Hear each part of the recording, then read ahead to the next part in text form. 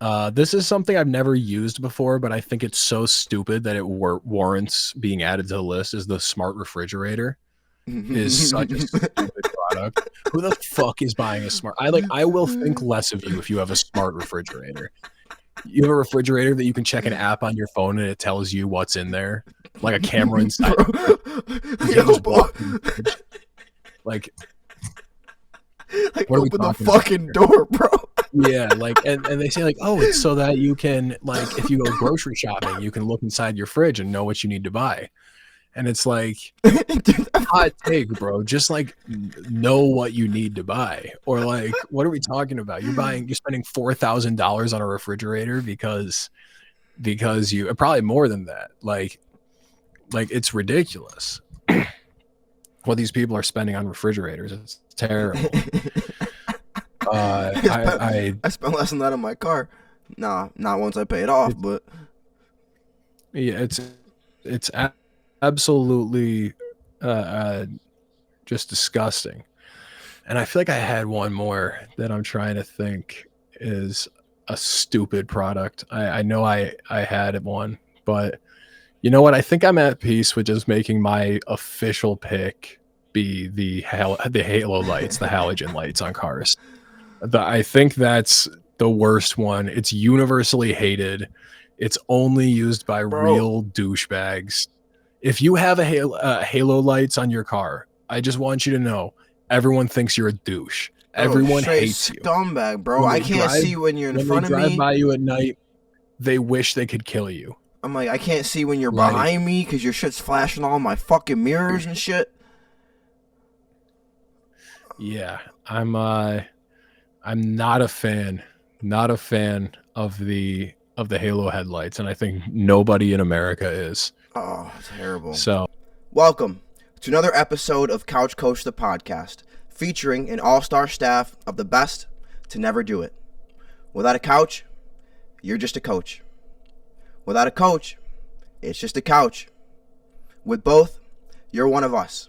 Remember, don't forget to hit that like button, hit that subscribe button, and if you got some shit to say, leave a comment. Now for your first couch coach, we have the one and only Mr. 500, Mr. Bountiful Harvest, the world's biggest Nico Collins fan. Rumor has it he doesn't live in a gated community, but he does live in a community with a gate. He's a man of many names, but you can call him Johnny. what's going on, people? I'm 3 weeks away from being a full-time Knicks fan, and I don't live in a gated community, but if you want to get into my apartment complex, you do have to go through a gate. That's just the rules. I don't know what to tell you. Couldn't have said it better myself. Now for your last couch coach, we have yours truly, founder of Omnipresence Productions, co-founder of the Couch Coach Pod. Some call me Akira, some call me Commissioner, some don't call me at all, but you can call me Coogii. And now kicking off the show with a bang, with a level of unprecedented foresight, in the segment where shots in the dark become game winners. We won't call ourselves prophets, but if you do, we won't argue with you. It's time for Sportstradamus. And now before we get into some new predictions, Johnny, we're going to recap some. We got some rights, we got some wrongs. We got more wrongs than rights, but here we go. First of all, Aaron Rodgers is not going to be in the Jets roster on Christmas. I said that, and I was wrong. We did have 3 AFC West teams in the playoff. 2 went one and done, but we did have 3. Bills one and done in the playoffs. I was wrong. They were going to lose the second round too, but this third round, the Chiefs got us. Pat Mahomes has us, and you also. I also had you Bills also one did. and done.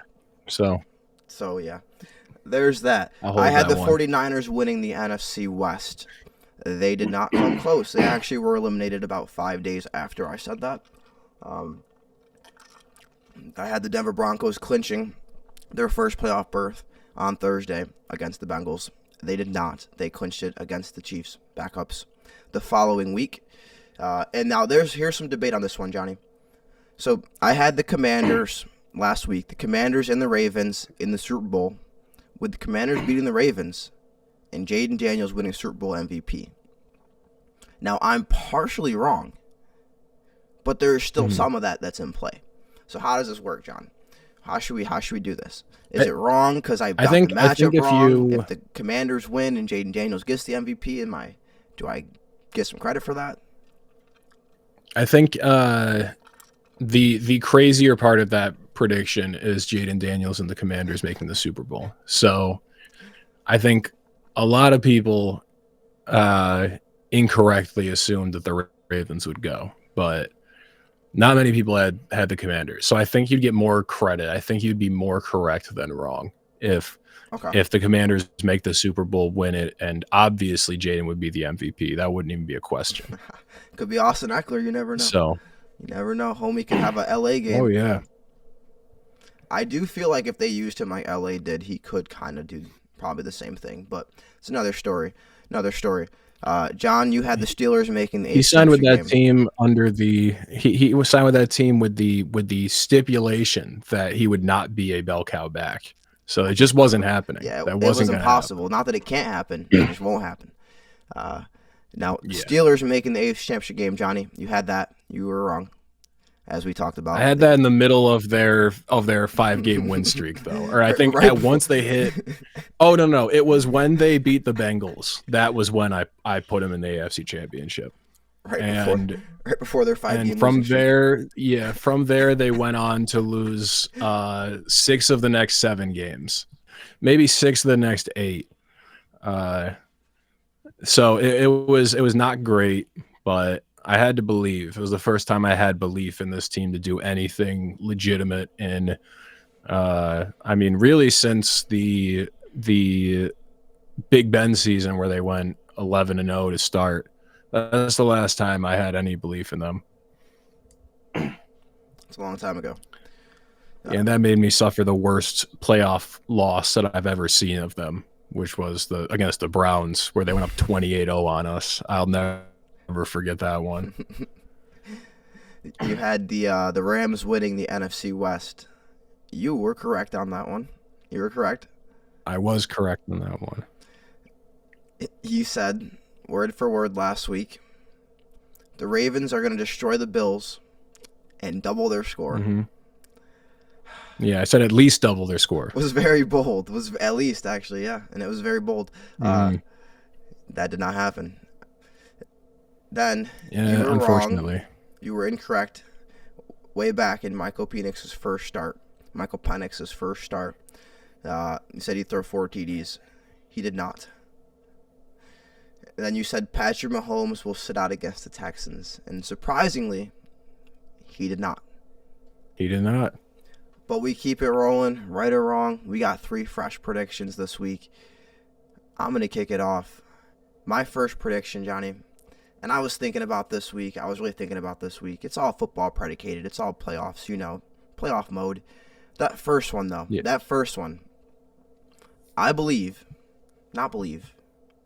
I know the Commanders, as a defense, as a team, will hold A.J. Brown to 0 touchdowns this weekend. I can see that. I think that they know that when it comes to the passing game, if Jalen Hurts is going to throw for 100 yards and 2 touchdowns, 1 to 2 of those going to AJ. Devontae is going to get some work, but I think AJ is the guy you got to stop outside. Obviously, Saquon, which you're not going to stop. You just got to slow him down. I don't think AJ gets a touchdown this week. I think he spends a little bit more time reading that book on the sideline in frustration. And that'll prelude to my next score pick a little bit later there, but I do have the Commies. I'll give it away. I do have the Commies winning this weekend. Not a prediction, but it is going to be a pick later. Number 2, Josh Allen this weekend. Josh Allen versus the Chiefs. He is going to have more turnovers than touchdowns this weekend.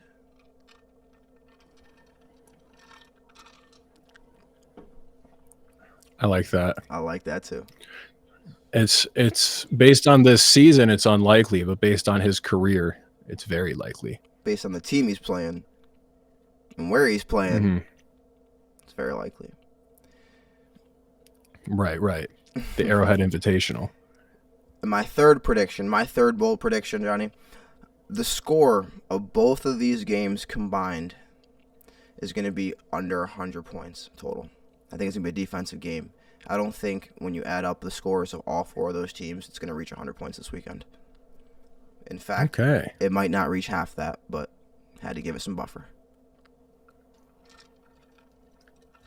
That's interesting. That one is bold. Maybe you parlay that. Parlay those two together. See if you can go under in both games.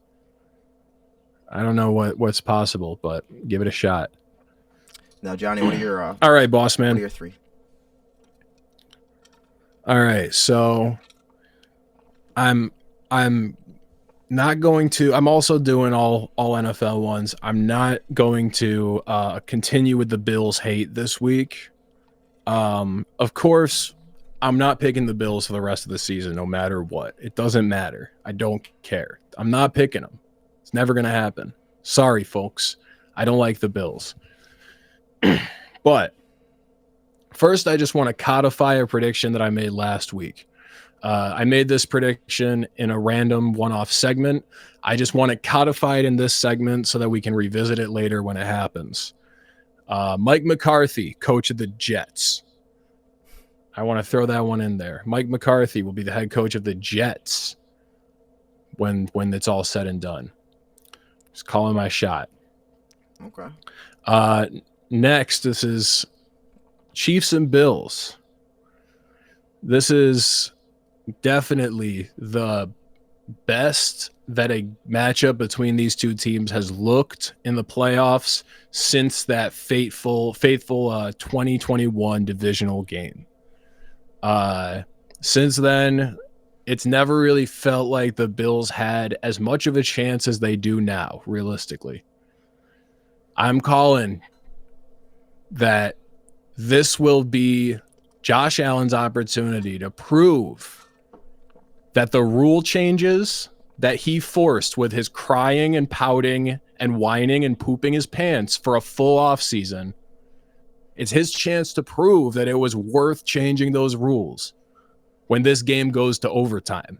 I'm predicting a Bills-Chiefs overtime finish. Okay. And for anyone that doesn't know, that's the day I soured on Josh Allen. That's when I soured on him fully. I was always very indifferent to Josh Allen. And then when I saw him at the ESPYs crying and whining and pooping his pants because he thinks the overtime rules are unfair, and then did it for the entire offseason and had media members talk about it for the entire offseason, when me, a Steelers fan, had to watch 5 years previous when Tim Tebow and Demaryius Thomas, rest in peace, won in overtime in the playoffs on the first play of overtime. Did I whine and cry and say that the overtime rules weren't fair?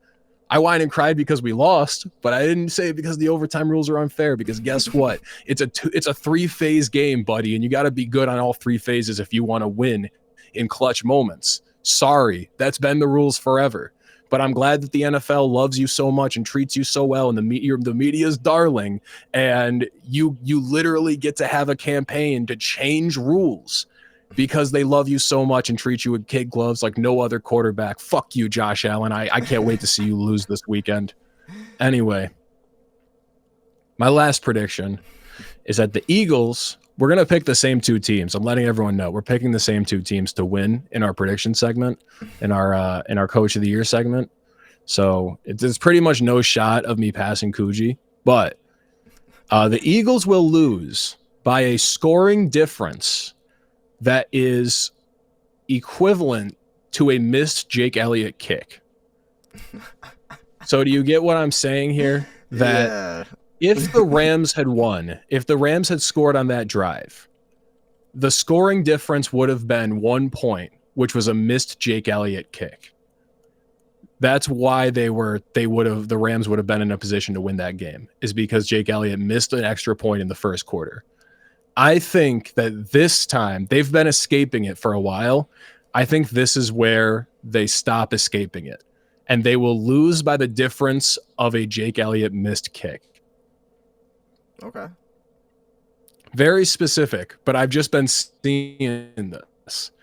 If there's one thing, it's death taxes and Jake Elliott misses kicks. Yeah, they might be looking for a new kicker if that happens, because every time a kicker misses a big... I think they're looking for a new kicker no matter what. I think when this season's over, even if they win the Super Bowl, they're looking for a new kicker. The dude is not good. Dang. He's on grocery bag watch, guys. He's on grocery bag watch. But that's it for your new predictions this week. We'll keep an eye on them, see how they do. I'm sure I'll do pretty good. But that leads us to our next segment, a special segment, one that is near and dear to my heart, actually. Mm-hmm. We got to talk about it, Johnny.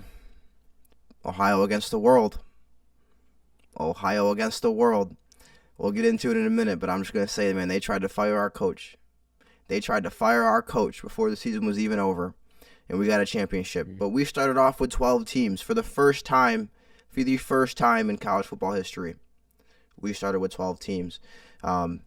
Now, the first games, so first 4 seeds got a bye. The way that it worked, conference champions, the highest 4 ranked teams of the conference champions, they all got the byes. There were some questions about that, whether or not it made teams rusty because they had a bunch of time off. It's neither here nor there. But anyway, we had Ohio State starting it off, beating Tennessee. We had Clemson, Texas. Texas won, obviously. Indiana, Notre Dame won. And then SMU and Penn State. Penn State won. From there, Georgia, Notre Dame won. Penn State, Boise State. Penn State won. Ohio State, Oregon beat Ohio State earlier in the season. A very brutal loss, actually. Will Howard slid with 0 seconds left on the clock, trying to get closer to field goal range, get a shorter field goal. He wasted a whole play, wasted the game. They lost, but they avenged that loss. They beat Oregon. And then Arizona State surprisingly got a bye. They won a conference, and they lost to Texas in overtime. Ohio State, Texas, Notre Dame, Penn State, your final 4. Ohio State beats Texas. Notre Dame beats Penn State. And last night we had a glorious game. I just want to start off with this. I hope the playoff format changes next year too, because every time the playoff format changes, Ohio State wins. They won it when it went to 4 very first year. They won it when it went to 12 very first year. But I know you said you watched some of the semis, Johnny. Did you see anything that stood out? What I saw, I mean, mainly it seemed like this is with the caveat that I personally did not see the entirety of the Natty. I had my eyes glued to the news for 12 full hours on Inauguration Day. Couldn't handle it. So I told Coogii, this is your team. You can talk about the Natty. I saw the final drive, though, the final Notre Dame, like their scoring drive, and then Ohio State putting it up 3 more, and then Notre Dame failing to do anything from there. So I saw it at the end when Notre Dame had come back. I got a notification that I should tune in, so I pulled it up for a bit. In the other games, it just seemed like the main takeaway, now that we're a few weeks away from it, was that both of these games were lost on major quarterback screw-ups on the final drive of the game. Both of them. And it's very sad for 2 teams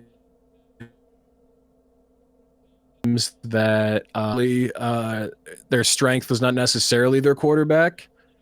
And you had, especially for like... You were delaying a little bit. Carry on.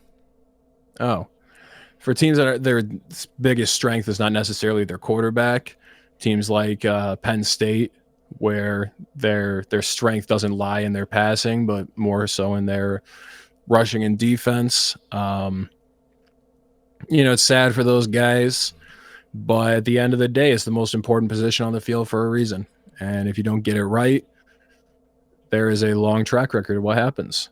So very sad for those for the losing teams, but on to better things. Maybe what I think the only best part about this is that Quinn Ewers got ousted, and we're going to be able to see the era of Arch coming up, which is much more interesting than Quinn Ewers, who is boring. Yeah, no, they were calling for Arch all year. Yeah, my biggest takeaway from this whole playoff, if I'm being honest, is that this is something that's needed to happen for a while. And if they expanded the playoff, way sooner, the entire history of college football would look entirely different. I mean, just look at the final 4 teams. You had the 8 seed, the 7 seed, the 5 seed, and the 6 seed. You had essentially 4 teams in the final 4 that wouldn't have made it last year. Mm-hmm. They wouldn't have made it the year before. And they definitely wouldn't have made it when they didn't have a playoff and it was just picking the top 2 teams in the country. I remember most people's criticism of I was a big proponent. I thought they should expand the college football playoff because I was never a big fan of the playoff in general. Like, it wasn't at the top of my priorities ever because I always felt like there's not enough teams here to be invested in any team that isn't one of these powerhouses that before the year starts are going to make it. And I really didn't like the idea of how the tiebreaker for who was going to make it, how the committee would do it, was almost always based off pedigree, off of like history, off of, they have Nick Saban, so they get to make it. It doesn't matter what the record is.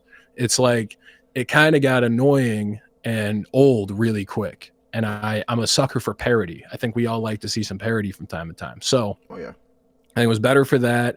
And the big criticism that I saw a lot of college football purists have was that, the committee does a good job. And the teams that the committee wouldn't have picked are not going to have a chance anyway to win anything. And it's like, well, I think we proved that was wrong. And if there was a committee, they for sure would not have selected Ohio State after a loss to Oregon and Michigan in the regular season, especially after the loss to Michigan. So it just kind of showed that there's so much that's archaic and dumb about the NCAA football league. And as they keep making changes, it keeps improving the sport. The transfer portal, NIL, and now the expanded playoff. And I think we're going to see, as they keep on adding things like this, it's going to create more parity. It's going to create a larger amount of competitive teams, and it'll improve the sport and the league to a point that it'll bring in new people. So I'm a big fan of what they've done so far. And it definitely has me more interested in the NCAA when I'm a pro purist. I'm not a big college fan across the board, but I was more invested this season than I have been before. But I will cede to you the opportunity to go nuts about Ohio State's season and how you're feeling now that you're a champion. Man, it feels good. Because Ohio State's one of those teams, man, I tell you, it's not like the Broncos. Now, maybe when the Broncos had Peyton, yes. But it's like the Broncos, I want them to win, yeah. But do I go into the season every season like, okay, we're going to win the championship? No. Ohio State is one of those teams where every single year I go, we're going to win it this year. Every year you think you can win it. There's always a chance. You always have a team that's going to be a top 5 talented roster in the country every year. They're one of those teams. So it almost hurts even more when they don't. Because, man, we should be guaranteed at least one every 2 to 3 times we make the playoffs. And I've seen some of those heartbreaking losses. I mean, Justin Fields against Clemson played his heart out, lost. Had a couple quarterbacks, didn't even get a chance to go to the playoffs. Dwayne Haskins rest in peace, as well as C.J. Stroud, did not get a chance. Steelers legend Dwayne Haskins. Can't forget. Rest in peace. But they didn't even make it because, like you said, Johnny, that Michigan-Ohio State game used to be okay, whatever team wins this game goes to the playoff. Whatever team doesn't win this game doesn't make it. And that's when both teams are good. So could you imagine in a 4-team playoff if we just lost to a 5-loss Michigan team? It would have been over. It would have been over, 100%. It would have been done if we lost to a no-loss Michigan team. Mm-hmm. So, yeah, because they had such a bias towards the SEC that they were like, we cannot let 2 teams that are non-SEC make the playoffs, especially from the same conference. Like they had such a bias, the committee, towards the SEC, and like for good reason. I'm not like saying that the SEC isn't the most, or at least at the time wasn't by far the most talented conference, but it was still like their committee or their team selection was informed by, it started at the SEC is better and then worked backwards from there. Yeah. And it should have started the other, which teams look better. And then if there's a tiebreaker, maybe then you go, well, this team played in the SEC, that's tougher competition. But I digress. Continue. Yeah. No, I mean, there's NIL. And that's something I've seen a lot of these comments. But in the days of NIL, the SEC isn't what it used to be, right? We don't live in a day and age where all these other schools can't pay players, and you have schools like Alabama, like Georgia, these bigger schools down south that can, pay players under the table. They can get them these cars, they can get them these places to live. Their families can get them stuff, right? That's a lot easier to convince. That's the only reason you're going to be able to get players that would be starters and potentially first-round picks that are willing to be second and third-string players for 3 years of their whole college career. That doesn't happen anymore.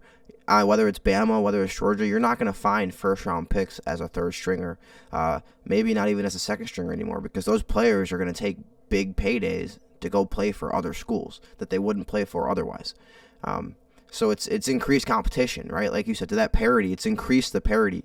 And these are also, you add in the fact, these are 18, 19, 20, 21-year-old, 22-year-old kids. I mean, outside of the few 25, 26-year-olds that are still playing in college. But these are kids. And so it's even more parity than the NFL, which already has parity, but they're not professionals, quote unquote. Like they go through things that you're not going to go through as an adult 25-year-old, 27-year-old man every day, the stresses they're going to have to deal with, right? You don't go to the playoffs and then you got to go, wait a minute, I have class on Monday. Like, that doesn't happen in the NFL. In college, you have things like that, right? And they're not mature yet. They're still growing.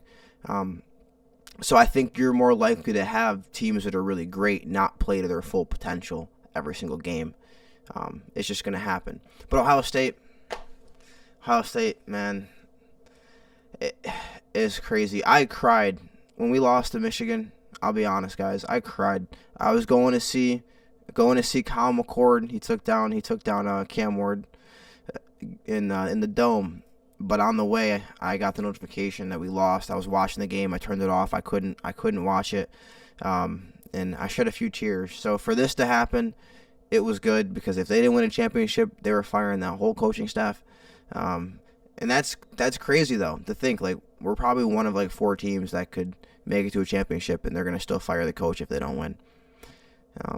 But to all those people who said we paid $20 million for this roster, I don't give a damn, because this is what it's supposed to look like when you pay $20 million for a roster. So get your money up, not your funny up. Go Bucks. Ryan Day's the GOAT. That's all I'm going to say. Oh, and Jeremiah Smith. Bruh. I saw the sexiest play design I've ever seen in my entire life last night. So check with me. Here's what they had. So they had a play action design going left, right? And so they had all the motion going left, receivers going left, running back left, line slanting left. And what they did was they noticed man coverage, and there was a play. The DB actually pointed to Jeremiah Smith on the play. He said he's like pointing, he's getting the ball, and that same DB blew the coverage, left them wide open. But what he did was they did all the motion left. Jeremiah Smith came on a little jet motion towards the inside of the field, like he's coming across. When the ball got hiked, they did the play action. He stopped, he turned around and did like a wheel route. Wide open, easy 12-yard touchdown. But man, it was just crazy. I mean, just something like that. Like Chip Kelly is a genius. He's a genius as a play caller. He's not a great head coach, but as a play caller, he's a genius. And Jeremiah Smith is him. And we got 2 more years of Jeremiah Smith, so you got a 3-peat. Calling it now a 3-peat for Ohio State. It's not a bold prediction right now, but we calling it. Yeah, Ohio State's about to 3-peat. They're about to 3-peat. It's over.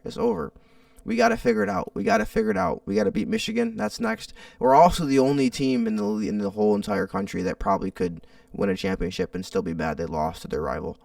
And almost more mad that they lost to the rival than they're happy they won the championship.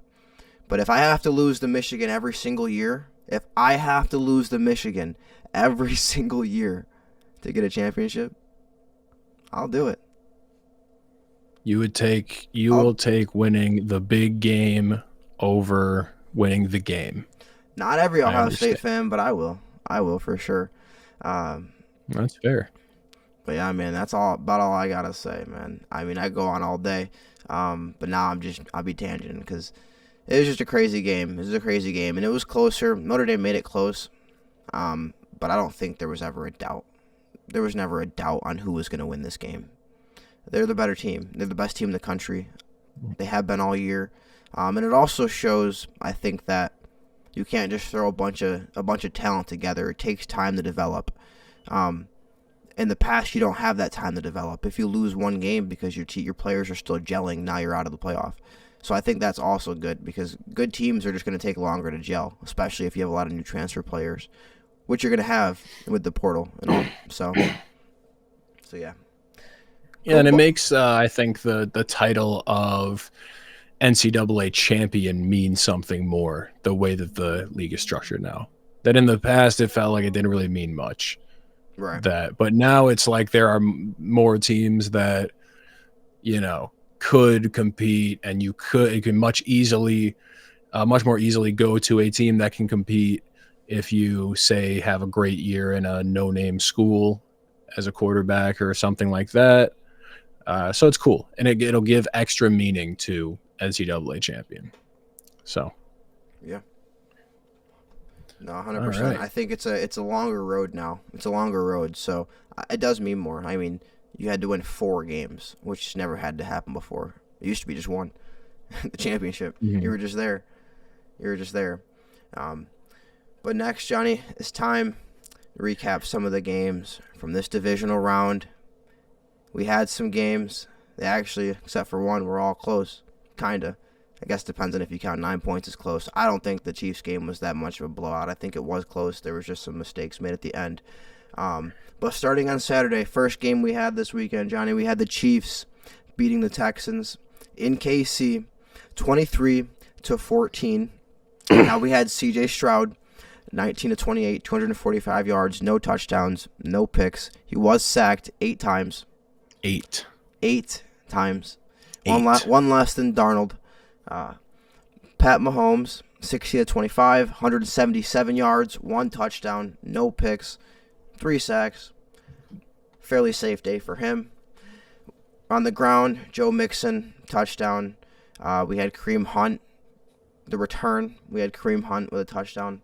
And aside from that, not a ton else. It was not a snooze fest, but it was a defensive struggle. I would say there wasn't a ton of fireworks. I think Nico Collins had some great catches in that game. He had some fantastic catches. Like he's way better than I thought. He's way better than I thought he was.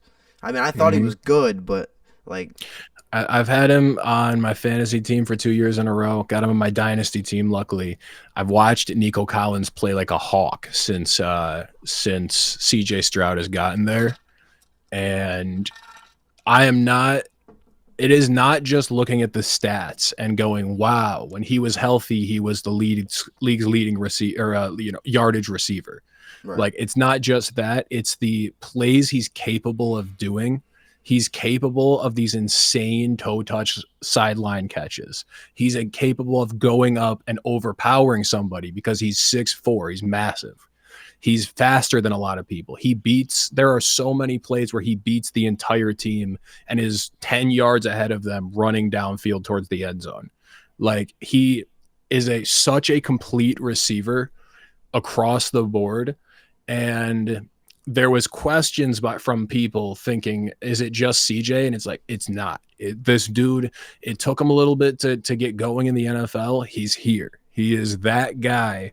And I am proud to wear the tag of Nico Collins #1 fan. I've been pounding the Nico Collins war drum for a while now, and it feels like people are starting to wise up to it. But my true belief is that I really don't think you can name the only 3 players. I think there's 3 receivers in the NFL right now that are definitively better than Nico Collins. And all the others you can make a legitimate argument for. But I think it's literally just Jamar, Justin Jefferson, and CeeDee Lamb. Like, I think CeeDee Lamb like set himself apart where he was quiet and you didn't notice, but he was a leading receiver, pacing the league with some of the worst quarterback play in the league. So, even when Dak was here, he was playing terribly. But I think like you can make a legitimate argument when you put Nico Collins up against the Puka Nakuas, AJ Browns, these guys in the league. Like, I think the Tyreek Hill as he exists today, which last year would have been crazy. This year we watched him. He's still very good. He's not the same guy anymore. Like, it's especially, for a speed receiver, when they fall off, you notice it immediately. Very similar like Deshaun Jackson. So anyway, I don't want to get too far into Nico Collins on this game, but what I will say is that I am firmly in the calling out Chiefs derangement syndrome camp. Firmly in this camp of believing this is a real thing.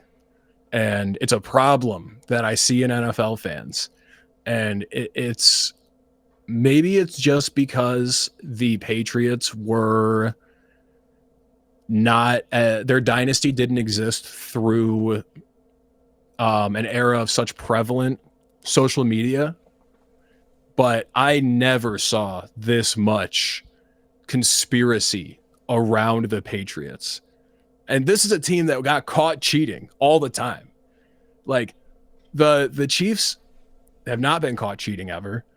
But the belief that the refs favor them over other teams is like statistically untrue and overblown to a point where I saw a tweet that had a thread of 10 calls, unforgivably bad calls or missed calls by the refs. And when you go through it, between the stuff if you eliminate the stuff that was called completely correctly, like that's what the penalty is and they called you for it, or stuff that was like I saw one of the things in the thread was someone complaining that Patrick Mahomes flopped when he was running out of bounds. Yeah, but they didn't call it. So who cares? Like, Josh Allen flops every other play. Who cares? Like, it's quarterbacks trying to get a call. They do it all the time, and refs are not really that bad about knowing when a quarterback's flopping and calling it. And they do it in every sport too. Every sport does it. Every sport. The NBA had to make a rule where you couldn't do it. Yeah, the NBA has a problem with it. The soccer, obviously, like soccer, yeah. There's so many sports where, where you're selling a foul. Like, I don't know what you want me to say. That's commonplace. That's honestly just a but skill. They didn't even call it. So who cares? At this point. The only one really that you can say is you could make the argument that the roughing the passer was a little bit ticky-tacky, that it was like, that but they're going to always they're going to protect their star quarterbacks. You are aiming really high on the roughing the passer or on your sack, and that's like you're just running the risk every time you aim that high when you're sacking a quarterback, especially if they're a star, and they treat every quarterback this way. Every if you aim that high when you're tackling them, I don't know which one to tell you. They make the league. They're not gonna let you. They're gonna let you hurt the revenue generator like that. That dude's making the league money. You know how much money he makes in the league. And then the other one, the only one that was like actually a bad call was the slide, the late hit slide call, where Patrick Mahomes slides and the Texans players collide over him and run into him a little bit, and they call that as a late hit. And I would understand why you would be upset with that. But it was a very unconsequential play. It was a first down play, like in the middle of the game. It would have been 2nd and 6 if they didn't call it. So who cares? But the main one for me is I would feel worse for you if it was any other team in the league. Right. But like, you're the Houston Texans, and earlier this season, you knocked a player out for the entire season on a late hit when he was sliding. Oh, so you're not going to get the benefit of the doubt for on a sliding play. I'm sorry, you're just not. You're maybe the only team in the league that I'm going to go, you don't deserve the benefit of the doubt on a late hit call. You just don't. They're not going to give it to you. Because you said that actually made me remember. Did you see the dude on what was it? Was it punt return when he fumbled and he was either he fumbled, he got the ball back, or he was on kickoff and he stripped the ball out and didn't get it or something, and he shoved his coach? I did see. What is it with these Texans players, I did see man? this. What is it with these Texans players just go crazy on the sideline? Yeah. Yeah, I don't remember who it was that did it, but yes, I did see the guy go to the sideline and shove his coach. He threw his helmet on the field and then goes over to the coach and shoves him. Like, bro, I'm the coach. I'm sorry, we gonna have to squabble up. I'm not even. They ain't about to do that to me, right? Nah, yeah. bro. Well, that coach was a civilian was the problem. You're not going to scrap with an NFL player. You can't do it. That guy was a civilian. That guy was like 5'8". You're right. A 5'8" white man. You can't. But but can't do it. I'd be surprised if he got a job tomorrow. I just don't even know, like, what do you think could have possibly happened to make this dude go over and shove his coach? Like, do you think he said something to him that made him mad? Did he say something that, like, hey, why'd you do that? Like, and the guy's like, man, fuck you. I'm doing, like, you know what I'm saying? Like, I don't know. I've actually never. You might just hate the guy. I've never seen it aside from Travis Kelce with Andy Reid last year. But that was like more like loving. Like, give me the fucking ball. Him either. Like, he just kind of was like, yeah. So it's a little bit different, but it's also funny because his coach, the special teams coach, is actually like one of the better special teams coaches in the league. Like, I see this. I'm not gonna lie. He's the only one in the entire league that I'll see in the game, and I recognize him. Like, they're always showing this dude because every time they do a good punt or a good whatever on return, he's just getting a hype. He's like literally like in a joggers and shit, just going like he's screaming, bro. So now, so I think he's a good coach too. So I don't know. But what do you? I mean, when it comes to this game, what do you expect? They might just hate each other. I mean, what do you expect with this game though? The Texans are depleted. They're depleted. I mean, they had a good team.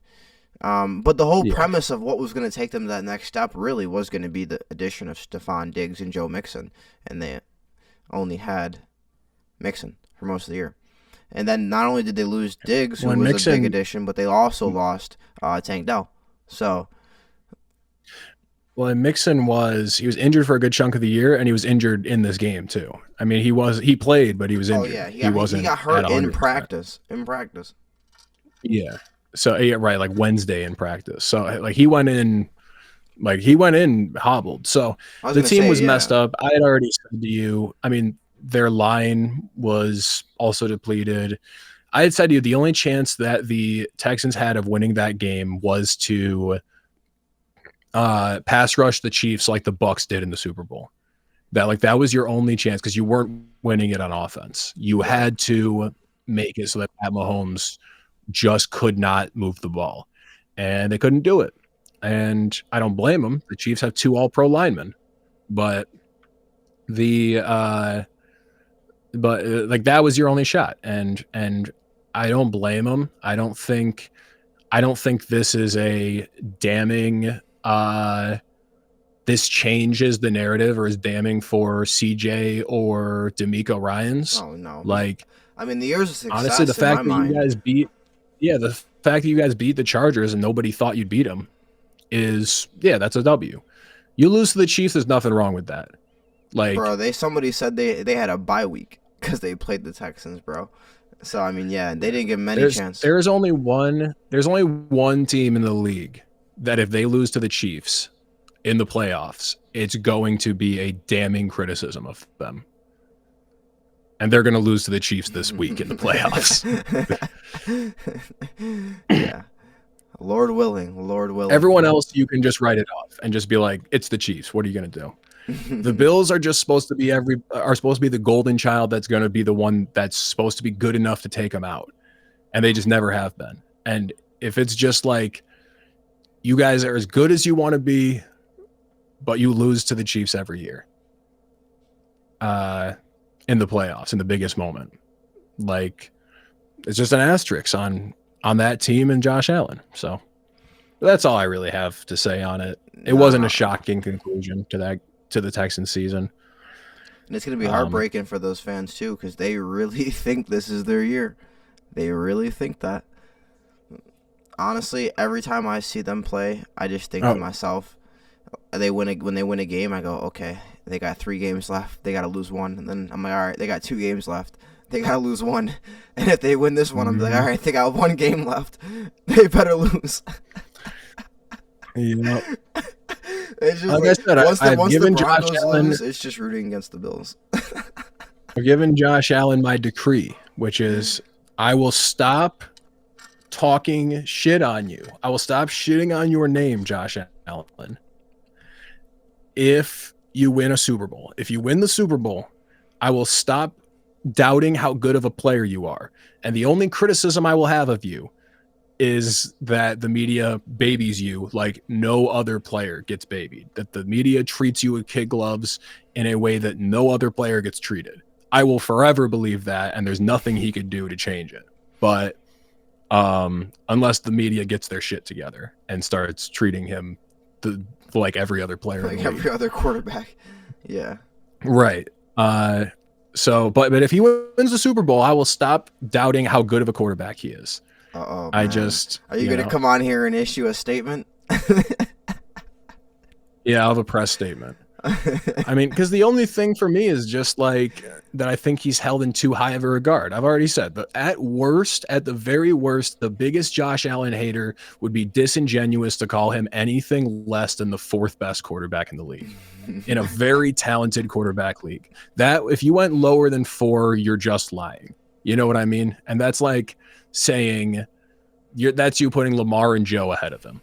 You know, at best he's 2, at worst he's 4. All right, let me give you a proposition, though. Let me give you a proposition right now. Because there's a quarterback that no one ever talks about being in the top 5 that could play his way there. So let's just say Jaden Daniels wins the Super Bowl. He's number 5. Okay. I'm fully already. We'll get to that game. Good. Let's get to that game. Let's just do that game now. Right after that game, right after the Chiefs beat the Texans, we had the Commanders beating the Lions in Detroit. I swear I've been in that corner. Whoa. Did you see that? By the way, did you see that? Like the song? Leangelo, have you heard the song? Of course. It's everywhere, bro. Yeah. It's gonna be my top played song this month, bro. I'm just sitting here every morning like I was swerving in that corner. Whoa. But did you see his performance though? His performance at halftime. Oh, did he do a performance at halftime? No, they were saying that's why they lost. They said that he undid all the sage that Peyton burned in his Peyton's Place episode. Since Peyton lifted the curse, quote unquote, they've been winning. So he said he brought the curse back, and they also the Lions. Yeah, for the Lions. Oh, that's funny. And they also said that he let's just say they clowned him for his performance. But we'll also be honest and we'll admit LeAngelo Ball is not a performer. He is a basketball player that can rap. No, and his music is so heavily edited. I mean, it's super heavily edited. But it does bring that old school vibe back. I mean, it's good. I'm too young to know like that vibe fully, but I can hear it. I can tell, but you can tell though that's not what his voice actually sounds like. He's not a good singer on his own. Like that's somebody super heavily editing his voice to make it sound good. Like, it's a good song though. I'm not gonna take that away. It's catchy. It's catchy. Artist, but it makes you less of a live performer. Dude's about to be at Rolling Loud. He just dropped his first song like 2 weeks ago. It's just funny. It's a meme. No, it's crazy. But about the game though, I do want to say, I predicted this. Most analysts out there, most people out there, most people that say they know football, many of them know more than me. They did not call this. But I called this for one reason and one reason only. And I've been saying it, and I'm saying it again. I'm sipping the Jaden Daniels juice. It's never going to stop. Pause. It's never going to stop. Jaden Daniels is a him. Like, it's eye test. You don't need to look at stats. You don't need... Some people want to get so focused on everything that you can make that's tangible. Like, okay, this is this, and this goes to this, and he did this many completions. But no, bro, just watch. Just watch. All you need to do is see. This dude could play a terrible game stats-wise, and I can still see that he is him. But anyway, he went 22 of 31 for 299 yards, 2 touchdowns, no picks. He also had some rushes, 51 yards, 16 rushes, so some is an understatement. He led the team in rushes that day. Brian Robinson got himself some rushes. Outside of that, Jamison Williams scored a touchdown. Jamison Williams also threw an interception. He also threw an interception. Teddy Bridgewater also got some action in the game when Jared Goff got knocked out. But really, at the end of the day, it just came down to mistakes. I mean, Jared Goff, he's won so many games when he plays great most games, but he's won most of the games he's played bad as of recently. And I think that he was you're just due for one. You can't play that poorly. You can't make that many turnovers and expect to win the game consistently. And I think that's what it just came down to. But I think the Commanders are hungry. They got a coach that knows how to win. They have a coach. People they forget this. That coach has been to a Super Bowl.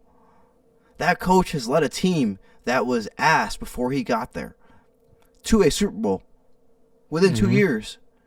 Now he also coached up the best defense in the league for about 3 years, and when he left, they immediately became terrible with almost no change to the personnel. If anything, they got more players added to that personnel. They didn't lose any. Granted, they had injuries, but they were not as good as they used to be. 100%. But yeah, really for me, this just came down to turnovers. Fourth downs too, right? The battle of the Dans. Everybody with the name Dans got big cojones. The Commanders are a little bit better on fourth down this postseason than the Lions were in that game. So you make plays, you gotta make plays. But what did you see from this game?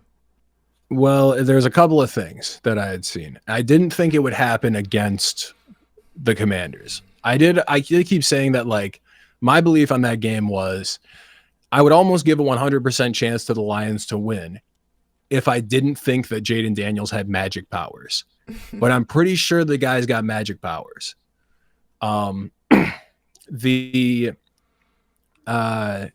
He's just built different, and I'll get to Jaden in a second. The other belief, though, that I had of a team like the Lions is that all the stuff that made them good and exciting and cool for the entire season and made their offense hum were all super high risk decision making.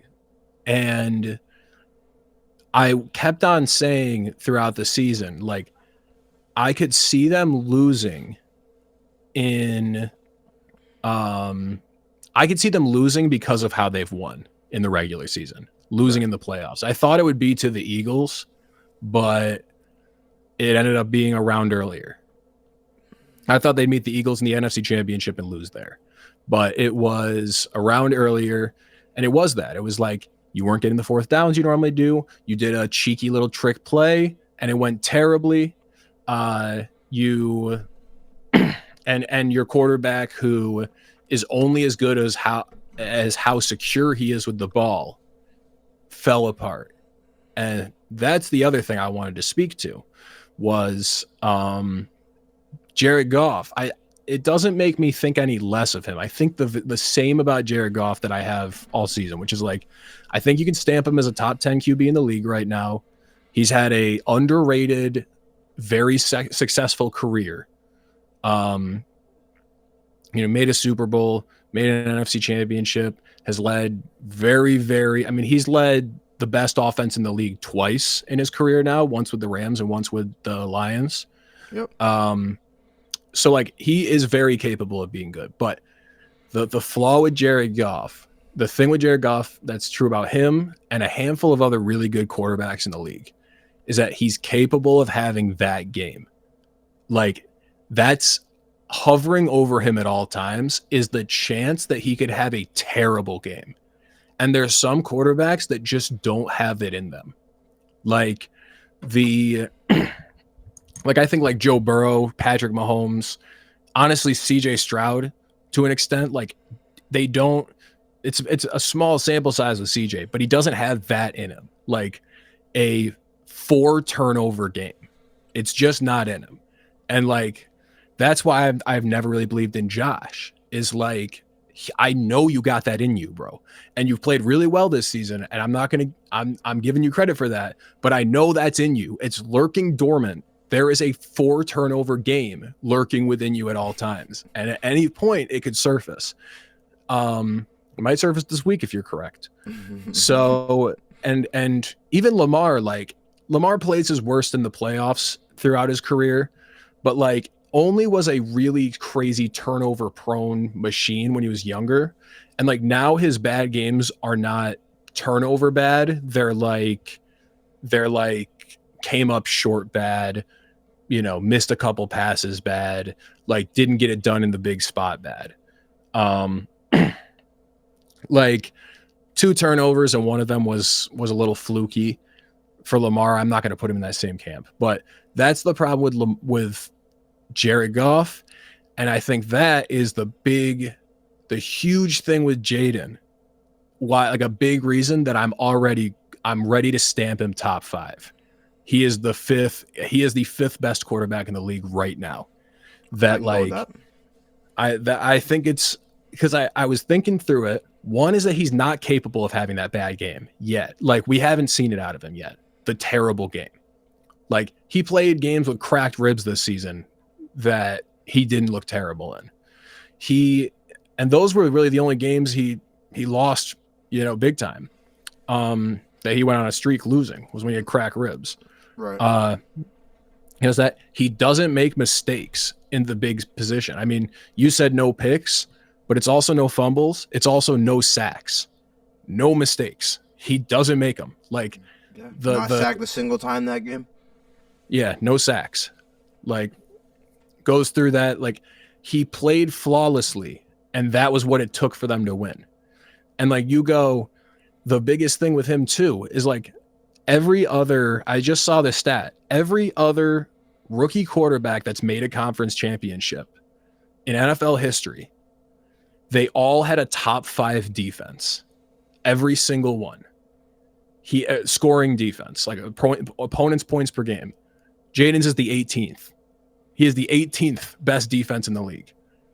And somehow with like minimal offensive talent, not crazy line, not a top 10 running back, not like he has one really good receiver and a couple of veteran, like solid dudes that are on the team that are way past their prime, former stars way past their prime.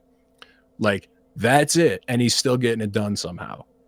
Yeah, it stamped him top 5 for me because lastly, can you name another quarterback that you would rather have for one game right now besides, the 4 obvious guys ahead of him? Like, I can't. Like, it's not Herbert because Herbert, much like Goff, has that terrible game lurking in him. I know he does. I saw him do it against the Texans. Jaden's got more playoff wins in 1 year than Herbert has in his career. Yeah.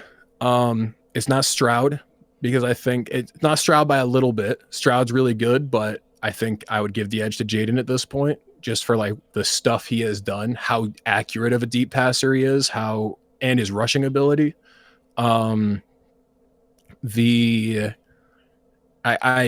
think through it. I'm like, definitely not Hurts, definitely not Goff, not Stafford. Like there's so many of these other quarterbacks that like are accurate, solid, consistent guys, but they don't have the physical gifts that Jaden has.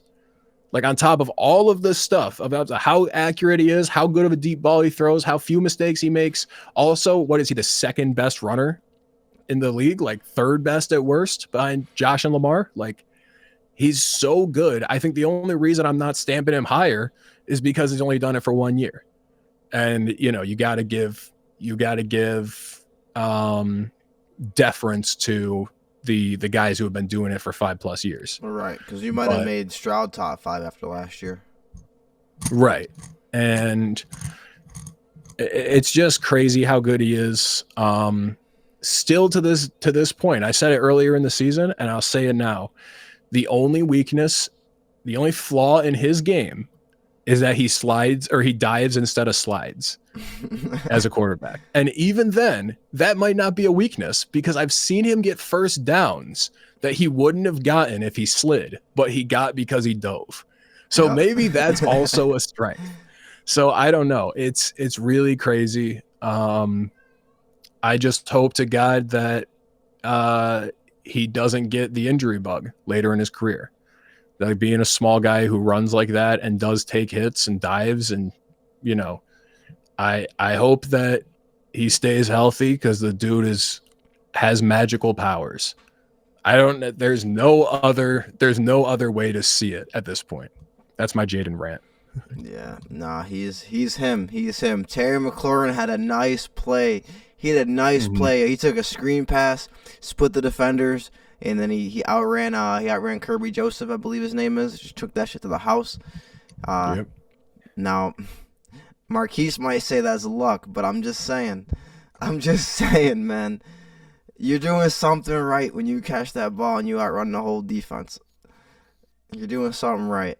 But the Commanders deserve that win. And as you all know, I got them taking the whole thing. It'd be crazy. Could you imagine the NFL if the Commanders won the Super Bowl? If I might go to DC. I might go to DC for that parade. If Jaden beat Mahomes in the Super Bowl, I would instantly put him ahead of Josh.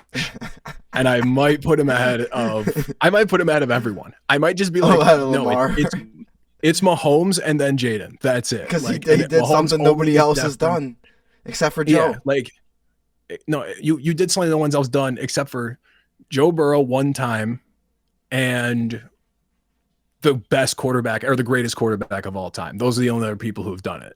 Like, I go, okay. Like, I stamped. There's nothing more I need to see. He's the second best in the league. If he went and beat Mahomes in the Super Bowl, if he went and beat Josh Allen in the Super Bowl, I'd put him over Josh, but I'd probably be like, you beat Josh Allen. Anyone can beat Josh Allen. But you know what's funny too? They said they showed the clip of when Dan Campbell and oh man, and I'm blanking on the name. Kevin O'Connell and Dan Campbell at the end of the game when he said, "I'll see you in 2 weeks." They're saying, "Yeah, in Cancun." in Cancun. Yeah, I mean, look, man, like Dan Campbell, cool guy, impressive work that he's done with the Lions. But I never I feel bought bad it. for him more than anybody. I don't feel bad for the Lions. I feel bad for Dan Campbell. Yeah, I just never I never like just bought in fully to the Lions. Like I think they're cool. I would have no problem if they won the bowl. There's nobody on the team I dislike. It's all fine. But I just never like there was a lot of people that really were rooting for them and it never got to me like that. Right. I was like, yeah, it's fun, but whatever. Like yeah, it was cool. It was fine. And the big question now is going to be Dan Campbell. You've been winning off of the second best or the best offense in the league for 2 years in a row. If not the second best last year or, top 5 last year. That's what you've been doing. Can you replicate how much of that was Ben Johnson? Can you replicate that? He's gone now. Now. Caleb Williams got himself a coach. Yeah, theoretically. Like, I mean, we'll see. Yeah. He might first be like time head coach. Like a Mike McDaniels kind of guy. Right. You never know. It's a first time guy, so anything can happen, but everyone's a first time head coach at some point. So it could go well. The guy's really smart and he needed an offensive guy. So at the very least, I'm glad that they got a respected offensive mind in that locker room. And we're just going to see how the Lions do without him. No, I mean, he was probably the top candidate this year. He might have been certainly one of the top the last 2 years, but he just didn't want to leave for the wrong opportunity. So, I mean, he's supposed to be really good. So we'll see. There's a lot of coaches supposed to be really good, though. So a lot of them don't have jobs right now. If he didn't get the Bears job, I could see him just going back again to the Lions. They said Vegas was pushing for him. Yeah, I heard that too. Brady was pushing hard for him, but it's just like I'm gonna go to the Raiders and maybe Jacksonville for Trevor Lawrence. Right, theoretically, because that job wasn't open the last 2 years. It's the same deal as going to the Jets. It's like, what am I gonna do? Like, come here and just spiral? Like, there's no direction here. There's no quarterback. There's no nothing. Like, what am I expected to do here? Right. So. And then Dallas, you can't even do what you want to do. It's what Jerry wants you to do. So it's like right. You can't really be yourself, and now you're going to be based off failure or success based off of shit you can't do. Yeah, the Dallas head coaching job is such a weird one because it's like you'll be the most famous coach in the country. Like you will be. You'll be the most talked about coach in the country. They will talk about you more than Andy Reid. But everybody will just know that you're a puppet. Right, but you will be under a microscope more than anything, and you will be trashed by Jerry in the media, and you'll be trashed by Cowboys fans, and you will be like your entire every single move you make will be under a microscope. So I don't know. It's weird. You got to be built real different to be able to accommodate everything that comes with the Cowboys job. Well, and Jerry said that he wants to do it so that the coach is paid based off of the wins. That's funny. Where there's not a salary, it's based off performance. All right, buddy. Good luck with that. Yeah. He might as well coach. He might as well coach himself at this point. But that's goofy. Going to Sunday, we had the Eagles beating the Rams in Philadelphia, 28-22. Now this game started off somewhat clear skies, kind of clear, partially clear, but it ended with a snowstorm. Now we did have Matt Stafford outplaying Jalen Hurts by a lot. I don't think anyone doubted that would happen. 324 yards to 128, 2 TDs to no TDs. Both had no picks. Hurts sacked more. The biggest thing, big plays. I mean, if you really look at this game, this game, the Eagles didn't really do much all day as far as what we would expect them to have done from what they did all season, right? It wasn't explosion. It wasn't fireworks. It was explosion and bursts. It was actually, it's what I like to refer to as spurtability. They did not display their offensive strengths throughout the entirety of the game, but the moments they did, they really did. I mean, 3 of their touchdowns, most of their points came off of 50+ yard runs. They had the Eagles are winning how the Steelers want to win. Like they're doing what the Steelers want to do, which is perfect. Depend on your elite front seven and to force the opposing team into mistakes and run the ball down people's throats and only pass when you have to. Otherwise, like that's what the Steelers want to do. And it's just that like they don't have the star running back as much as I love Najee. And like they don't have that guy at running back. The quarterback isn't as good as Jalen, and the front seven might be the second best in the league, but it's not as good as the Eagles. So that was my biggest takeaway from that game, and I went into it knowing this already, and it's my big reason I've been believing in the Eagles this whole time. That is the most oppressive front seven in the league. It is evil how good that front seven is. Even after they lost Jason Kels. Yeah. Oh, I'm saying the defensive side. That Jalen Carter. Yep. Right, like Jalen Carter. But I mean, you could flip it around and say even after they lost Fletcher Cox, like it's like that team that I mean I always forget the guy's name, but the guy they brought in, this random no name linebacker they bring in that's an all-pro linebacker this season. First team all-pro as a rookie. Zach Braun. Like it's crazy. And like it speaks to how good of a talent scout Howie Roseman is, how good he is at building these rosters and keeping them good. But it also, I mean, some of it's luck.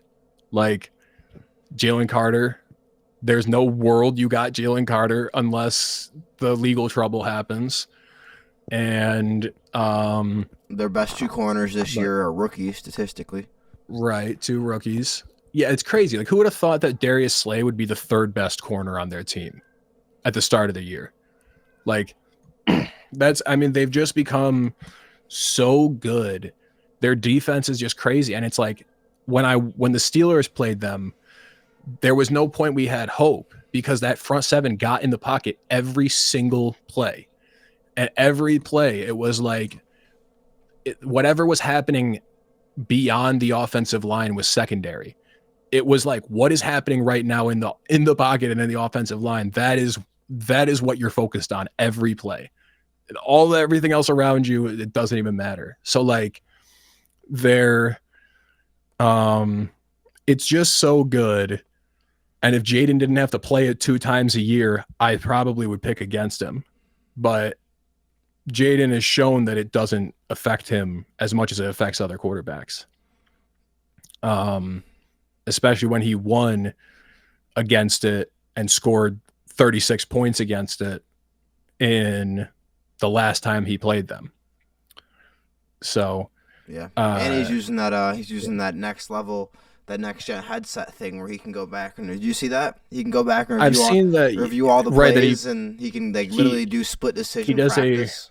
Right, he uses that next gen and he runs through plays at 1.5 times speed and goes through scenarios at a faster speed so that the game looks slower to him when he's in it. Yeah, he's got less than 10 seconds to literally make a decision once the play. He knows the play for less than 10 seconds before it goes. Yeah. So yeah, I mean, there's something to it. It obviously works because he never looks like he's rattled. He never looks like he is affected by the pressure or the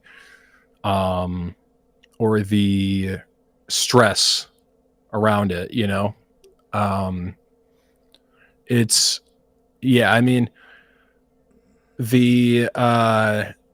even though that the Eagles were in a position where they could have lost at the end of the game, that was just dumb play calling at the end, where on that final drive, they should have just, before they gave it back to the Rams, they should have just ran it 3 times with Saquon, and I don't know why they didn't. Like, at worst, you knock a ton of time off the clock before you give it back to him, but instead they passed it twice, which was weird. And the Rams almost made something happen, too. When Puka made that catch, I was like, thought it was oh, it's over. I I was like, there's too much time. There's too much time. Yep. I texted you. I said, Matt Stafford's about to do what Matt Stafford does. Yeah. And it was just, and what stopped him from doing it? The fucking center. You know what it was? No, bro. Yeah. Jalen Carter's great. Nah, dude, that center on 2 straight plays. He had a 3rd down. I don't know if you saw it, John. Listen, I'm going to get up and demonstrate. He literally, he comes up the block. So he looks left at the guy. He looks right at Jalen. And then he looks left again and continues to double team the left guy. And Jalen just runs right fucking past him. That was on 3rd down. And then on 4th down, if you look, so that pass, that was incomplete. That very well could have been a much better pass. At first, I thought it was just a bad throw by Matt Stafford. But when you look at it, that same exact center on the very next play with Jalen Carter again, let him blow by him, and Matt Stafford got hit on that throw, which is why it was not anywhere near close to where it should have been. No, that front line is nasty. Yeah. I'm just like, bro, how do you double team somebody and it's not Jalen Carter? How you double team this no name over here, and you let Jalen Carter, the biggest dude on the field, run right past you? Yeah, I mean, the Rams moving on. It's like how long are you going to keep Stafford around? He's going to be 37 next week. So it's like, are you really going to keep running it back with Stafford for a while? Like, McVay, like, I know you like him, McVay. I know he won you your Super Bowl and all this, but like, you were smart enough to move off of Jared Goff early. You moved off Jared Goff before it was a problem. Like, is it worth considering doing that with Stafford? Because he's not going to be better next season. And it's like, and Kupp is not going to be better next season. And like, do I trust McVay to rebuild an offense? And the defense is good enough already and has enough good young players that you don't have to worry too much about that. They got they got Jared Verse. I mean, Verse is a monster. Brandon Fisk and Jared Verse. Yeah. Oh my God. Bro. Yeah. These rookies just come Verse in. Verse is crazy. Just come in and go crazy, bro. They don't even get a year or two to get better. They just come in and go crazy. Yeah, so I mean, their defense is good enough. They seem to be able to draft defensive talent well. So it's like, McVay, maybe get out ahead of this and find the new QB, find another receiver. I trust that you can develop offensive talent, Sean McVay. I really do. And Kyron's only been in the league 2 years. Kyron was a rookie last year. There's one thing. I will say this. I'm not going to say that they will do this, but I've seen Sean McVay do this to running backs. Boy. Which is Don't tell me Blake Corum is going to fucking take the job. No, I'm not saying Corum. I'm not saying anything. What I'm saying is that Sean McVay has a 0 tolerance policy for fumbles. Yeah. That dude hates fumblers. And Kyron fumbled twice in that game. Big fumbles. Which he's been on the dude from time to time. And I could see McVay just being like, we lost that by 1 possession. Like, and Kyron put us in a position where we lost 1 possession completely and we got set back big time on another one.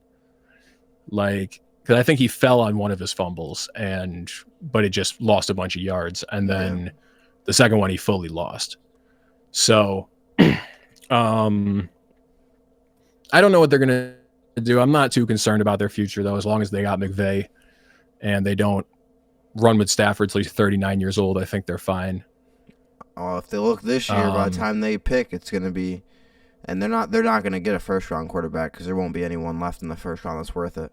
They're probably looking at like Kyle McCord or Quinn Ewers, who actually declared for the draft. But they got Stetson Bennett too as a backup, but I don't think he's the future. Mm-hmm. No, they might try to pull a Sam Darnold, an F them picks trade. Like maybe Darnold, like I don't know. Like there's some options. If O'Connell can make Darnold good, Sean McVay can make Darnold great.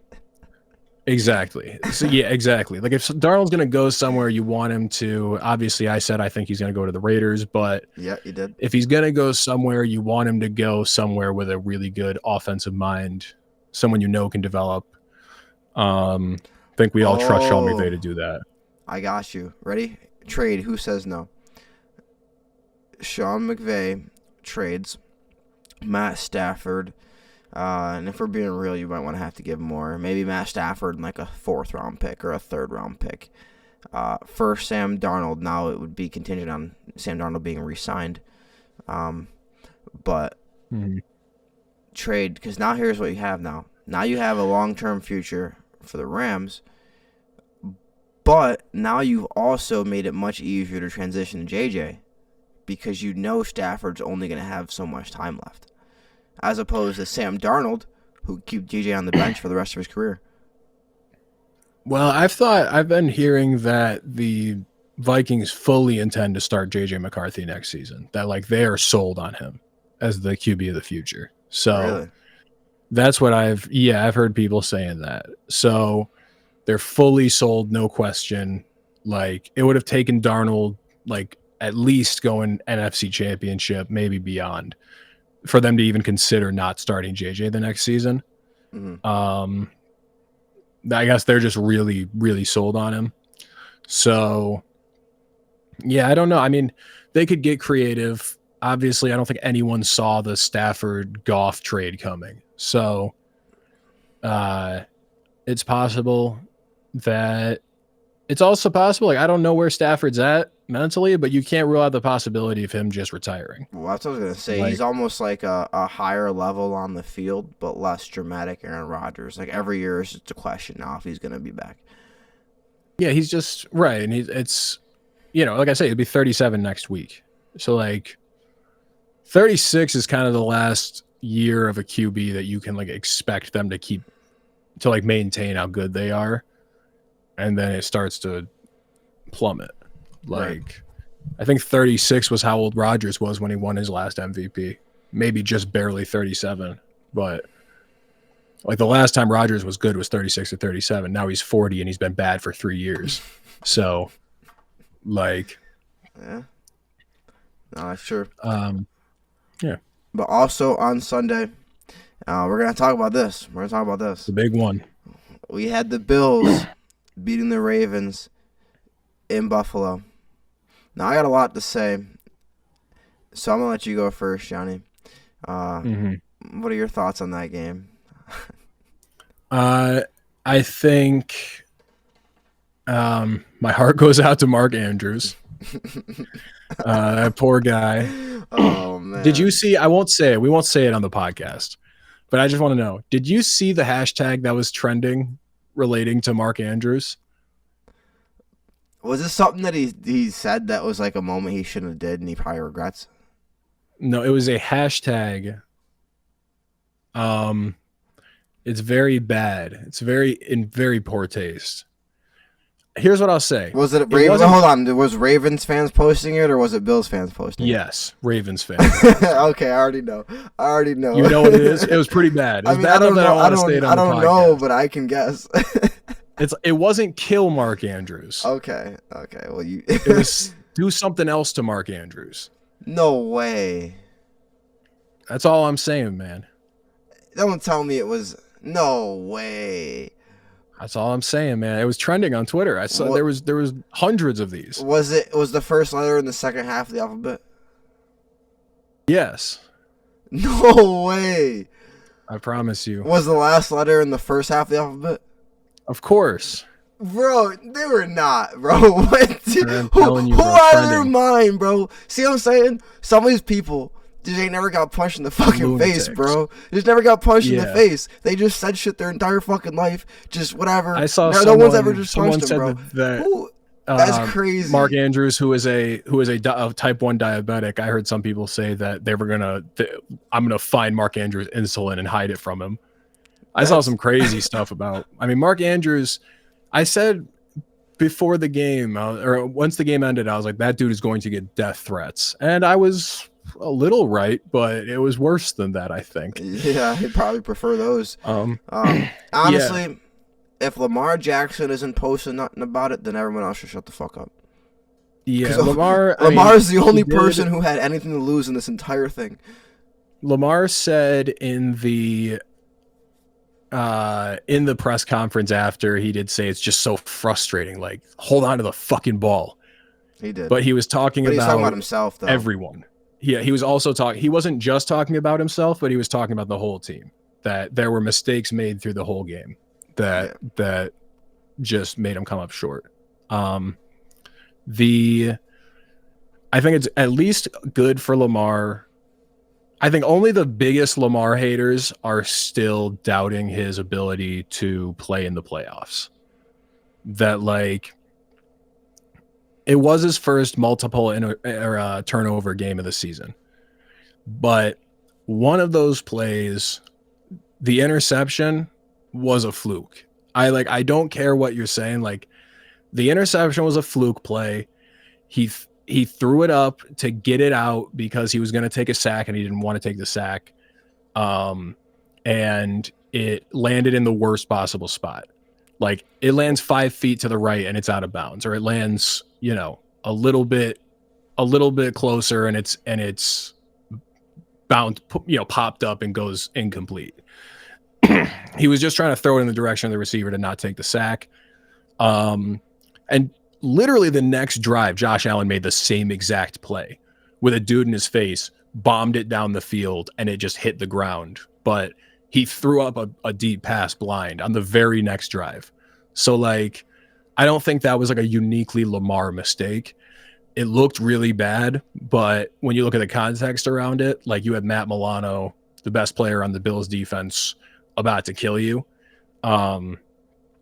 So I don't blame that. The fumble was terrible. That was a really bad fumble from Lamar. The fumble with 2 hands on the ball was pretty bad. Von Miller. Yeah, a great play by Von. I don't think that was a Lamar loss. Like, I think it was a full offense loss. Mark Andrews It was a mistake. It was a Mark Andrews plus a lot of other mistakes loss. It was mostly on Mark Andrews. I'll say that. I'm sorry, bro. It was mostly on Mark Andrews, bro. But let's be real here. Do we really think that Josh Allen, with 1 minute, 30 seconds left and 2 timeouts, was not going to get that team into field goal range starting from presumably the 30-yard line? Like, you know what I mean? Like, the chances that... Me too. I mean, you already know it. I wasn't rooting for it. But for at least the first half, man, it was like Josh Allen was just, he looked unstoppable. He looked like he was just imposing his will on the Ravens defense. It truly looked like there's nothing we can do here. We just have to score at the same pace as him. They figured out how to stop him by the end, but it was way too late. He'd already gotten up by way too much. And you know what you're not seeing today is anybody in the league, any NFL fan saying that Josh Allen gets way too many, the refs won him that game because of the terrible defensive pass interference call against the Ravens when it was obviously an offensive pass interference. Oh, bro! Any sense of the word. Oh, I'm so glad you said that, bro. That was obviously an OPI. I saw that and I said, "Wait a minute, the receiver pushed him." I was a true OPI happens like once a week in one game, and like it was like that's what that was. Like they were both kind of on each other. But right, no one was, like they were both touching each other. The defender engaged. They both had the hand to hand, but he's the one that extended. Right. Like, yeah, it was like when that happens, it'll normally come down to like who's the guy that does it, and 9 out of 10 times is the defender. But like that was the most clear offensive pass interference I've ever seen, and I haven't seen anyone saying, "Oh, Josh Allen always gets the calls. He gets unfair calls." Like even though Josh Allen also got that call where Tony's line or foot was 1 inch over the line last season, and it lost the Chiefs the game. Like sometimes hot take. Sometimes the refs just get it wrong, and there's no rhyme or reason to it. Like It happens all the time. Do we think the refs were favoring Jared Goff when the Rams had the defensive pass interference on the Saints go uncalled like 6 years ago? Like, let's be real here. It's really not that deep. The refs just get it wrong sometimes. A lot, all the time, constantly. The refs get it wrong. No, the difference is when they mess up at their job, there's not millions of people watching them telling them they fucked up. Yeah. So that's why. That's what I mean. It's just we see what the refs do. The only thing, everyone makes mistakes. It's just the refs are very. Yeah, the refs screw it up all the time, and the only thing you can do is be good enough to overcome that. But it goes both ways. Like, I like it. We had this when I was little. We had this this hoop, and the rim was always a little bit bent. And the saying was, the rim giveth and taketh away. And that's how I feel about the refs. The refs giveth and taketh away, and you have to just live with whatever that is. But they're doing it to both teams. Both teams are getting calls they shouldn't get. Both teams are not getting calls they should get. It's happening on both sides. But fans only want to talk about the calls that they're not getting and the calls the other team's getting. The amount of times that I've seen a whole arena just go crazy and boo this ref's doing his job, he's just getting booed out, and I'm like looking at the screen like, well, he did that, like, bro, like this dude's got a job to do, like this ref gets paid to do this job, like you know that, right? Like you can't just sit there and be like, oh, let me call nothing, like that's what he gets paid to do.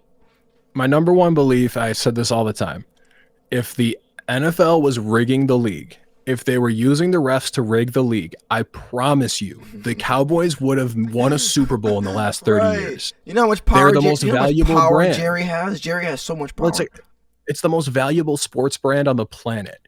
Like, it would be way better for the league if the Cowboys had won a Super Bowl in the last 30 years. They haven't even come close. They haven't even won an NFC championship game. So it's like, my guy,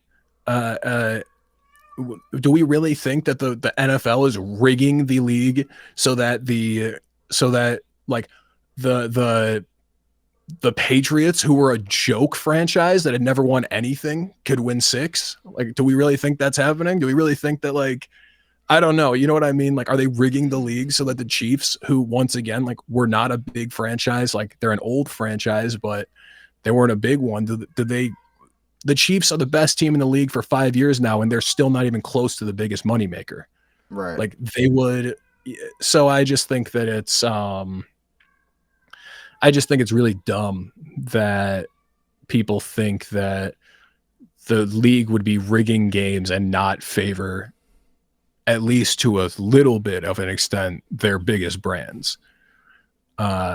Giants. So, right, the Giants, exactly. The Giants wouldn't be unwatchable. They would at least be, you know what I mean? Like, right, like unwatchably bad. So I think it's really dumb. The only thing that you could say is, now that gambling is legal, that you can always look into that, not done by the NFL, but done by outside forces. Super possible for them to get to a ref and tell them, hey, make sure that they don't cover the spread. You know, like if it comes down to it, make sure they don't cover the spread, or make sure this guy doesn't hit the over on his yards, or whatever it is. Like, that could happen, but rigging by the NFL, why would they want that? Like, and want it for random teams. Well, parody, like, wouldn't it be better? Parody is like, that's the reason we love sports. Yeah. So I just think I'm never gonna buy that. And look, my end review, there were bad calls on both sides. There were mistakes on both sides, but at the end of the day, Josh Allen made less mistakes than Lamar Jackson. Josh Allen's skill positions made less mistakes than Lamar Jackson's skill positions. And Josh Allen's defense played better than the Ravens defense. So, like, as much as that game was only a 2-point difference at the end, it felt like it should have been more. Right. And, you know, it felt like the Bills just had that in the bag the whole time from jump. Well, and if you look at it too, they only scored 6 points the whole second half. Yeah. Yeah, and only scored 6 points. The Ravens just couldn't catch it up because of the mistakes. If they were behind, they had to come out back, and those mistakes stopped them. But it's tough though. That Mark Andrews, it's a 9-point swing. You drop a 2-point possession. I mean, that drive that he fumbled, they were driving. They looked like they were about to go down and score. They were at least in field goal range. Like he caught that ball in field goal range. So, but I mean, it's just crazy, man. When I saw him wide open in the end zone, I was like, and then he dropped it. And I was like, no. He did the exact same thing against the Steelers a few years back. I don't know if you remember this, but it was in a big game against the Steelers, and we were up 20-19. And this was different. If he caught it, they win.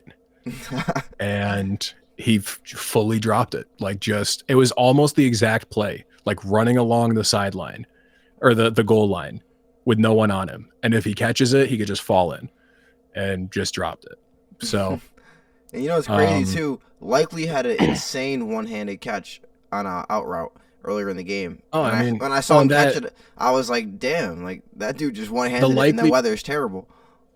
The likely catch for the touchdown that led to that 2-point conversion might have been the best play of the entire game on both sides.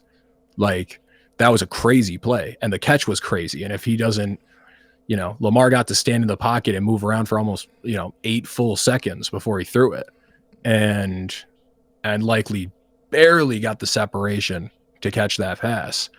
Yeah, I mean, that was super impressive. I think likely is kind of he's kind of put himself in a position where there's a legitimate question of who's the tight end 1 next year. Yeah, I mean that, or Likely's he's going to get a big payday in the free agency. One of the two. Yeah, I mean, if you're the Ravens and you can only keep one, there's no doubt in my mind they're keeping Likely at this point. Because he's got 8 more years on than Andrews is going to have. Yeah. So, Mark Andrews, very sad. Sorry. But it was definitely more than that, though. It wasn't just Mark Andrews. It wasn't. Yeah. But I feel so bad for Lamar, though, man. Especially if he wins the MVP. Like, he just needs to. He'll get one. Like, he will. But it needs to happen sooner than later. Like, it just needs to happen. No, if he wins MVP, he will literally never even sniff another MVP until he wins a Super Bowl. I don't think he'll want to. He won't want to. Yeah, honestly, if I won 3 MVPs and lost in the playoffs every year, I wouldn't want to win another MVP until I win a Super Bowl. This shit's a curse. This is bad luck. The MVP is a new Madden curse. Yeah, he's kind of in a position now where, like, yeah, he has to win something to even be considered for it. He could throw for 5,000 yards and rush for 1,000, and he still might not get it because people are like, all right, man, but like maybe show us in the playoffs. Like, it's kind of what happened to Jokic. Like, Jokic's best season statistically of his career was the season he didn't win his MVP. Right. You know? So, and they weren't going to let him even sniff it until he won a championship. And he went and won a championship. So now that he can get another one. So yeah, I am sort of glad at least that Andrews screwing up so publicly took the heat off Lamar. And like I said, I think only Lamar's biggest haters are still hammering the Lamar sucks in the playoffs drum. Like, he put him in a position that even with the mistakes, they were in a legitimate chance to win that game at the end. So, I just think the whole team got outplayed in all 3 phases. Yeah, no, 100%. They put themselves in a hole. They came back, but not enough. Unfortunately, the Bills win that game. Next, we have Coach of the Year, where we determine which coach is crowned Couch Coach of the Year through weekly picks. Think you can beat us? Submit your picks for the week by the start of each week's opening game in the comments for a chance to be featured on a future segment. Now, in this past week, Johnny, I was 3-1. Your boy was 3-1. I'm killing it right now in the playoffs, man. 7-2. Yeah. Turned it on for the playoffs. You know what they do. Stars show out when the games are the brightest. When we all picked the same except for one game, you and me picked the same, so I already know I'm 2-2. Yeah, you are. 4-5 overall. 4-5.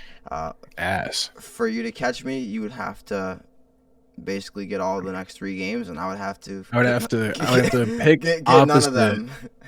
Yeah, I had to pick opposite of you for the last 3 games to tie it up at the end. And like, I theoretically could be contrarian and go Eagles, but you don't believe in your heart. Yeah, well, it's not even like I think the Eagles are the better team, and I would be like, just pound for pound, I would pick the Eagles. But I'm like, nope, Jaden has magical powers. I don't know what to tell you. I'm just not going to pick against it. There is no reason that he should have beaten the Lions. There's no reason logically that he should have beaten the Lions, and like not just beat them, but like destroy them. And he did. So I'm not going to pick against him in the Eagles game. And you know there's no shot, but really what it is there's no shot I'm going to pick the Bills ever. As for the rest of the season. I'm not picking the Bills for the rest of the season.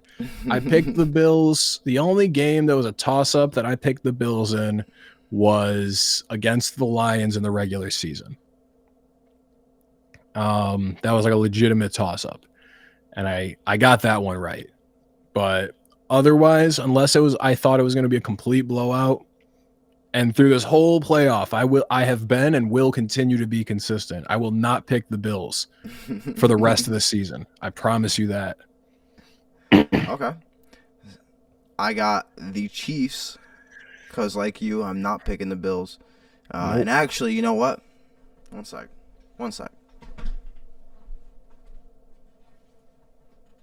Because not only is it cold in here, but it's a cold world for them Bills fans this weekend. I'm going to put on a jacket. But I got the Chiefs. Handedly. I don't think the Bills are going to score more than 13 points. But that's neither here nor there. Go Chiefs. I'm the only Broncos fan in the entire country rooting for the Chiefs, by the way. But it's okay. We rock how we roll. Man. We rock how we roll. Commanders at Eagles, you already know. Jaden Daniels. Jaden Daniels is my GOAT. I'm calling it now. He's my GOAT. He's better than Tom Brady. He's better than Patrick Mahomes. He's better than Peyton Manning. He's better than John Elway. Jaden Daniels is the young GOAT, and he's gonna get that chip. And he'll get about 4 in the first 10, if we're being real. So that starts now. Commanders, commies, all the way. They say fly, Eagles fly. They say fly, Eagles fly. I say die, Eagles die. Damn. Yeah, I very similar to how you feel about rooting for the Chiefs. I also believe that I was the only Steelers fan in the country that was rooting for the Ravens last week against the Bills. I like the Chiefs. I've liked the Chiefs as a team with no problem at all for the past few years, with unimpeded by guilt or anything. I just enjoy that team. I like watching them, and I feel like they're a fun team to root for. So, and I obviously I'm not going to root for Josh Allen, and obviously I'm not going to doubt Patrick Mahomes in the playoffs. No, never that. Honestly, here's my other take, and you can stamp this. I will pick Patrick Mahomes. I will pick the Chiefs in every game moving forward. If the Chiefs are playing, I am picking them. I'll pick them in the playoffs. That's just going to be the rules. Okay. I think I told you that in the beginning before the playoffs started. When we get to the playoffs, it doesn't matter. I'm picking the Chiefs. So that means we're going to have a different Super Bowl pick. That'd be nice. Yeah, for the sake of it, I if it wasn't Bills Chiefs, if it was Ravens Chiefs, I might have done it just for the sake of creating some tension in this segment, but I just can't in good faith pick the Bills. Nah. So for that reason, I'm going Commanders, Chiefs, same as you. That's my Super Bowl, and I'll hand you the trophy for the playoff coach of the year. Yeah, I was gonna say I will do that graciously. You can either be contrarian and tie me, or be contrarian. Contrarian, and say that 5 times fast. No, you can be contrarian and end up with a shitty ass record. So yeah. Take your pick. Look, man. Yeah, I. Because you can still end with a winning record. I'm all good. I'm going to. You just can't beat me. What? Right, and I look, man. I am picking. I just can't in good faith pick the Bills. At the end of the day, what is this podcast? It is an ongoing competition to see who out of the two of us is Josh Allen's number one hater. Hates the Bills more. So, 100%. You know, yeah. I think for you, I think the funny part is for you, it's more the Bills, and for me, it's more Josh Allen. I think. All right, so no. Here's the order of operations for me. In order of what I hate the most, first is Bills fans. Then it's Josh Allen. Yeah, then it's the Bills. But I think the Bills fans kind of get bored with the Bills.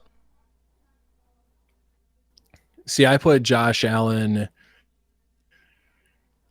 at the top of mine, but because I think like Josh Allen plus the media coverage of Josh Allen, like I put him at the top because it's like he branches off into two multiple annoying outcomes, which is that the media is very annoying in how they cover him and weirdly unfair when compared to how they cover other quarterbacks and how they cover him. And then their fans are lunatics. And no matter what, like I guarantee you there's a huge contingent of Josh Allen fans Bills fans who think that he is the best quarterback in the league right now. And it's just like, bro, if he beats Patrick Mahomes in this game, he is still not the best quarterback in the league. Still not the best quarterback. I don't care. No. Mahomes firmly holds onto that title until he is defeated at least twice in the playoffs. But he firmly holds on to that title. Well, especially with so many losses. If it was like he's done enough. If it was the first time they played, then it might be a little different. But like he's already got a couple up on you. Yeah, I think if Mahomes loses right here, he just reasonably holds on to the title of best in the league for another 2 seasons after that. And then maybe we can start talking about other people. But it's just like very similar to Brady. Like Brady could go a couple seasons and not make the Super Bowl. It didn't matter. He was the best in the league. You don't take that away from him, even though he didn't make the Super Bowl for a couple seasons. Right. So, yeah. So it's I think that's kind of how I see it, and I could be contrarian, but I can't pick the Bills. Can't do it. And while we were talking about it, you said it's a cold world, and you put on your jacket. I don't want to hang on this segment for too long. We got a lot of stuff to get to, but a thought that I had watching the Philly game and the Bills game is as somebody from the north, from one of the snowiest cities in America, how the fuck do NFL players play in the snow with no sleeves? I can't even wrap my head around it, bro. I don't know how it's even possible. Like it does not compute to me, bro. If I walk outside and I would touch my car door with no glove on and I have to get snow on my hands, I have to sit in the car rubbing my hands for the next 5 minutes, warming them back up.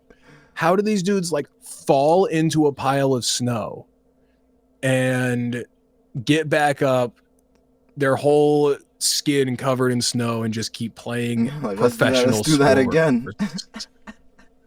Right. And then they're like, let's do that again. No, that's what I'm saying. I don't know how they... And then dudes that be coming out pregame with no shirts on?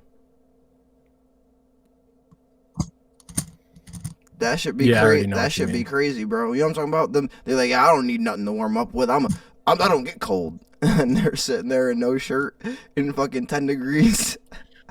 It's one thing if it was just cold. If it's super cold, it's whatever. I get how you do it. but it's the snow part of it to me. Right, The and like you the are wet falling and the- into a pile of snow. Yeah, like how do you not just get frostbite and your whole arm fall off? Like how do you?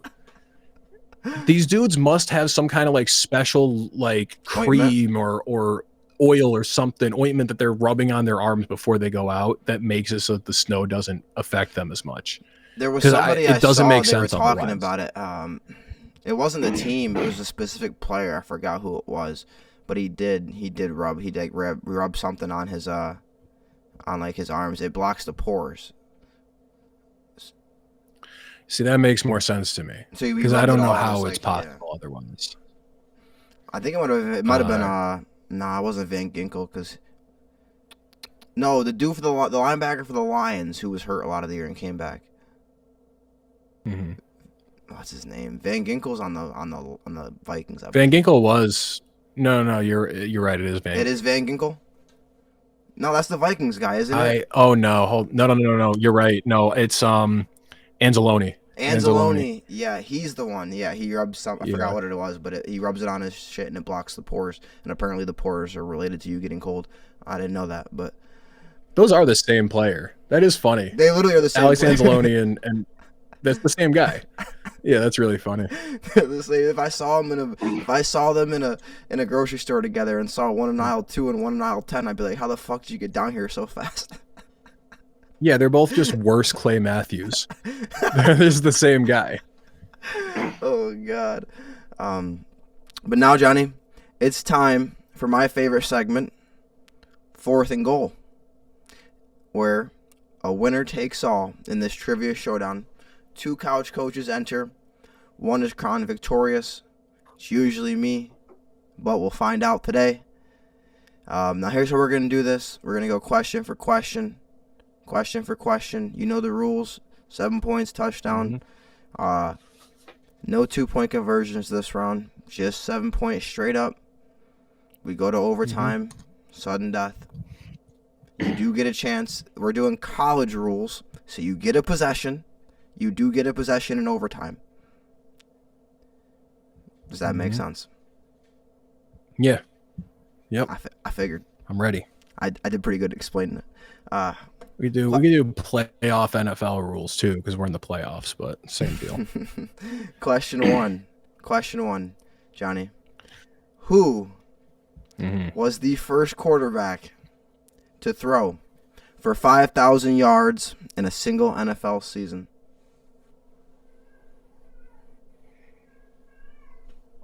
I'm gonna say Dan Marino.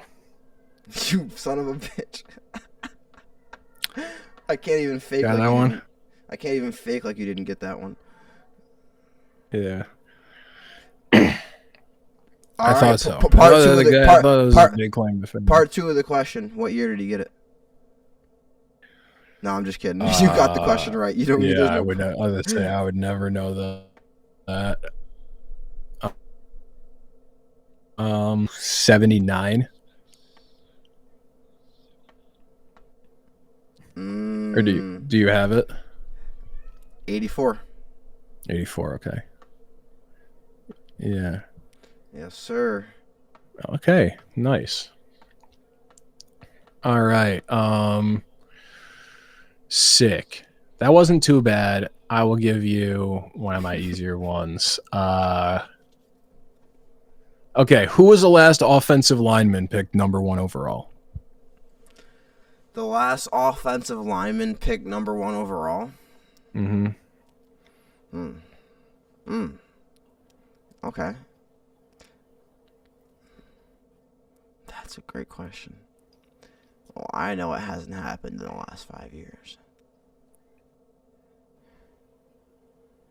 No, certainly hasn't in the last 5. No, I know. Ooh, was Jason Peters number 1 overall? No, he wasn't. It happened in our lifetime. Oh, yeah. I'll give you that much. Happened in our lifetime.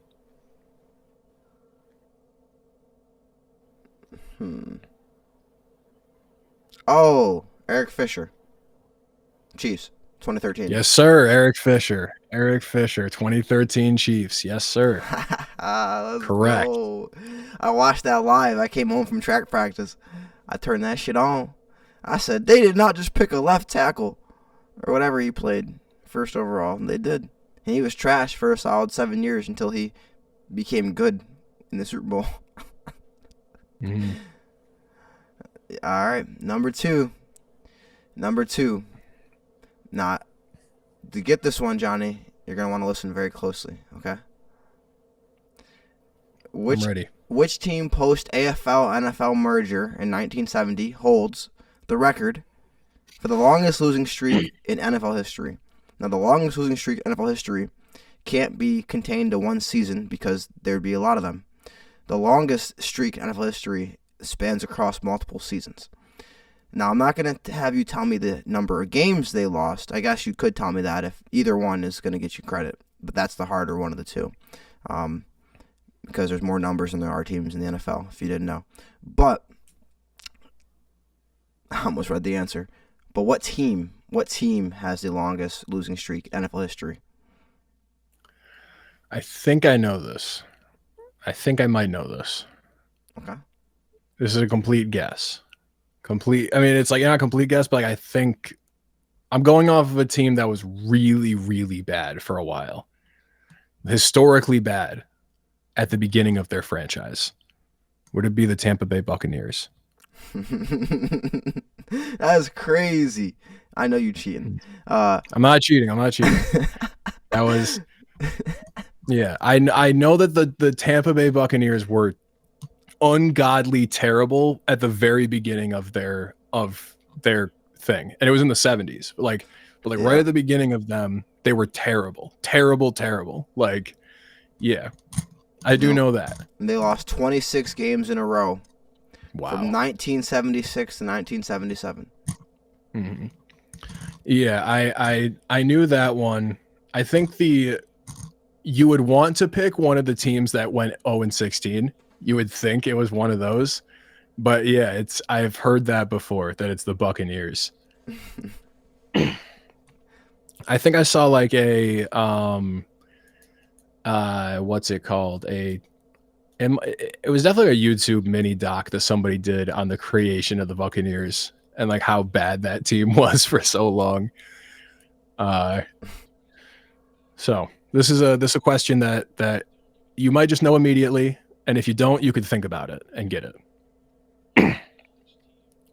What college team needed to get an NFL team's permission to copy their logo? So this college team copied the logo of an NFL team and had to get their permission to do it. Huh. Well, there's only 32 teams. Yeah. Their logo. Not the colors, just the logo. Their logo. Just the logo, not... I will give you that. Oh, not the colors. Well, the colors are very similar, though, now that I'm thinking about it. Hmm. And they both play in the West. Are they? And they both play in the West. Wait, no, because that logo is slightly different.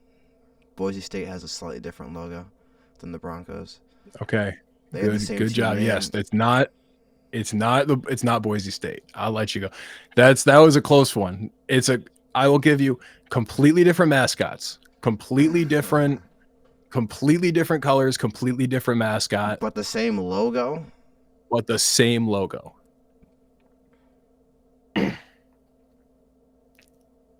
And they're both very well known. Both of these teams. It's not like it's not. I'm not giving the Packers and Bowling Green. So the Packers and who? Wait, the Packers don't have a logo, do they? Yeah, they do. No, the Packers have a logo. It's the Packers and Bowling Green. The Packers and who? Bowling Green University. So your final answer? Oh, it could be Grambling, though.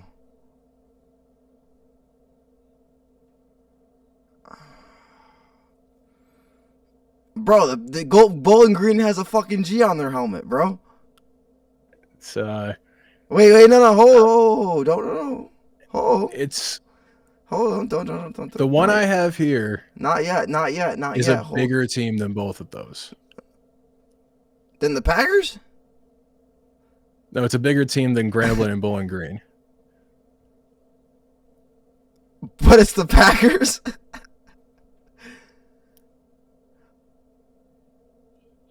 What? I'm saying Right, the college team. But the college team that I've the written down logo here. is the Packers logo. It is the How Packers. the fuck do the Packers Yes, got I'll like let you 5 go. teams? Yeah, How do they have Packers. like 5 teams with their logo? They literally gave this. I don't Hold on, know don't about tell the me the other ones, answer how yet. similar it is. The team that I'm talking about literally asked the Packers, "Can we copy your logo?" and still has this as their logo today. Well, it's not Georgia. And like had to, you can look in the history, they had to get it from them. It's not Georgia.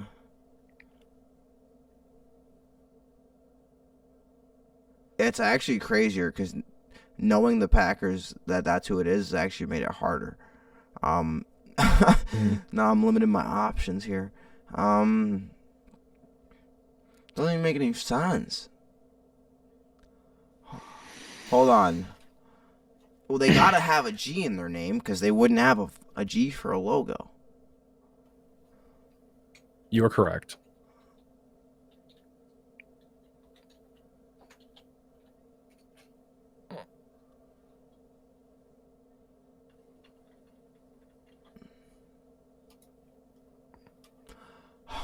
What?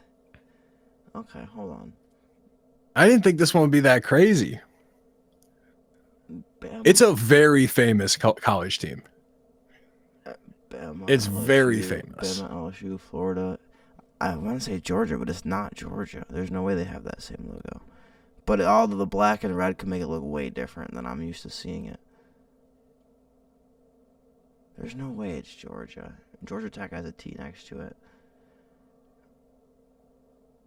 But Georgia's a low-hanging fruit, though. They're the obvious choice if they have a G. I'm trying to think, because they have a helmet with a bulldog, too. Nah, hold on. Big Don't 10. overthink it, man. Big 10, Penn State, Michigan, Don't overthink USC. It's Georgia. It's got to be It's Georgia. Georgia. It's Yeah. got to be Georgia. It's the team that's a giant G. Yeah. Yeah, the Georgia had to literally license. They had to get Green Bay's permission to make that their logo. That's crazy. Yeah. The G. It's the, I don't know if it's the exact same G today, but at the time it was the exact same G as the Green Bay Packers, and they just changed the color. They had to get the permission, which is so funny to me that they were like, no one's done the G better. This is how good the G gets. We cannot do our own. Like, not even a different font. Yeah. Question. Yeah. So And this it was harder than I thought it was. It's 14-14. That or I'm just dumber than you thought I was. Yep. Question 3. What was the original name of the New York Jets?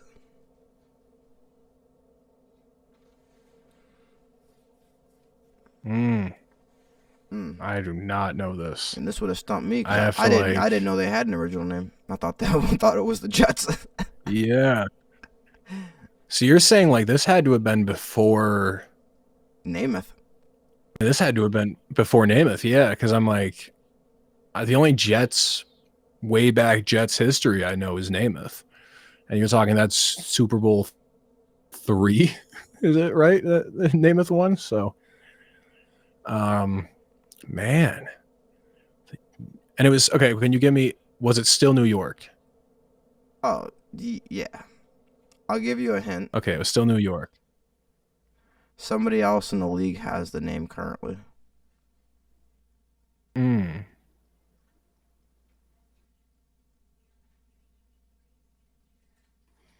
The New York.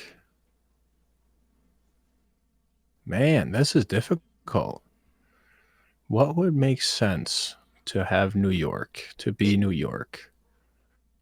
It's crazy. Like, It and really I'm thinking doesn't like make which teams aren't as, right. Well, it really doesn't yeah, make I'm thinking sense, teams that but, like, aren't older. But at the same time, it doesn't make sense. But after you hear it, it kind of does make sense. Yeah, I'm like, so I have to think of teams that aren't super old, that, like, you know, because you say it's a team that exists in the league today. So the really old ones, obviously. So it's not the Cardinals or the Bears, stuff like that. The Packers, like these really old ones, and that wouldn't really make sense. Like Bears, maybe. Lions are super old. I'm just gonna go out on a whim. This one just popped in my head. I don't think it's right, but I'm just gonna go with it. Is Falcons. The New York Falcons. New York Falcons. That's what I'm gonna go with. They were called the New York Titans. More specifically, the Titans of New York. Interesting. So all right, the New York Titans. The current Houston Texans. If I remember the history correct. So there was a kind of a schism. There's some history with the Texans and the Titans. Where, like, you ever see how the Texans will always wear those uniforms that are the Titans colors? And it's kind of this whole thing people get mad about. They're like, oh, they're wearing our colors. Because the Texans used to be the Oilers. But I do believe... Well, no, the Titans used to be the Oilers. Yes. The Texans are just in Houston, but the Titans used to be the Oilers. They just moved the city. Right. But do you think... But wasn't there like a situation, though, where like those franchises, like one of those became the other, and then the other one was a new one that was created, right?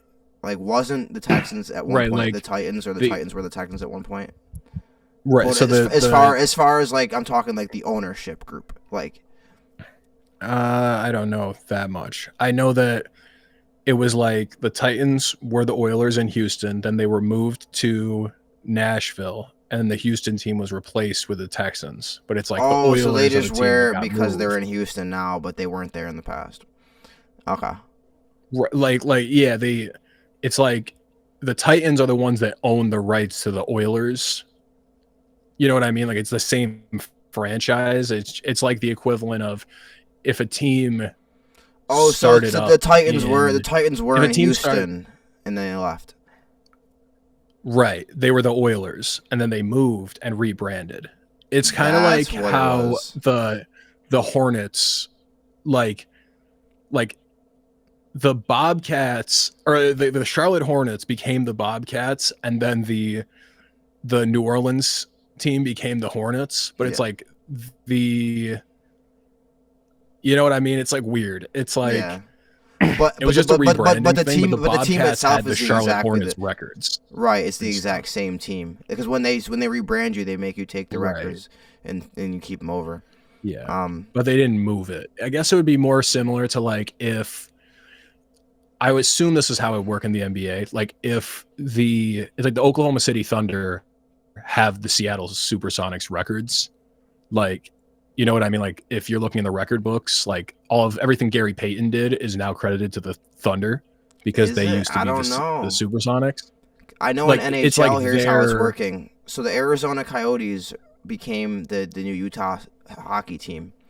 The way that it works, at least in the NHL, is they basically closed the book on the Arizona records. Those are sealed right now. Whatever team ever moves to Arizona is going to open up with those records. Yeah, I don't know if they would do it the same, because I know they've been saying if they moved a team to Seattle that they would just be the Sonics, but I just wonder if like they would have to get the permission of the ownership group to do that. Right. Like I don't know how it would work really. Yeah. But like I guess it's that case. Like it's weird. Yeah. Over our heads, not in the job description there. Hit me. Right. I will also stay in the same realm.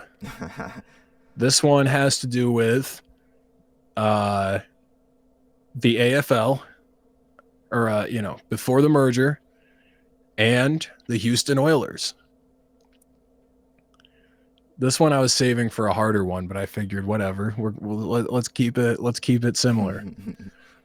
What was the name of the Oilers player that was known as the human bowling ball?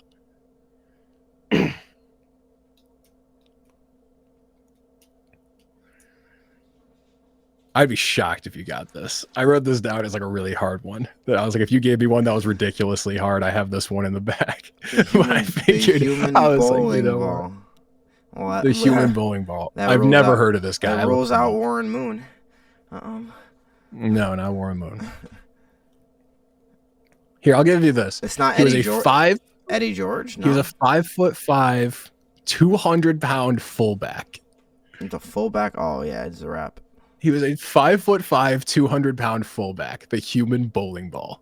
Patrick Ricard and Juice are the only two fullbacks I can name right now. Yeah.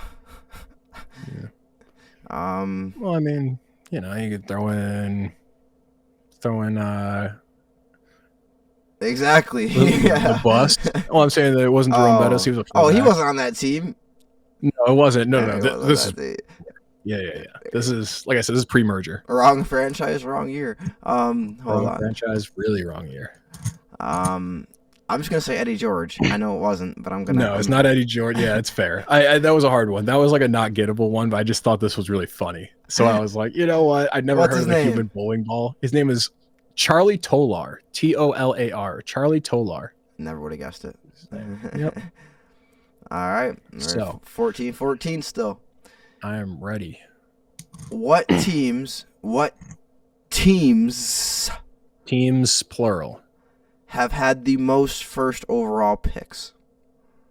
Interest. So they're tied. Sure. Yeah. Okay, they're tied, and it's two of them. It's Or do I have multiple. to It's more than one. just tell me how many it is, because I'm gonna be guessing no matter what. I just want to know how many. There's two. Two. Okay.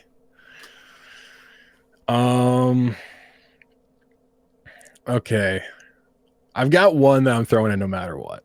Okay. No matter what, You're I probably have right. to throw in the Oh. Browns.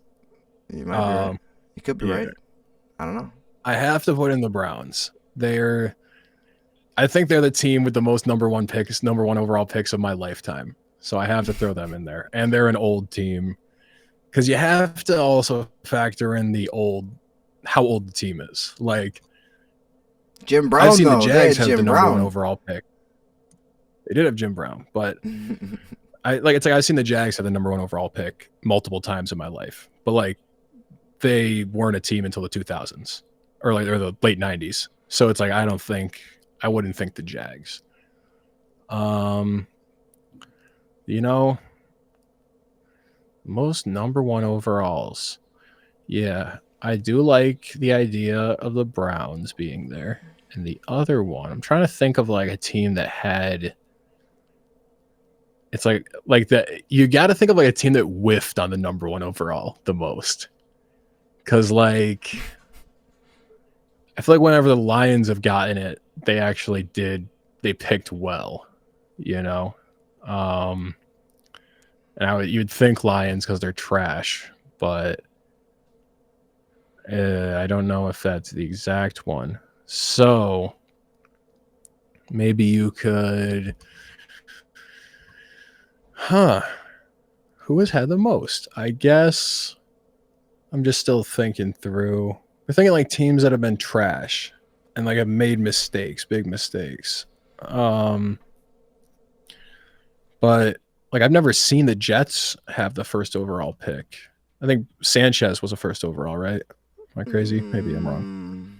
No, he might have been like. Maybe I not. was gonna say 6, but he wore number 6. So he probably was first. Oh, was Geno the first overall? Geno Smith. Maybe. I don't know. He wasn't the first overall. No, he's second round pick. Maybe late first round. Okay. Yeah, I'm trying to think. Let's go. Man, this is a tough one. I'm like, every time I think of one, I'm like, nah, I don't think it's that. You know what? Let's go Titans. Go Browns Titans. Browns Titans. Final answer. Yeah.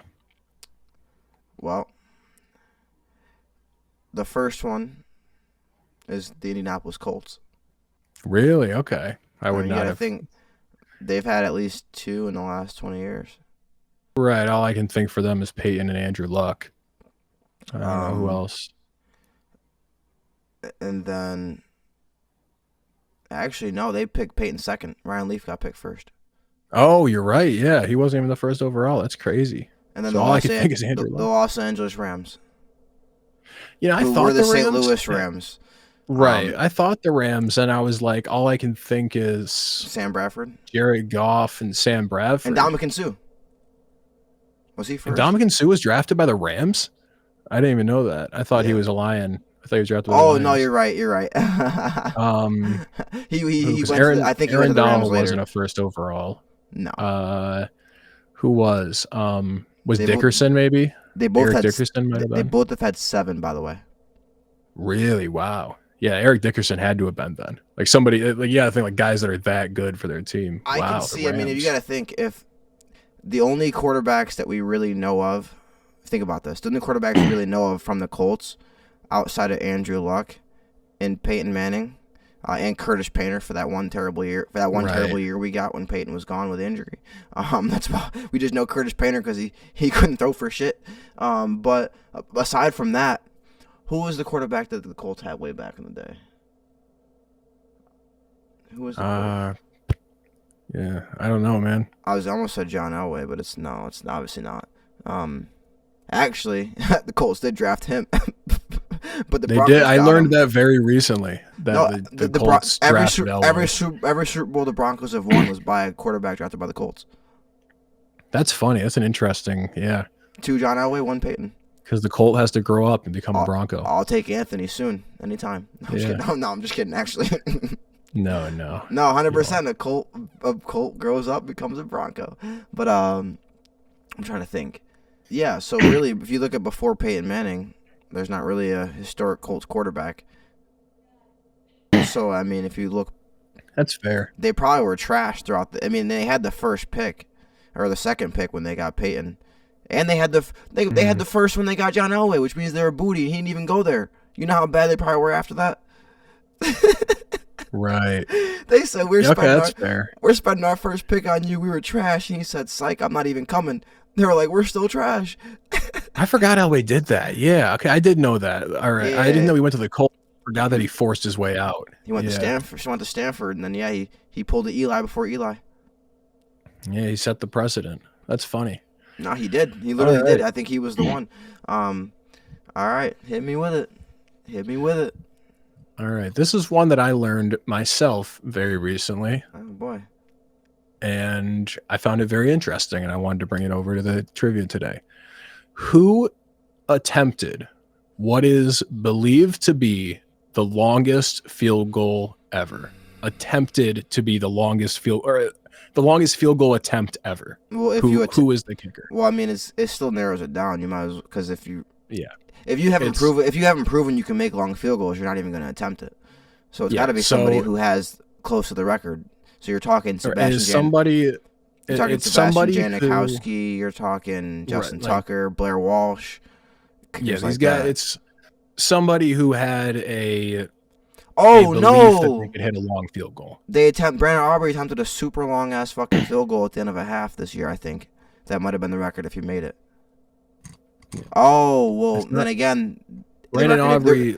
The record if you make it only compares to the makes. It doesn't compare to the misses.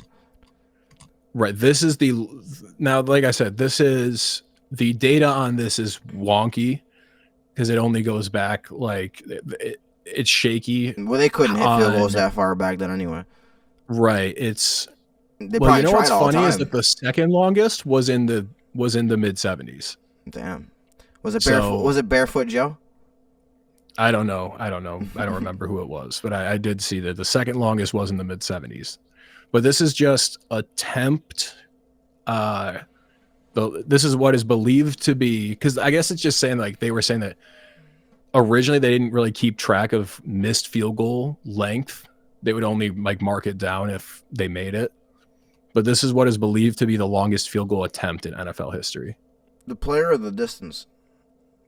I'm asking for the player, but you know what? If you get the player wrong but get the distance right, I'll give it to you. I'll give it to you. All right. The player is going to be... I want to go Janikowski so bad Could be Matt Prater too. Fuck. But it could also be Adam Vinatieri. But then again, he's not really a power kicker. He's just clutch.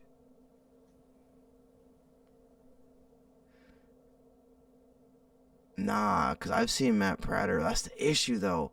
It doesn't fucking matter. Because when they say it's going to be the record, it doesn't compare to the misses. They should say, going to be the record because so-and-so missed this one that was longer. Make this easier for me. Yeah. I'm going to go Sebastian Janikowski.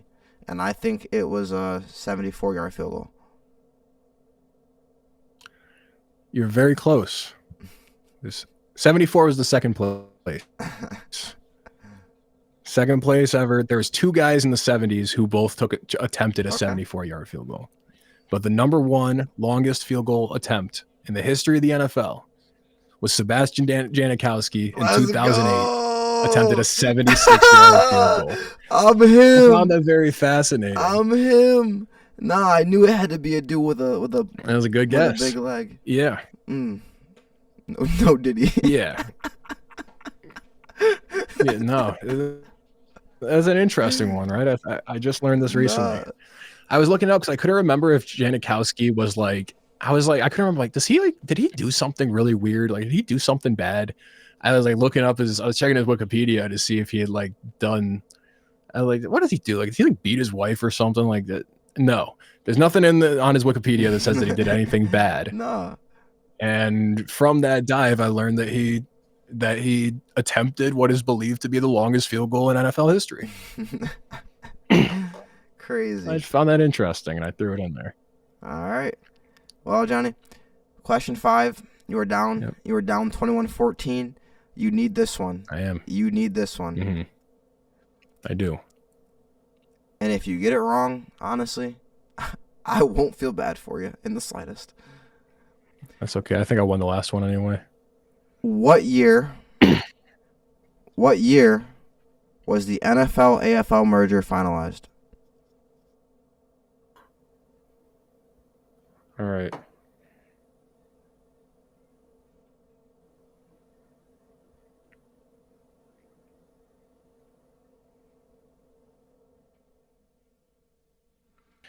I'm literally just going like, I don't want to like look this up. I'm trying to remember what Super Bowl we're on. I'm like, what Super Bowl number are we on? The way I do this is what I can remember. I have easy math for you, real easy, but I'm not gonna give it to you. I do too. No, I think we have the same math based on the Broncos won Super Bowl 50. Yeah. The Broncos won Super Bowl 50. That was in 2016. So 50 years previous, 2006, 1996, 1986, 1976. So 1966. I guess, okay, wait, no. Stop. Not yet. 1965. Final answer. Because the bowl would have been 66. I'm going to say they merged in 1965. Are you sure that's your final answer? Yeah, man. If it's off, if I get this wrong just off the 1 year difference, then like so be it. But I think it's yeah, I got to go with 1965. So there was some crucial verbiage in this, Johnny. What year was the NFL AFL merger finalized? Now, as you can imagine, it was an ongoing process. The year it was finalized is 1970. Oh. Now, the reason the math doesn't add up for the Super Bowls is because, I mean, if we go back 50, 2016, because it wasn't finalized, but the first few Super Bowls were NFL versus AFL. Right. So it wasn't the Super Bowl as we know it today, but they were counting towards that count. Understood. Yeah, see, I was just marking it So, off the Super Bowl. and that's why it wasn't finalized. So that's why they had it split. Once it became finalized, it became the NFL, and now you had the NFC, AFC. Okay. Understood. Understood. But the reason I don't feel bad for you, Johnny, is because if you go back to question 2, where I let off with the words, you're gonna want to listen to this one very closely. I did this on purpose. Oh, that's funny. This was intentional, by the way. Okay. Understood. I said I'm gonna see if he listens, and I said in question 2, which team post AFL NFL merger in 1970 holds the record for the longest losing streak in NFL history? That's really funny. Well, when you said listen closely and then you clarified what you meant by the question, that it was over 2 seasons, that's what I thought you were getting at when you said listen closely. So I understand. I get what you mean. You're playing the game. I was playing the game. Good. Good stuff. I made that question and I said, damn, either I'm going to get a great moment making him feel dumb for not hearing that, or I'm about to give him the easiest fucking answer in the world. You got the great moment. When I just told him what it was. No, I got the great moment. I tried to go like I was like in 1970, and then I quickly went to hold the record, and I tried to emphasize like the words like longest losing streak more than I did 1970. So I tried to do a little bit of subtlety to make it not stand out, but still have it there.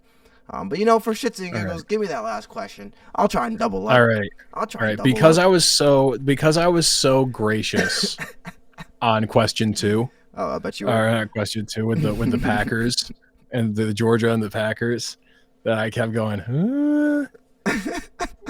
I'm going to give you 2 more just because these were 2 that I liked. Okay. One of them, this is an easy one. I just thought this would be interesting. What is the name of the Broncos mascot?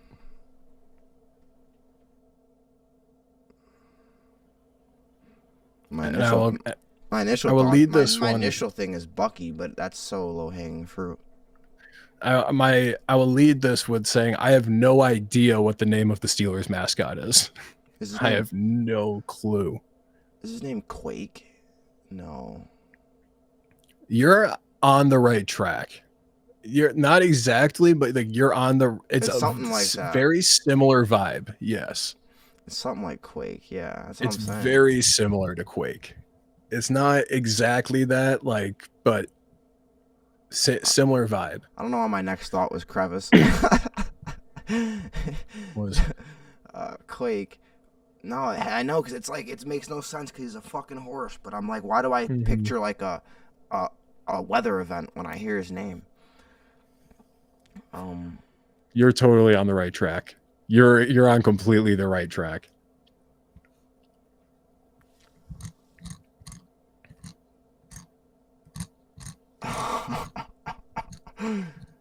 It's crazy. Hold on. Okay, so weather events, Quake. Yeah, so I mean that's all stuff I already knew. So now I just gotta deduce what the fuck that means. Why do I keep thinking Terror? Why would they name a mascot Terror? No, honestly, like if you just take those 2 hints, Quake, it's very similar to Quake, and it's a weather event. You're like, you could probably figure it out just off that. Oh, it's not hurricane. It's not rainstorm. It's not snowstorm. No, it's not hail. It's not sleet. No. It's not earthquake. No, there's no fucking way. That'd be so crazy. Quake. When I think of quakes, I think of shaking. When I think of shaking, I think of quake, shake, terror. Quake, shake, terror. Quake, shake. Ooh, boy, it's gonna be so fucking mad, and I don't get this. Don't overthink it. It's not.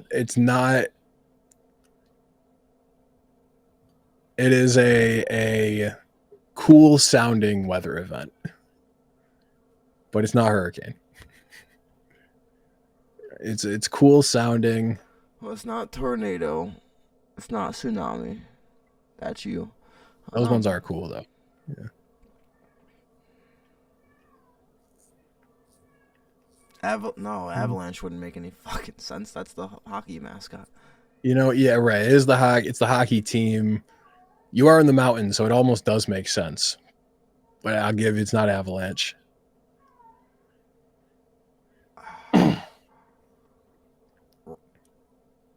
Rocky? No. I believe Rocky is the Nuggets. All these mascot. fucking Denver mascots, and I don't know mine. I don't know all of them. I don't even know the Broncos one. Mm-hmm. Yeah. That's crazy. You know what? I'll give you this. There is another American professional sports team with the same that shares a name with the Broncos mascot. Now, there's a handful of American professional sports teams named after weather events. But yeah, there's the Carolina Hurricanes. There are the Hurricanes. But it's not Hurricane. There's the Tampa Bay Lightning. Definitely, that's one. I even know hockey like that, and I know about the Tampa Bay Lightning. Oh, yeah, the Lightning. Of course. And then there's like another one, too. The Rays. No, that's actually not. That's not a No, weather that's event. an animal. I was thinking Sun Rays. It's like the Hurricanes, the Lightning. It's like there's like another weather event team. It's so similar. And I feel like we like mentioned them tonight even. What? No, Bro, okay, I'm done. We're taking too much time. It's the Thunder. Thunder is his name.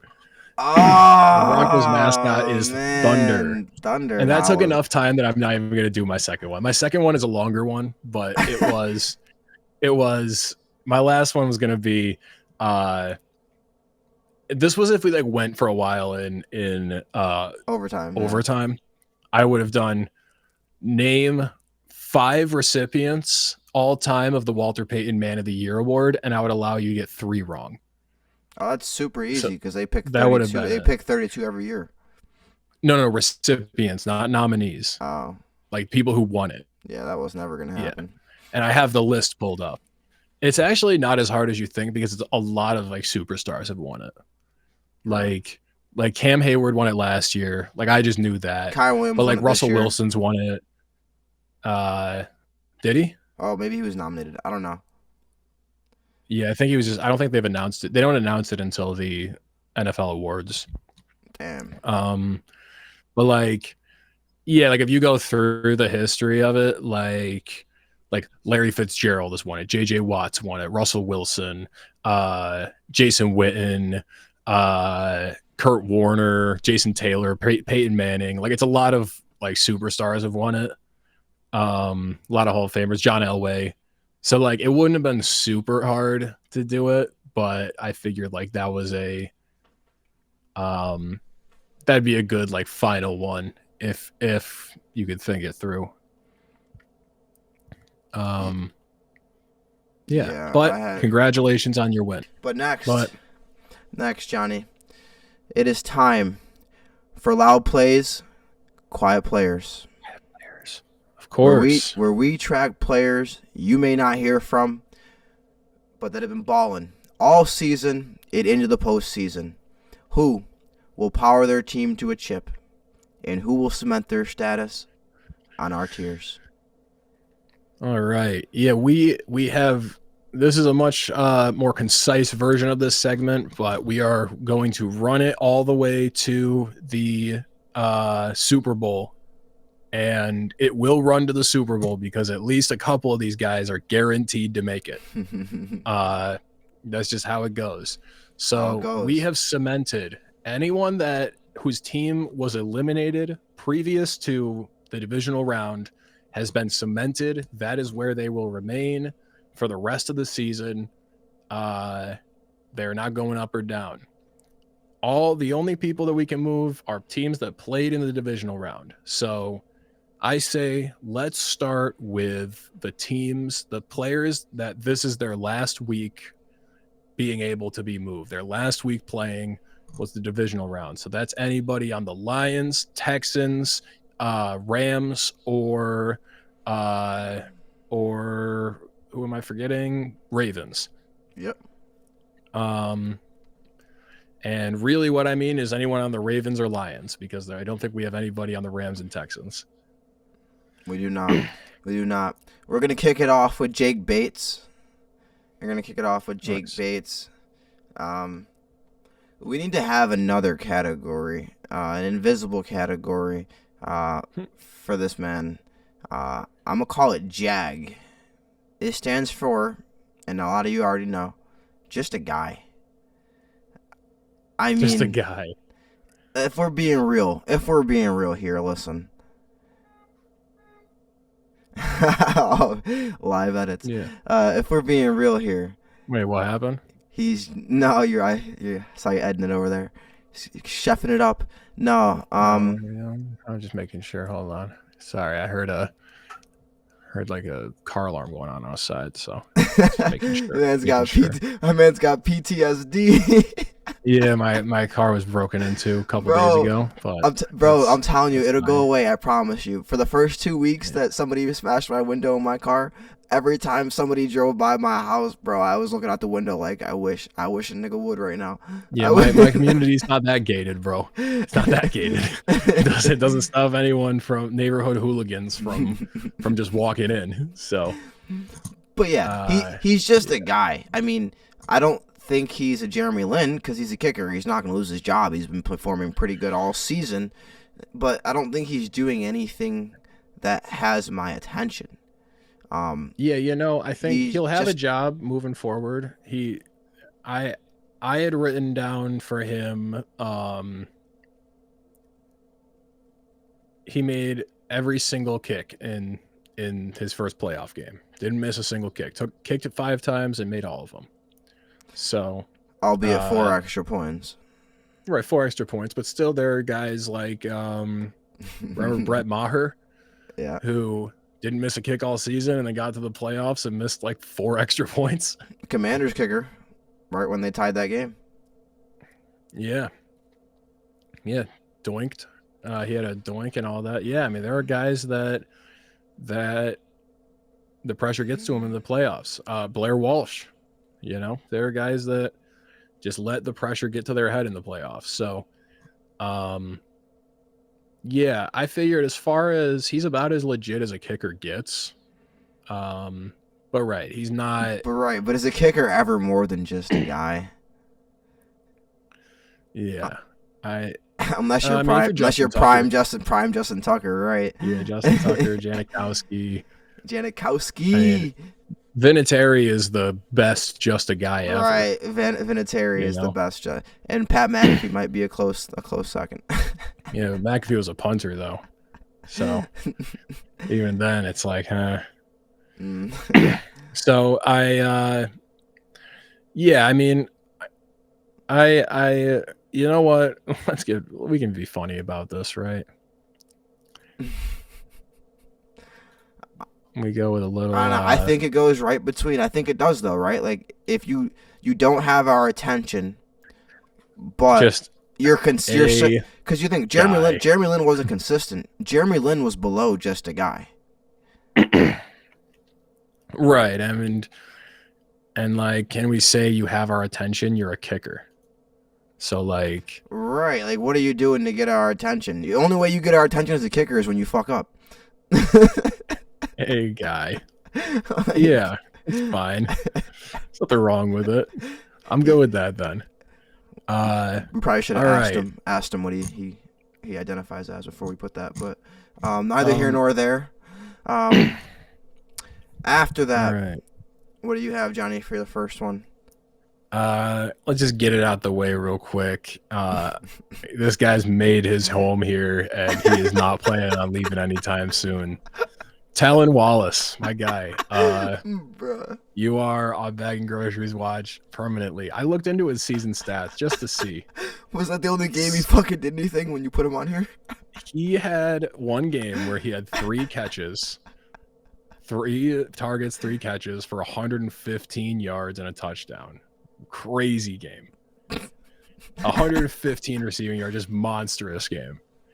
And then since then, so in this game he had 1 catch, Since then, he has had only one catch or less in every single game except for one, which was against Philly, where he had 2.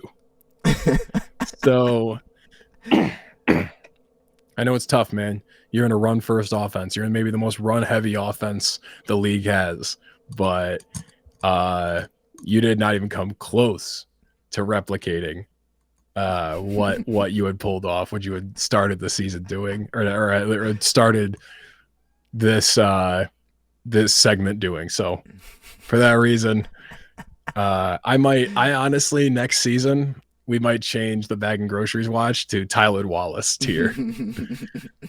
That's how absolutely pitiful the rest of your season was, pal. And since I think all the guys left are just guys that I've picked, right? I don't think there's anyone else. No, we got a couple more. A couple for more. the division. Oh, come on now. The division exits? So who am I? Oh, exits. Right, for the guys that lost. The guys that are donezo. Yeah. Right. Okay. Yeah, Tylen Wallace, Jake Bates, that was it. Yeah. Well, let's Tim make it Patrick. quick. Tim Patrick. Right, I got Tim Patrick and Rashad Bateman. I'm still gotta do. I was just saying that they're only my guys that are eliminated. So I'm going to. Well. We are going to move Jeremy Lin, and we're gonna move 2 guys out of Jeremy Lin. We're gonna get some space on this tier. Tim Patrick, my guy. I would love to call you Jeremy Lin, but you had 2 good games, 2 solid games, but neither of them were exceptional.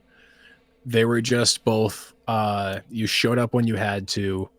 I think JMO was out for a couple weeks, and you showed up and picked up the slack in the receiving department. Since then, you haven't really done anything too crazy. Just very low end wide receiver 3 activity in a team where you are the 6th option.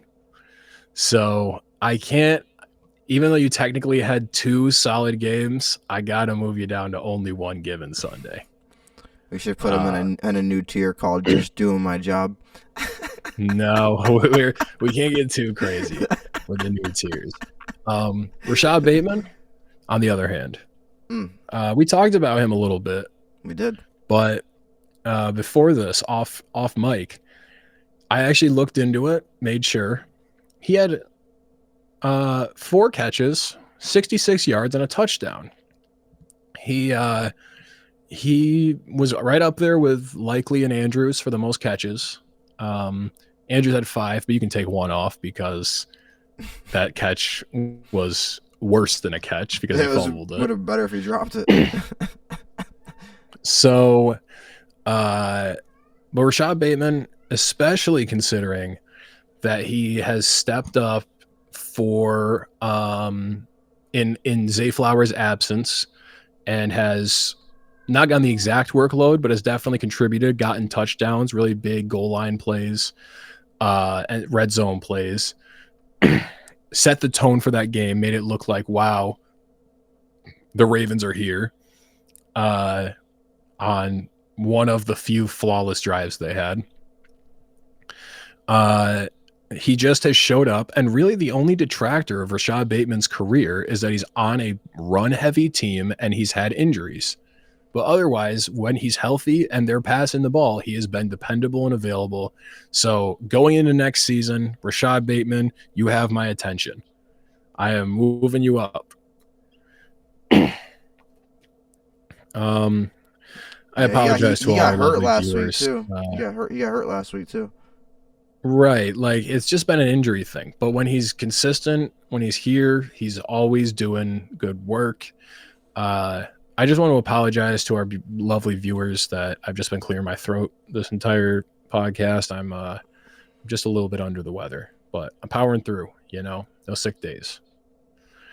So I think that gets us to the end of the teams that are eliminated. So now we've got the guys that are still playing for a better position on this on this chart, on this segment, on this tier list. These are guys on the Chiefs, Bills, Commanders, or Eagles. And when I say that, what I mean is guys on the Chiefs and Bills, because there's no Commanders or Eagles on this list. Yeah, so if we look at Mac Hollins.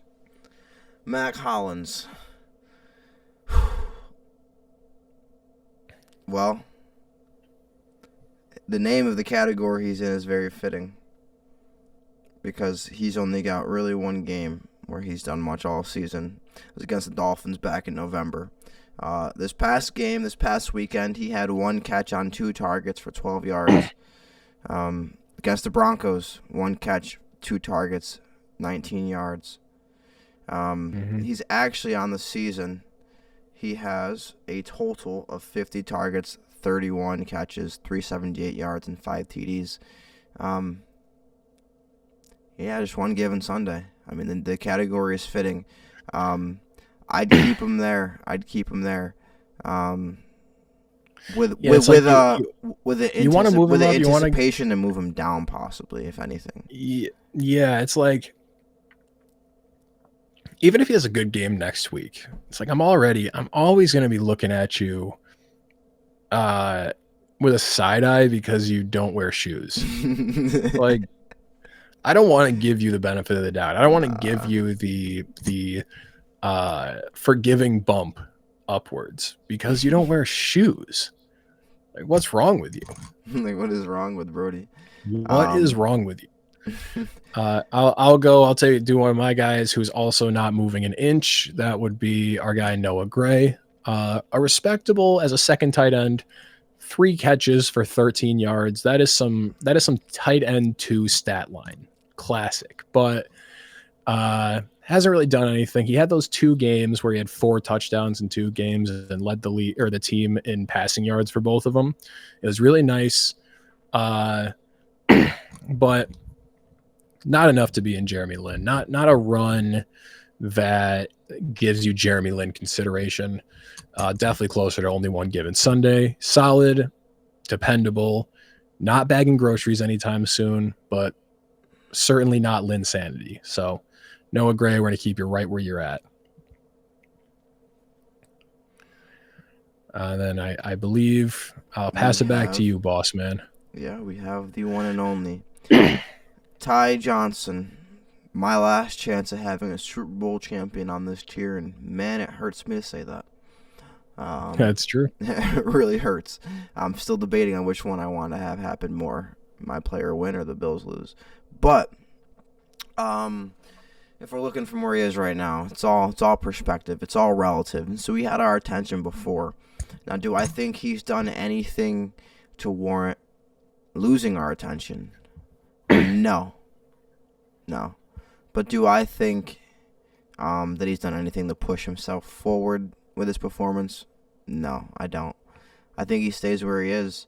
I mean, 5 carries, 31 yards. Obviously, we all know he's number 2. Where he's going to get his play, what makes him have my attention is the work he's getting in the receiving game. Now, tough game this week. Obviously, the way that it worked out, neither team was really passing the ball super, super well, or that much all game. But only had 1 catch, 1 target, 8 yards. Now, that was a first down catch. It was actually a pretty key point in the game too. He moved the sticks. He tends to do that. So he's gonna stay where he is. I don't think I can put him as legit because, and this might be the ceiling. This might be the ceiling on him because, like, how can you be legit with James Cook in front of you? Right. It would require him to just absolutely light it up. I do believe the Bills threw the ball like 8 total times in the first half. It was like they barely threw it. It was a super run heavy version of the Bills that game, especially in the first half. So, he was going to get hurt by that. Ray Davis was the beneficiary of the backup role more so, but yeah, he didn't. It was more like a game plan thing. When he gets his touches, he does good stuff with it. So I got no problem with keeping him there. And we're going to end off on a positive note. Because our guy Leo Chenal I gotta shout him out. We added you. I added you to the list. I knew you were a guy on the Chiefs that is a starter, consistent starter on the defense, but gets overshadowed by the likes of a Chris Jones, Trent McDuffie, George Karlaftis, these types of guys. But you had that amazing, heartbreaking for Coogii block against the Broncos this season, game-saving field goal block, and that got you on here. But since then, you've just been a solid, dependable defensive piece, but not separating yourself. But 2 field goal blocks in one season, my guy. I mean, that is a gift. I don't know what to tell you, and it has to be rewarded. So, Leo Chenal, you might be legit. You've moved back onto the tier that I started you on this season. And let's see, you got at least 2 more games, minimum 2 more games to prove that you might be a future All-Pro. Bro, you block one more field goal, you're up there. Yeah, he's about to. If he averages a block field goal per game, should he be an All-Pro? Yeah, if you block 1 field goal every game, you're a Hall of Famer. What are you talking about? That's just insane. You're just uniquely great at blocking field goals. So all he practiced his whole life is timing that snap. Hey, look, man, you're gonna be playing Josh Allen, my second least favorite player in the NFL. So I can't say that. He's not my second least favorite. My least favorite player in the NFL has to be Aaron Rodgers, and second is Deshaun Watson. Deshaun Watson's a worse guy than Aaron Rodgers, but I don't find he's not as outwardly annoying as Aaron Rodgers. So right. Aaron Rodgers still is worse than Deshaun, but Josh Allen, one of my least favorite players in the league, Josh Allen. So I will give you extra credit for any sack, pick, fumble, anything you can do to Josh Allen to make his life worse. You get extra credit from me. So go for it, Leo Chenal. I believe in you. Make me proud. Bro, I saw that block. I texted you. I said, he did it. I was like, Chenal. Yeah. He did it. He did it again. And I had to wait for the replay because they thought Reed did it for a minute too. Yeah. So this is our list. A lot of these guys are cemented, but Leo Chenal, Ty Johnson, Noah Gray, Mac Hollins, playing for their life, playing for their future on this list. For all the marbles. Seeing what their legacy on this podcast is. So good luck, gentlemen. I believe in 2 of you. You believe in. All right. Well, there it is. We have that list. And now, in this next segment, we get DTF. I said it. We get DTF. Mm-hmm. Because Johnny and I felt that sometimes you have to get DTF to truly see the landscape of the sports world. It's time for Deeper Than Film. And now we have a special edition. We have a special edition with this one. I know you've heard about first team All-Pro. You've heard about second team All-Pro. You've heard about third team All-Pro. Well, I want to welcome you all to worst team All-Pro. Now we're going to go position by position. It's a mixture. It's a mixture of players that have just been downright god-awful and players that haven't been bad, but we expected just a little bit more. Just a little bit more. And some of them a lot bit more. But let's get it rolling, Johnny. I know you've been doing your research. I know you got a lot of different options. We got a debate right now. Yes. So I have compiled a list of, I think, some very good nominees that I'm going to put forward, and Coogii and I will decide for each one, and then at the end we will have our definitive list, worst team All-Pro. Now, as he said, there are different criteria you can hit for this. There are different measurables that we're trying to hit here. This can be relative to your expectation. This can be because of injury. So you were supposed to, this can sometimes happen. I don't want to give too much away, but for example, someone like Christian McCaffrey, that did not come close to his expectation, was terrible, but he was injured the whole season. But we're not going to let that slide. Injury is still the best ability is availability. You know what I mean? But there's also a version of this where you're just ass. You were a starter in this league, but you were terrible. We're not going to go bottom. We're not going to go the 52nd man on the roster for any of these. We're not picking guys that don't see the field. We're not picking anyone like that. We are trying to go guys that effectively maintained a starter position, or they were that talent level, perceived that talent level, and just could not measure up. So without further ado, let's start with the most important position in football. Let's get right into it. I have the quarterback position. We have 5 nominees. Okay. One of them, you guys should have seen it coming a mile away. Knowing me, Aaron Rodgers. Easy. Terrible. Awful. Shit. Bad guy. Hate to see him win. Love to see him lose. And he did a lot of losing this season. Got his coach fired. Got his GM fired. Forcibly brought in his best buddy to the team. And off of doing that, they won 2 more games, I think, for the rest of the season. So definitely has a spot on this. The next one, Kirk Cousins. Massive expectations. New team. Chains. People thought they were stamped playoff team. Some people had him as a dark horse to win the NFC. And by the end of the season, went 4 straight games, not throwing a single touchdown, only picks, and got benched for a rookie. With the last name Penis. With the last name Penis. Got benched for Michael Penis, and in all likelihood will not be on the Falcons next year. Terrible. Kirk, the only caveat is he did throw for 500 yards in a game. He's the only quarterback to throw for over 500 yards in a game this season, which is crazy. That Bucks game, right? Next one, I got to throw in there. Bucks, yeah. It went to overtime, but he did do it, and you got to give him credit. Next one. Remember when I said that there's different categories? There's relative to expectations, there's injuries, and then there's just playing like ass the whole season, even though you were a starter.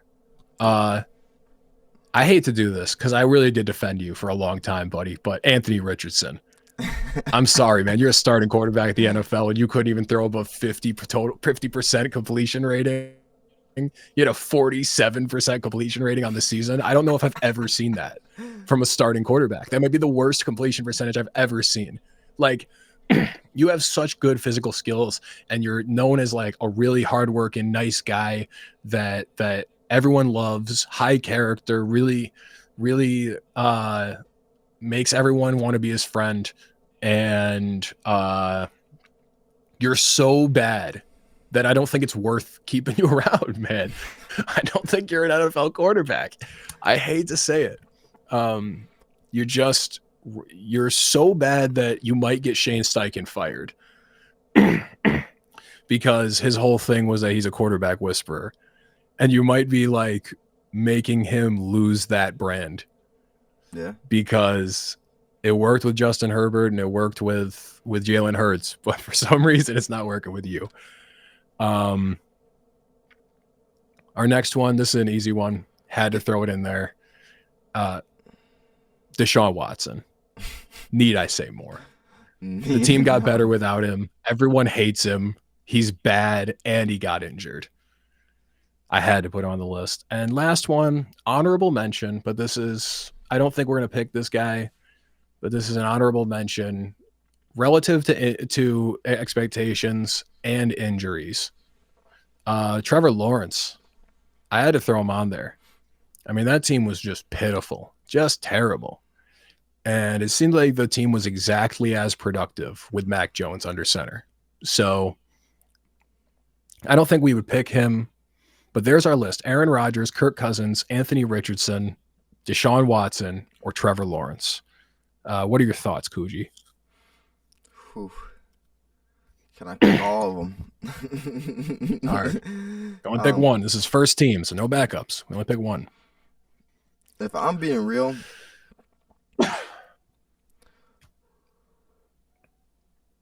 one of the worst things in the world is when you pay a ton of money for something you think you're going to get and you don't get it. That's real glaring to me. If Kirk was on a contract like any other quarterbacks, it wouldn't be a huge deal. But they paid this man, and they knew when they paid him that he had no playoff success. And the reason they paid him is because they said, well, hey, even though he doesn't win in the playoffs, at least he always wins in the regular season. And what did he not do this year? He did not win in the regular season. So they flew this man across the country, paid him millions of dollars, and honestly, they had the same result as the year before. Yeah. I think the thing with Kirk, the only thing that I would say is devil's advocate in his favor is that his highs were the highest of any quarterback here, and his team did finish with the best record out of every quarterback here. Now, you know, a couple of those games were with Michael Penix under center, but it's still worth mentioning, I think, that Kirk did finish with the best record out of everyone. It was the only team here legitimately vying for a playoff spot, even though he wasn't the quarterback by the end. And I think you could give Anthony Richardson a little credit too, where his team was also still technically vying for a playoff spot until week 17 or 16. I mean, some of these guys, there was not even a chance. Aaron Rodgers was cooked from the beginning. Deshaun Watson, so bad that a team that easily made the playoffs last year is picking in has a number 2 overall pick this year. Yeah. I mean, and they looked better without him. Yeah, Trevor Lawrence we can toss to the side. He's injured and all that. I'll be honest, man. I am a little bit jaded here. I'm a little bit biased, I have to admit, but my pick has to be Aaron Rodgers. Aaron, okay. Not only was his team terrible, did he have the worst season of his career, start to finish? Did he get his coach fired, get his GM fired, get his offensive coordinator not fired, but moved to a different position that has nothing to do with calling plays? He was a cancer inside that organization, caused a bunch of problems. And once again, I cannot reiterate this enough. He was bad. He was shit. He was not good at all. Aaron Rodgers is my pick. Okay. Can you talk me out of this? I don't think Aaron Rodgers could talk you out of this. I mean, yeah, if we're looking at it, not looking at expectations, and not just expectations, but I think the level of expectations, because see, they already brought him over and they already dealt with last year, and he was hurt all last year. Yeah, he didn't play all last year, but I mean, but still, Kirk definitely had the highest expectations. Knew. But oh no, people really thought the Jets would be good this season. Like people really thought. I mean, preseason there were a lot of idiots that thought that Aaron Rodgers was still good. Yeah, I mean, I think you can go Aaron because I mean, you add in all the drama. At least Kirk's been a model citizen. Yeah, Kirk's a good team guy. Most time. He just played like shit, but his highs were so high, I don't think you can take him down. And Anthony Richardson was a big question mark coming into this season. He was really bad. I mean, if I had to pick a backup, I think it would be Anthony Richardson. Maybe I don't want Deshaun Watson on my team, even if it's the worst team. I want him in jail. So we're going to go Aaron Rodgers as the QB1. NFL worst team All-Pro. Congratulations, A-Rod. We'll send you your trophy. All right, I have running back. We have 5 once again. Now, obviously, I've already got this out of the way, relative to expectation and injury, but we have to put him on there. Christian McCaffrey, the bane of every first overall fantasy pick's existence. I mean, would we have had as high expectations for him if Kyle Shanahan didn't hide his injury from the media until the first week of the season? Like, maybe it would be different, but that is what Kyle did, and we have to operate off that. I have a clean relative to expectations one that he wasn't injured. He just played bad. He played terrible compared to what we thought he was going to do. To the point where people don't even think about him. I don't hear him talked about anymore. Travis Etienne, who was, one of the best, when healthy, one of the best big play potential, consistent all around running backs, and was just so bad this season that he almost fully lost his starting role to Tank Bigsby. I also thrown in Zamir White, a guy that people really had high expectations for on the Raiders, that he would, in Josh Jacobs' absence, show up and prove that he was a starting guy. And by the end of it, the Vikings backup running back from Dalvin Cook's backup took his job pretty much. It was, Zamir White was still getting touches, but he was not even close to good enough. I've also thrown on Zeke, who was a starter, who was just such a locker room cancer that he was gone from the team eventually. And this is a sneaky one that I found very interesting. This is also because of injury, but I compared his season to another injured running back season. Isaiah Pacheco, relative to expectation, all this. I was looking at these stats. He had a worse season. His stats this season were worse than Nick Chubb's, who was coming off one of the worst injuries, probably the worst injury of last season. Tore, MCL, ACL for the second time in his career, which you're not supposed to even be a person anymore. He had better season statistics than Isaiah Pacheco, who was on a better team behind a better O-line, who had a couple fully healthy games before getting injured, and then came back and just wasn't the same. So I don't think Pacheco is going to be our guy we pick. But I just wanted to add that in. I just found that fascinating that Pacheco had a worse statistical year than Nick Chubb. Interesting. Yeah, I saw that. Yeah. So I think it's between Christian McCaffrey, Travis Etienne, Zamir White, and Ezekiel Elliott. What do we think? If the injury is the biggest factor, then C-Mac. But if not, I've got to go ETN. Yeah, I guess the question is, do we think it's fair?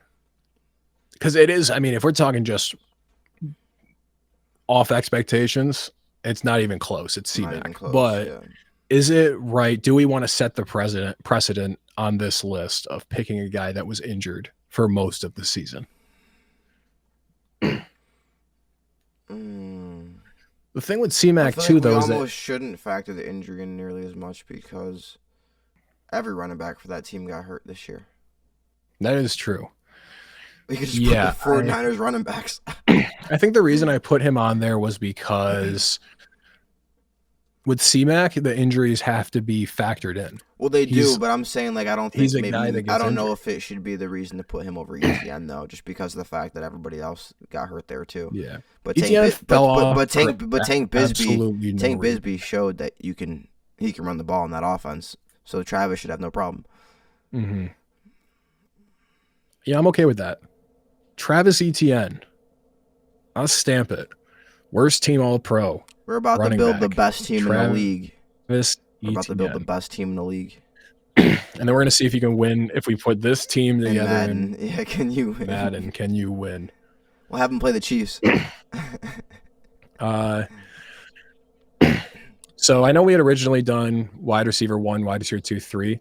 I just have wide receiver 1 and wide receiver 2 for this. I didn't want to divide it up as much. But there are more guys for these. So I'm going to try and get through these quickly. Here are guys just based off of expectations. Tyreek Hill.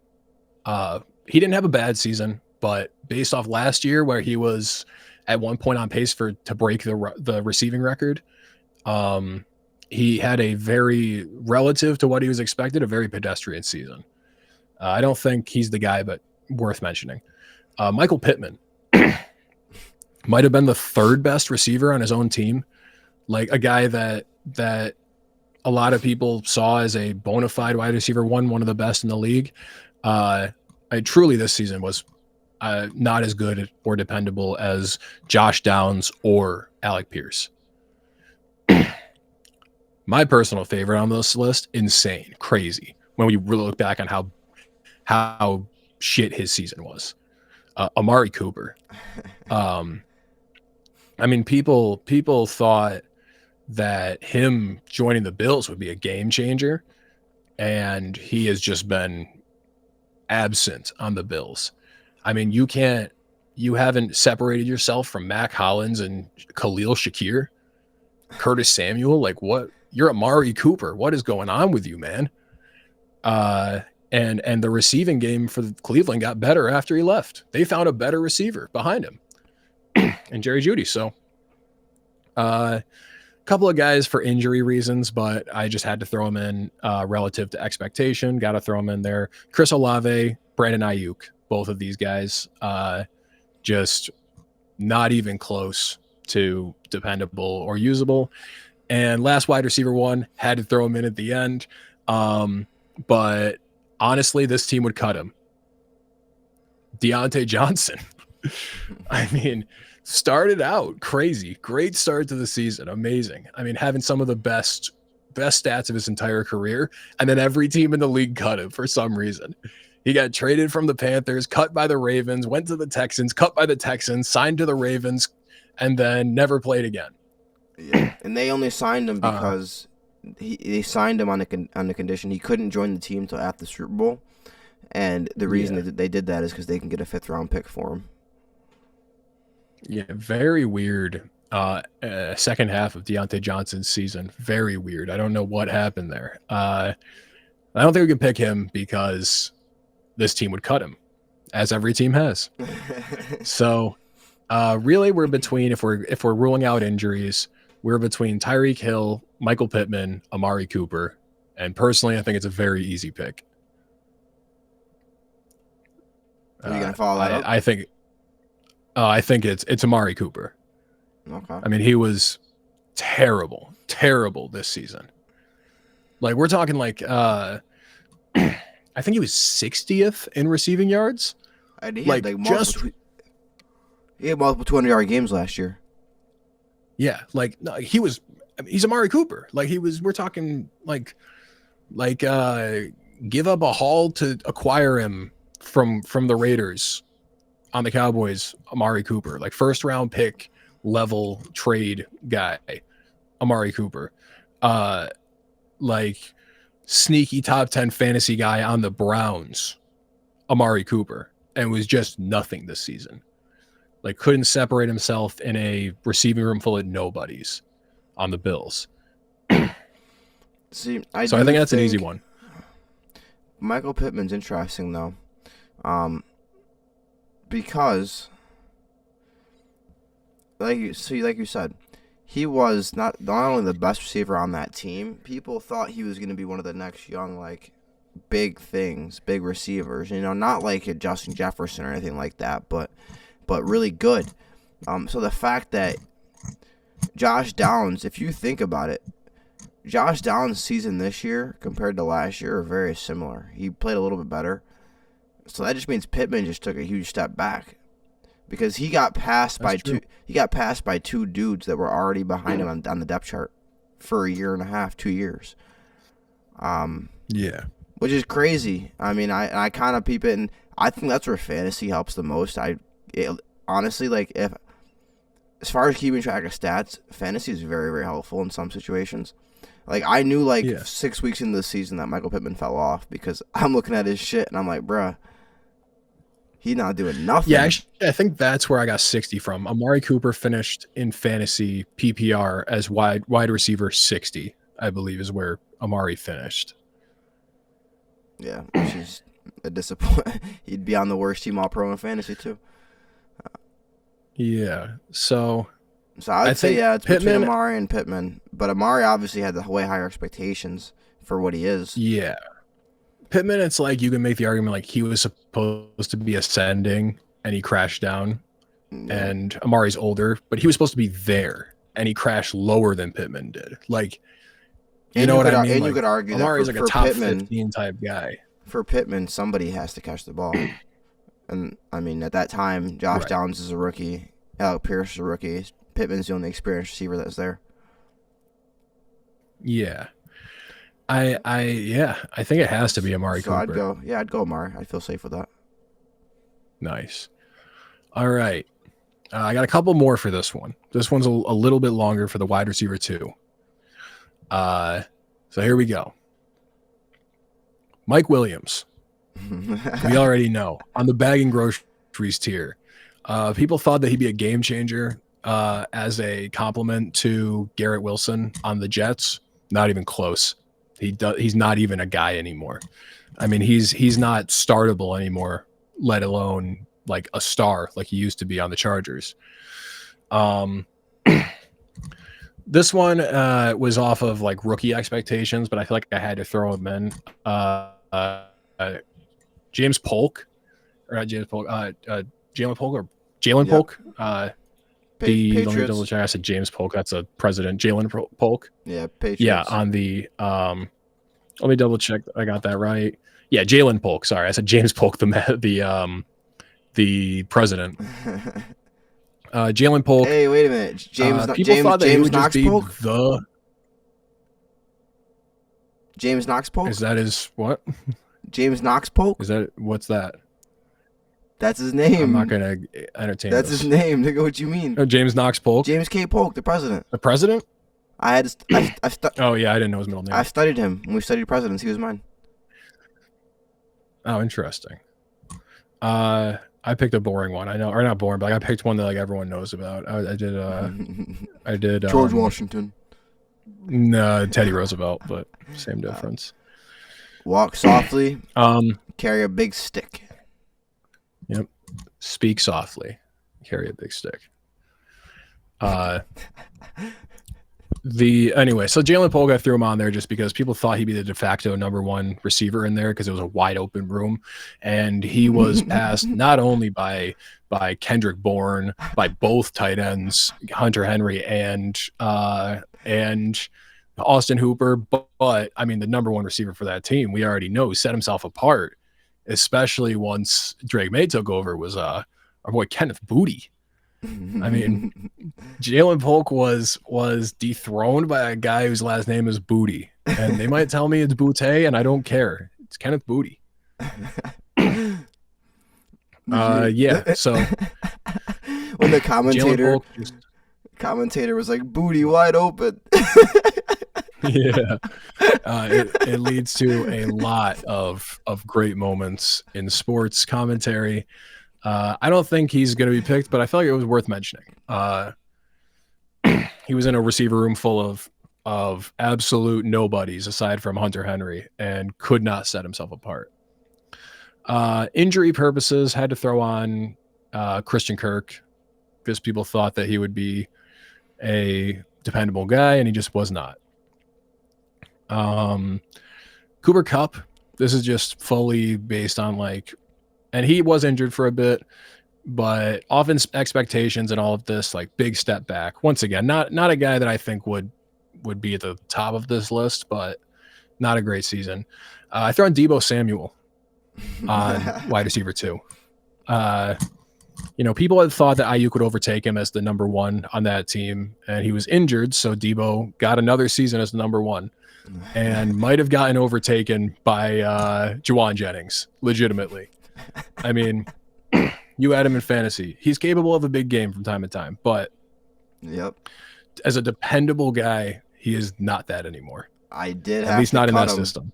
I did cut him, and you know how bad you have to really feel about a player that you picked that high to cut him.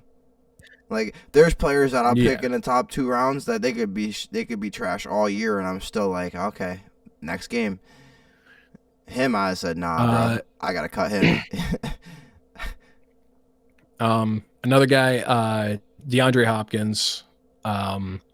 Okay. Not as much, not crazy, but just like he's older, but when he left. Right.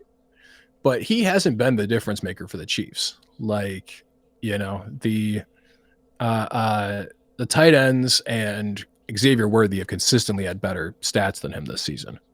And so I'm D-Hop, probably not going to be the guy we pick, but figure it was worth mentioning. And then we just got 2 guys that were terrible. That are just bad, but were starters for most of the season. Olamide Zaccheaus. He's in the NFC Championship, so I think that's a testament to how good Jaden Daniels is. But with you made it to the NFC Championship with Olamide Zaccheaus as your wide receiver too. I mean, crazy. It's either him or De'Ami Brown, but both guys that the average casual NFL fan has literally never heard of. And the other guy I have to throw on there, this is a kind of a combo of all 3 categories, injury expectations and just plain ass, Gabe Davis. Whoa. What happened to you, man? Did you forget Gabe Davis was in the league? Jacksonville. Yeah, he's at Jacksonville. He was terrible, just awful. When he played, awful. Then he got injured. But he was just awful. Terrible, terrible, terrible season for Gabe Davis.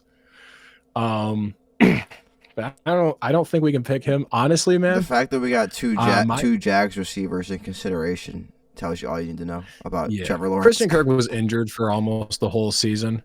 There's actually almost last year too. This nigga got hurt every year since he got paid. Yeah. All right. My pick, I'm gonna go a guy that wasn't injured all season, who had high expectations and sucked so putridly that he can't even. He probably will not be on an NFL roster next year, and if he is, he will be at the very bottom of it. I'm going Mike Williams for NFL worst team All-Pro. He was never injured. He was healthy the whole season and just sucked. Aside from that one really big play, Steelers versus Commanders, and I appreciate that from you, Mike. But yeah, Mike is safe. Mike is safe. I mean, he got called out by Aaron Rodgers. I mean, that's a tough start. And also, the Chargers got rid of him, knowing damn well they didn't have nobody at the time. Yeah, I mean, all these other guys we listed, Polk is a rookie, and, while he had expectations, theoretically, he was a blank slate and walking into the worst offense in the league. But all the rest of the guys, they have bright spots in their game that outshined Mike Williams. I mean, I might have picked Gabe Davis if he didn't get injured based on how terrible he was, but Mike Williams was healthy the whole season, my guy, and he was just terrible. Homie is too big of a human being to be that bad. Yeah, so I think, are we good with that? Mike Williams as the worst team All-Pro wide receiver too? We're good with that. He's got 2 trophies, the Bag and Groceries trophy and the worst team All-Pro. I'm sorry, Mike. We're going to make one, too. It's going to be a grocery bag, a gold-plated grocery bag. It looks like it's a plastic baggie. Man, we'll mail it to him. All right, now we are into the less popular, less well-known positions. The nitty-gritty. The nitty-gritty. The trenches. So, speaking of the trenches, whoa, we're over here on the offensive line.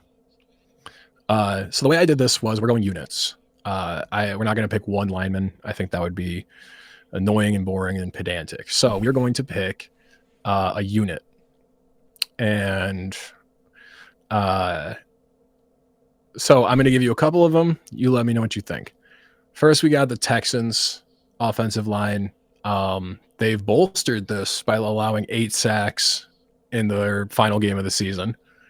But I would put this on there mainly for Laramie Tunsil, who this was supposed to anchor this line and be really good and one of the best in the league. And he is, when he's playing well, one of the best linemen in the league. At one point, he was the highest paid in the league. But that man was flagged so much. Every time you'd watch a Texans game, if they would throw a holding call, you knew it was on Laramie Tunsil. He set that line and that offense back so many different plays. It was terrible. Next one we got is Giants offensive line without Andrew Thomas. Once Andrew Thomas went down, when they started out, it was a fine line. Andrew Thomas goes down, and that line is so bad that Daniel Jones got cut. That line was so bad that they no longer could be a functional offense. When Andrew Thomas went out, Malik Neighbors, who looked like he was going to pace the entire league in receiving yards, fell off a cliff as far as production. There was a noticeable dip because you literally could not stand in the pocket long enough to get the ball to him. So that's my other one. We have the Jags O-line. I put Jags all over this list. It's hard to avoid them. They were a bad team. Jags O-line, just very bad. Couldn't block for their running backs. Letting Trevor Lawrence and Mac Jones get sacked, running for their lives. It was just a bad unit across the board. And then my personal favorite, who I think we are going to have to pick for this one, the Chicago Bears O-line. I was going to say. I mean, just picture Caleb. My God. He's running around back there. Caleb Williams has gotten a full pass for this entire rookie year, and how little, how bad the team was with how the offensive talent around him. He's gotten a full pass because of how terrible that O-line was. Like, and his coaching staff, but every play he's running for his life. The fact, I don't know how the amount of sacks that man took, it was crazy. It was unreasonable, unsustainable. I hope Ben Johnson knows how to coach up an O-line because, my God, that man needs help. So I don't know if we even really need to discuss this. I think this is an easy one. That was the first name that came to mind before you even named any teams. Chicago Bears O-line. So on our offense, our offense. Oh, that's crazy. I never did tight end. That's nuts. I did not write down tight end. They don't exist. It's Mark Andrews. It's got to be Mark Andrews. It's Mark Andrews now. So, yeah, there were a lot of other options, but that's really weird that I didn't write down O-line or a tight end. That's so strange. Because I definitely wrote them down on a different piece of paper. No, you did. Remember? Adam Troutman. Oh, you're right. Yeah, okay, never mind. It's not Mark Andrews. It's Adam Troutman. That's who we're doing. We're not even going to think about Adam Troutman. It's Adam Troutman. All right, let's not overthink this. Adam Troutman was so bad that you and I had to sit here brainstorming, trying to remember who the starting tight end on Denver was earlier this season. Adam Troutman. So we're just gonna write that one down. Tight end, Adam Troutman. I'm sorry, man. It's not your fault. You are a solid tight end 2 in this league, but they made you a tight end 1, and I'm sorry they did that to you. So our offense right now is Aaron Rodgers at quarterback, Travis Etienne at running back, Amari Cooper and Mike Williams at wide receiver, Adam Troutman at tight end, and the Bears O-line. And you know what? You had this team 3 years ago, And it was like, damn, bro, that's a squad. Not Adam Troutman, but the rest of them. You're like, that's a squad. That's not bad. Right now, the team's not winning a game. How things change. Let's get over to the defense. Immobile Aaron Rodgers with that Bears O-line. So the defense, I did not have as many guys because, you know, there's not as much star power, recognizable names. I didn't want to do too much diving into random stats and figuring out players that we're not super familiar with. So on that note, I have 2 options for you on this one. Technically more, but you'll see what I mean. On the D-line, our first option, Hassan Reddick. I mean, the best ability is availability. He was not injured. He just didn't play. He just refused to play to the point where his agency dropped him because they were like, we can't work with you. You're unreasonable. What is going on here? And now, is this partially because of how the Jets just suck and are so bad that no one would want to play for them and they would sacrifice millions of dollars to not play for them? He'd rather lose I guess money. So. But I put there. And then my other choice is you can pick between 3. But here we go. Anyone on the Cardinals D-line. Can you name one person on the Cardinals defensive line? I was about to say, I don't know nobody on that D-line. That's what I thought. I thought, wow. I was looking up just like units, stats, and all of this, and it was like Cardinals were at the bottom.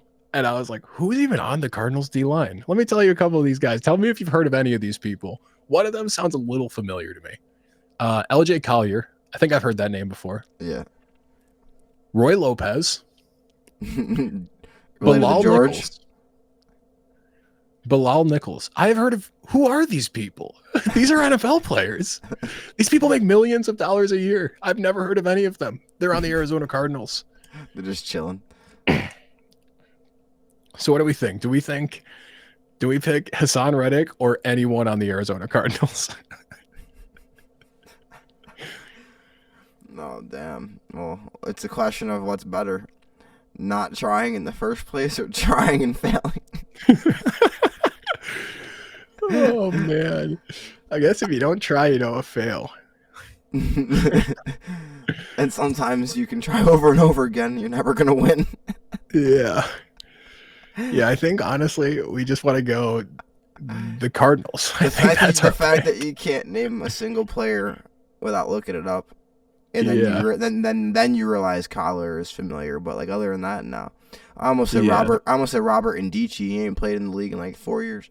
Yeah, the Cardinals D-line is nothing. No one's ever heard of any of these people. I bet you could ask 99 out of 100. You ask 100 NFL fans, legitimate NFL fans.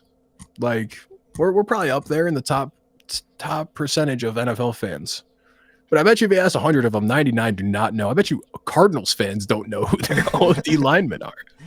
Bro, I was going to say, if you ask Cardinals fans that don't go to the games, they probably have no idea.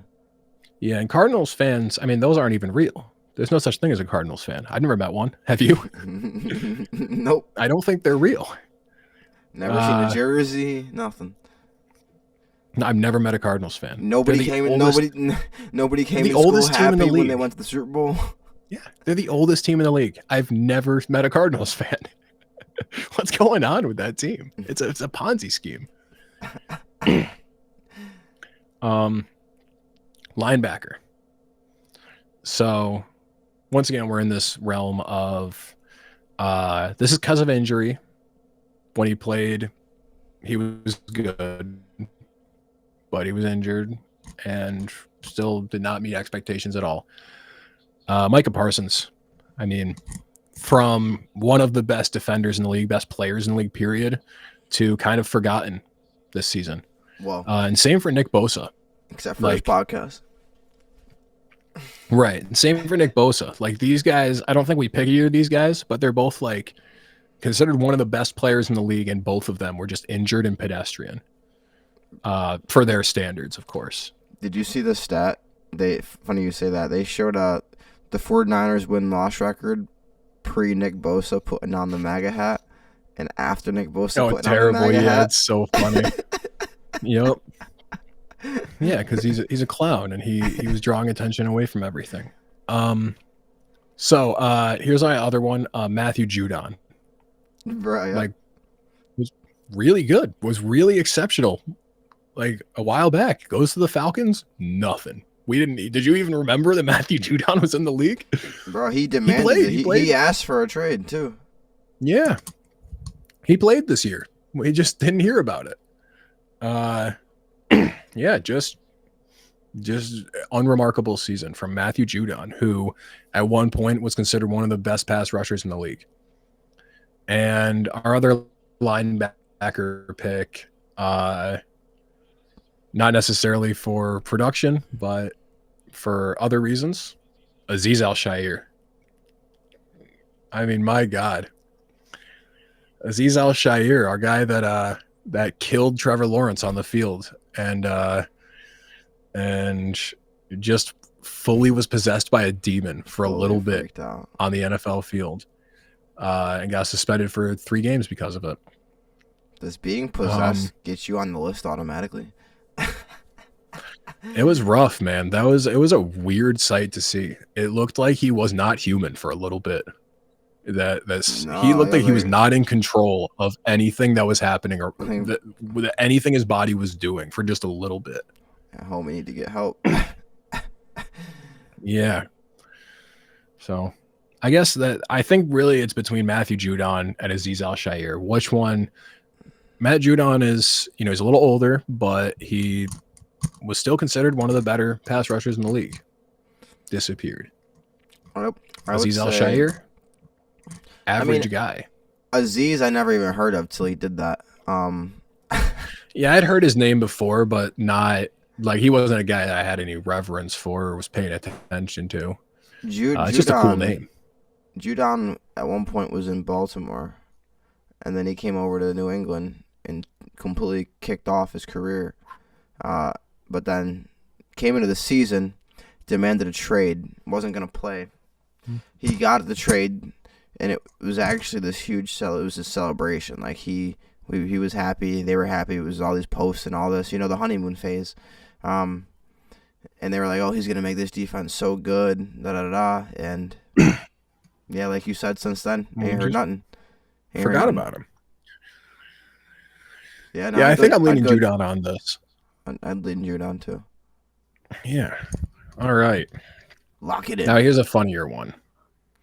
Defensive back. We're not going corner safety. Before you even list any, bro, I think that if he's not on here, Shaquan Stevenson needs an honorable mention for that play against the Commanders. Tyreek Stevenson, yeah. Because he is on the list. Tyreek Stevenson is on the list. Yes, homeboy maybe the biggest blunder of the entire season. He kickstarted the biggest losing streak, and they had a winning record almost when it happened. No, they did. I think they were 4-2. Like 4-2, and they lost like 8 straight, something like that. Yeah, Tyreek Stevenson. That was just the most boneheaded play that might have unlocked Jaden Daniels. Unlocked Jaden Daniels, killed Caleb's season, and got his coach fired. Yep, that was so bad. Just one play that echoes far beyond him. Could you imagine a 5-2 Bears? I feel like it'd just be a different feeling. Like 5-2 and 4-3 and 5-2 are way different. Yeah, that's definitely different. Very different. Very different. Like it just looks different on paper. Like you look at 5-2, you go, "Oh, we're having a good year." You look at 4-3, you're like, "Ah." It's one game, but it just looks so different. Based on expectations, difference between expectations and reality, he wasn't terrible, but he was a non-factor. Sauce Gardner. He dropped. A non-factor. Yeah. I mean, nobody's saying he's we top thought 2 we'd be anymore. mentioning him.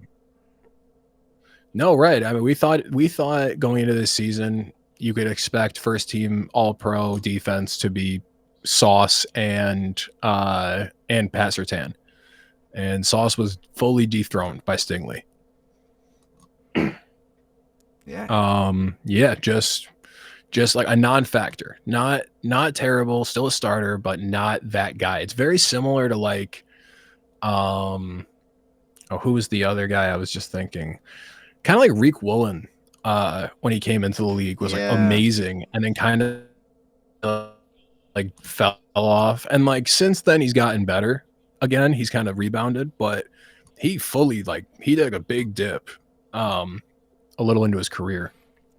But he's rebounded. I was looking at Reek Woolen's stats this year to see, and they're back up to like a respectable level.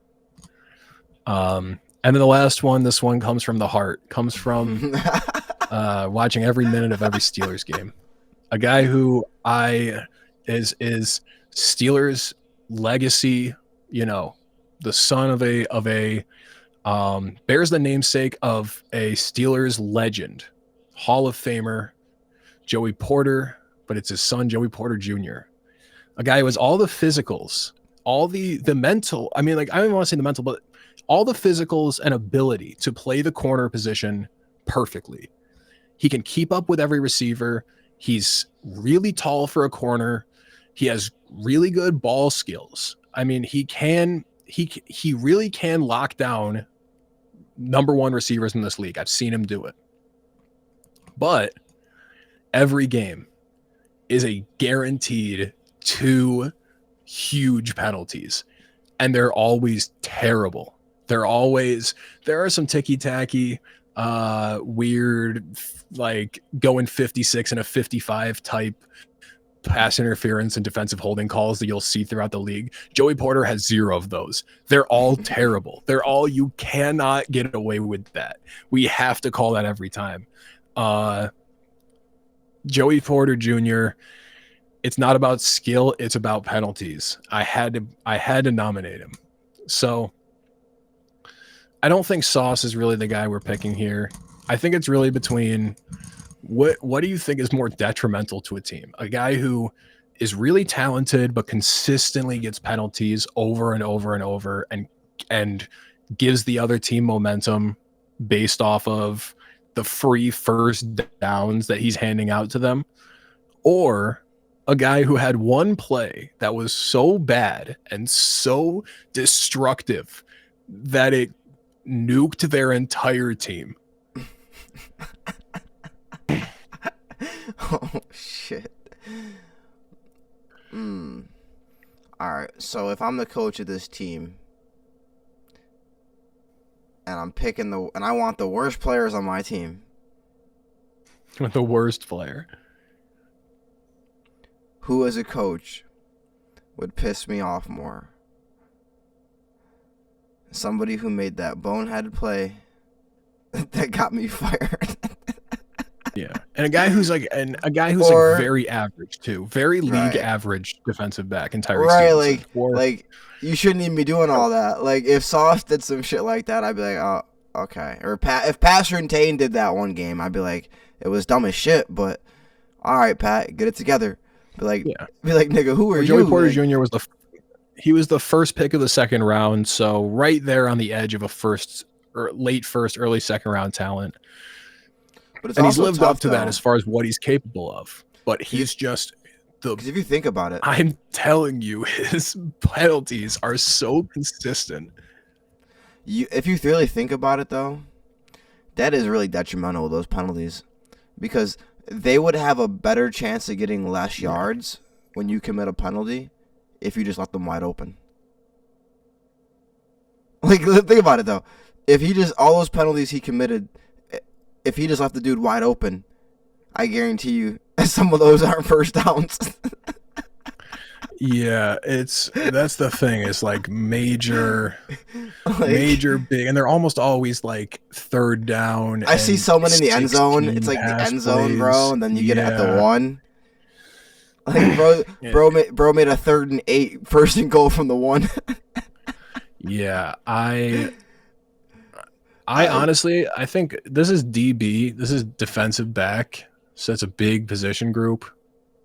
I think we do both. Both. Tyreek and Joey Porter really destroy this team. One on either side of the field. Oh shit! Right. One's not paying attention. Yeah. And one is all over the fucking receiver. Right. Yeah, like you got Tyreek Stevenson flexing at the crowd while Joey Porter Jr. is punching a receiver in the face. Yeah, I think we go both. I think that's worth both it. Makes sense. Both makes sense. Which makes sense. I mean, there's 4 D-back positions. You can at least split the field 1-1. All right. And then maybe a shout out to the whole Cincinnati Bengals defensive backs. Yeah. Eli Apple. I love you, homie. Ohio State. But somebody on his team needs to tell him to shut the fuck up. Him, Cam Taylor-Britt, same deal. Cam Taylor-Britt, bro. Chirping. Like somebody in the team just needs to look at him and be like, bro, I know what you're trying to do, but please, for our team, just shut the fuck up. No, the back end of that defense was so bad that they talk more shit than anybody on the team. Right. They're huge shit talkers. The back end's so bad of that defense that they had the league leader in sacks on that team, and they still had to fire their defensive coordinator. And I think he got a job, bro. Who's good. Yeah, who's a good defensive coordinator. Universally considered so we're saying that, though. Okay. I was about to say, how you get fired from your job and get a new one at the same job, bro? Lou Anarumo is universally considered a good before this year, they were saying he was nice. Yeah, he is. Yeah, and he's just working with nothing except for Trey Hendrickson. Like his whole squad, his entire defense is Trey Hendrickson. And Trey about to leave. Right, exactly. Like they might not be able to even keep him. So, yeah. So, all right. Let me list off who we got so far. Yep. Quarterback Aaron Rodgers, running back Travis Etienne, wide receivers are Amari Cooper and Mike Williams, tight end Adam Troutman. Pretty good. Offensive line is the Bears. Defensive line is anyone on the Cardinals. Take your pick. Linebacker Matthew Judon. And defensive backs are going to be Tyreek Stevenson and Joey Porter Jr. Pretty good. Now let me talk my shit for a second, just to finish this off.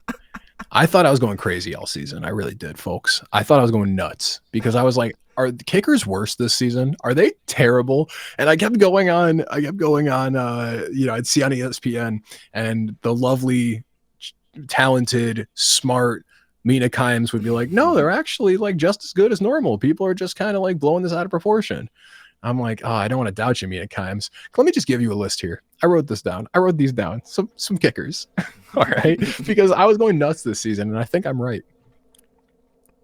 So this is the worst of all out the gate because he's a nobody. Braden Narvison. Does anyone remember this guy? Green Bay Packers kicker. Started the season with Green Bay as their kicker. No one had heard of him. Gave it a shot. Rookie kicker. Missed 5 field goals in 6 weeks and got cut. And that's just field goals. I don't even know how many extra points this guy missed. It was so bad that he was single-handedly losing them games. There were games that if he had made his field goals, they would have won. Just terrible showing by this guy, Braden Narvison. Let's go down some names that we actually know, though. Evan McPherson. Had to give him some credit. Was injured by the end of the season. Replaced by Cade York. I know Coogii hates Evan McPherson. Fuck that guy. I have to mention him because he single-handedly lost to the Ravens.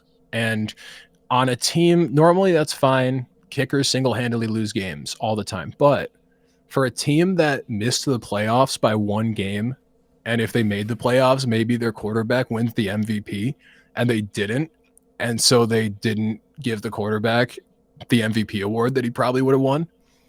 Yeah, that's a big fuck up, and you're on watch for this team. Dustin Hopkins, Cleveland kicker. This is a guy that's not great, that doesn't have this reputation as being great, but I've watched him all season and kept going, how does he have a job? I feel like all he does is miss kicks. Yes, he does. 9 field goals to be exact.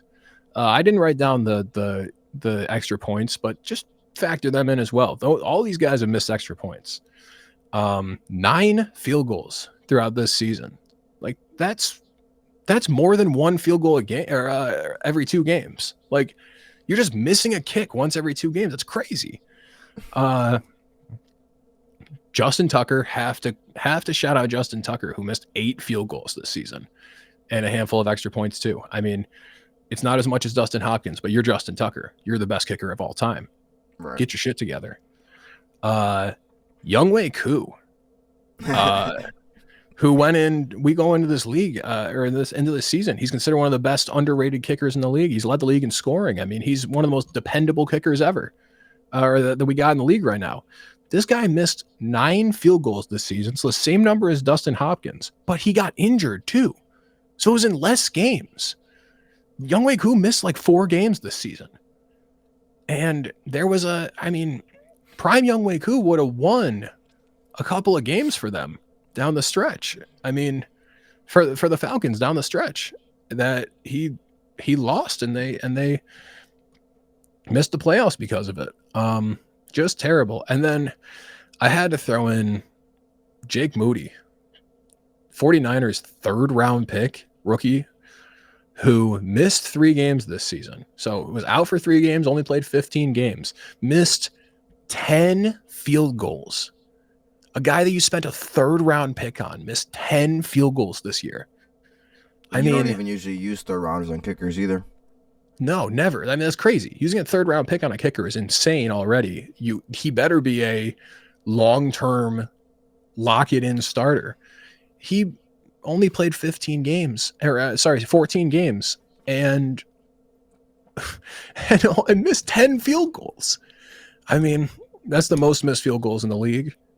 Jake Moody. So let's decide. I think between Jake Moody and Braden Narvison, the guy that was so bad that he got cut from the Packers. What do we think? I would say statistically, if we're building the worst team, I guess you would pick the guy who is no longer on a team. All right. Perfect. I mean, let's not even overthink it. Braden Narvison, welcome to the team. So, right? I mean, everybody else still got a job. All right. So one last time, I'm going to go through it really quick before we wrap this up, just so you folks have it in its entirety. Aaron Rodgers, Travis Etienne, Amari Cooper, Mike Williams, Bears O-line, Cardinals D-line, Matthew Judon, Tyreek Stevenson, Joey Porter Jr., Adam Troutman at tight end, can't forget him, and Braden Narvison, the terrible Green Bay kicker that only lasted 6 games. That is the Couch Coach NFL worst team all-pro. And I'm very proud of what we've done there. Coached by Matt Eberflus. Coached by Matt Eberflus. Yeah, I'm okay with that. No, honestly, coached by Freddie Kitchens. Let's get him back here. Freddie Kitchens. That's funny. You know what's actually funny? He's on Bill Belichick's staff. That's funny. That is funny. You see that? He's in Carolina with Bill. It's weird. Bill's bringing everybody in. He brought his son in as D coordinator. Yeah, his son, it makes more sense. And now, did you see Josh McDaniels as the old coordinator? Is the OC? Nah, it's how it works, I don't hate man. that. When you have a job, you always have a job. If somebody he's back in the Patriots. Gets hired. The only place that's ever been good. The only place that's ever been good. It's the 3rd time he's left the Patriots and come back. But honestly, I mean, Josh McDaniels as an OC has only been good. So I don't hate it. He's a terrible head coach, but I do think it's officially time, though, in his career that no matter how good for how long his offenses do, they got to stop considering him for a fucking coaching job. I don't care if this man has the best offense in the league 3 years in a row. Like, don't hire him as your head coach. He'll never get a head coaching job again. Over. Bro, no shot. Well, he's had one situation where he ruined it. Broncos. He ruined an entire team. He said the Broncos back like 5 honestly, years. If we never got Peyton, we would have still been asked this entire time. Literally, you think I'm sad now? We would have been asked for 15 years. But then he went to a team. He went to a team. He went to a team that he fucking ditched. He bailed on. Yeah, and the Colts. So he ruined a team. He bailed on a team. Mhm. And then he got fired from a team before they let him fuck it up some more. Yeah. I mean, he can never be a head coach again. But I think it's Never. fine to let him, especially for the Patriots. You're Robert Kraft. You got the relationship with him. Vrabel probably knows him at least decently well. I don't think he ever coached Vrabel, but he. I mean, even then, different side of the ball. Right. I don't think they were there. I don't think there was an overlap to their careers because I think it was just Bill O'Brien when Vrabel was there. Yeah, Bill was good. Bill was a good play caller. Yeah, no, he wasn't bad. But yeah, I mean, it definitely wasn't Josh McDaniels because he was younger. He was later on in Brady's career. But well, also at that time, Josh might have literally. It depends on when Vrabel retired, but Josh might have been in Denver in that time. Yeah, Josh also. I mean, he could have been like a lower end. Because I mean, he might have been QB coach before. He might have been QB coach before he was a coordinator too. Yeah, Vrabel was there in the early phases of the dynasty. He wasn't like a. Yeah, I got a Vrabel Chiefs jersey. Right, and then he went to Ohio State, and he went to like a handful of different places. Yeah. In between, before he was on the Titans. But yeah, there was. I think that was us going DTF, going deeper than film. Going DTF. Going DTF. I think that was a fun little segment. That was good. That was what good. are you thinking about? What are you thinking about the final one? Or you think? And now it's. I mean, it's late, man. Hold on, Johnny. We came ready. We came ready with 20 questions from the people. We're going to get to one today. We're going to hold the rest for the future. Okay. I know the people are looking for answers because in a world full of questions, people need answers. And I know that we've given the expectation that here on Couch Coach, we have those answers. But not tonight. Tonight we don't have those answers. Egregious example of us running way over time. I don't know how we spent so much time on this one. If it is some hours too, you know what they say, nothing good happens after 2 a.m. If we start going in now, Johnny. Yeah, we're both getting canceled. We're gonna be saying a bunch of wild shit. Opinions on the world after 2 a.m. Well, I think it's our careers goodbye. But I do have one question because I want to get something off my chest. So, Johnny, the one today, the one tonight, the people want to know. The people want to know if you could erase one invention from history, what would it be? All right, you have one clearly, so I'll let you go first, and I'm gonna think for a second. I don't know if I've thought about this, but I know, I'm somebody that's peeved by a lot of things. So you're telling me. I'm very passionate about this, guys. I'm very, very passionate about this.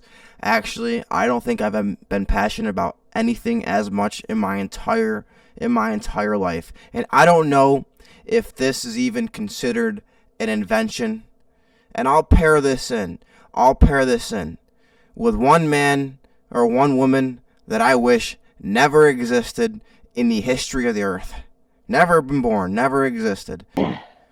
The person who invented the fucking beeper with your microwave that doesn't just beep when the food's done, it beeps 2 minutes later. And then it beeps 2 minutes later. And then it beeps 2 minutes later. And then it beeps 2 minutes later. And it beeps over and over and over fucking again. Left your food in there? It beeps. Oh, I'm not the problem here. It beeps over and over again. Until you get up, and get your food. No shit, it's done. I set a 2-minute fucking timer. Did you think I thought it was going to take longer than 2 minutes? So when I'm sitting here and I'm on the couch, 40 minutes later, I don't need to keep hearing that my food, I fucking know it's done. I know it's done. I would understand, I suppose, if it continued cooking, that it has to keep reminding you, like an oven could do that. Like, hey man, you hit your timer. You better take it out. On. The oven's still on. By the way, you're gonna burn your house down. Right. Because now I'm sitting here. Because I don't. Cause here's my process. I make food. I say this all the time. My average time from getting the food and getting home and being ready to eat to actually starting to eat the food is 1 to 3 hours on average. I will literally buy. I'll go right now. I ordered Applebee's the other night. I got steak. I got the steak with the shrimp on it with the mashed potatoes. I got ribs, a full rack of ribs. I didn't take a single bite. I fell asleep. The next night I took it out, heated it up. Didn't take a single bite. I fell asleep again. I ate it today for lunch. So there's a process. I'll get the food. Usually I'll get back, play a game of Warzone after I get back. And then I gotta watch something too. When I'm eating, I gotta be watching something. So I'll usually have something on real quick. But so the thing is, I'll make it with the plan to eat it because I just don't want to have to put it in the microwave and wait on it when I want to eat it. You know what I'm saying? Like, I can eat it. I don't need my food to be hot or warm. I actually don't want my food to be hot. But I can't have it fridge cold. But I could eat it. I could eat it out the microwave after 2 hours, no problem, at the same temperature it's at. No problem. Right. Actually, like, it's like, but it's like, bro, but it's just like, who thought of that? Who thought of that? They were like, yeah, I want a timer that doesn't just beep when the timer's over. It's got a snooze button that you didn't hit. And we're going to keep beeping. To the point where I literally get up and I literally go, shut the fuck up. And I open the fucking door and I close it again and I walk away. So now I got up twice because I could have got the food the first time I got up, but I didn't. I just got up to turn that shit off and close the door. But that's the one invention that I would get rid of right there. Not the microwave. The microwave's cool.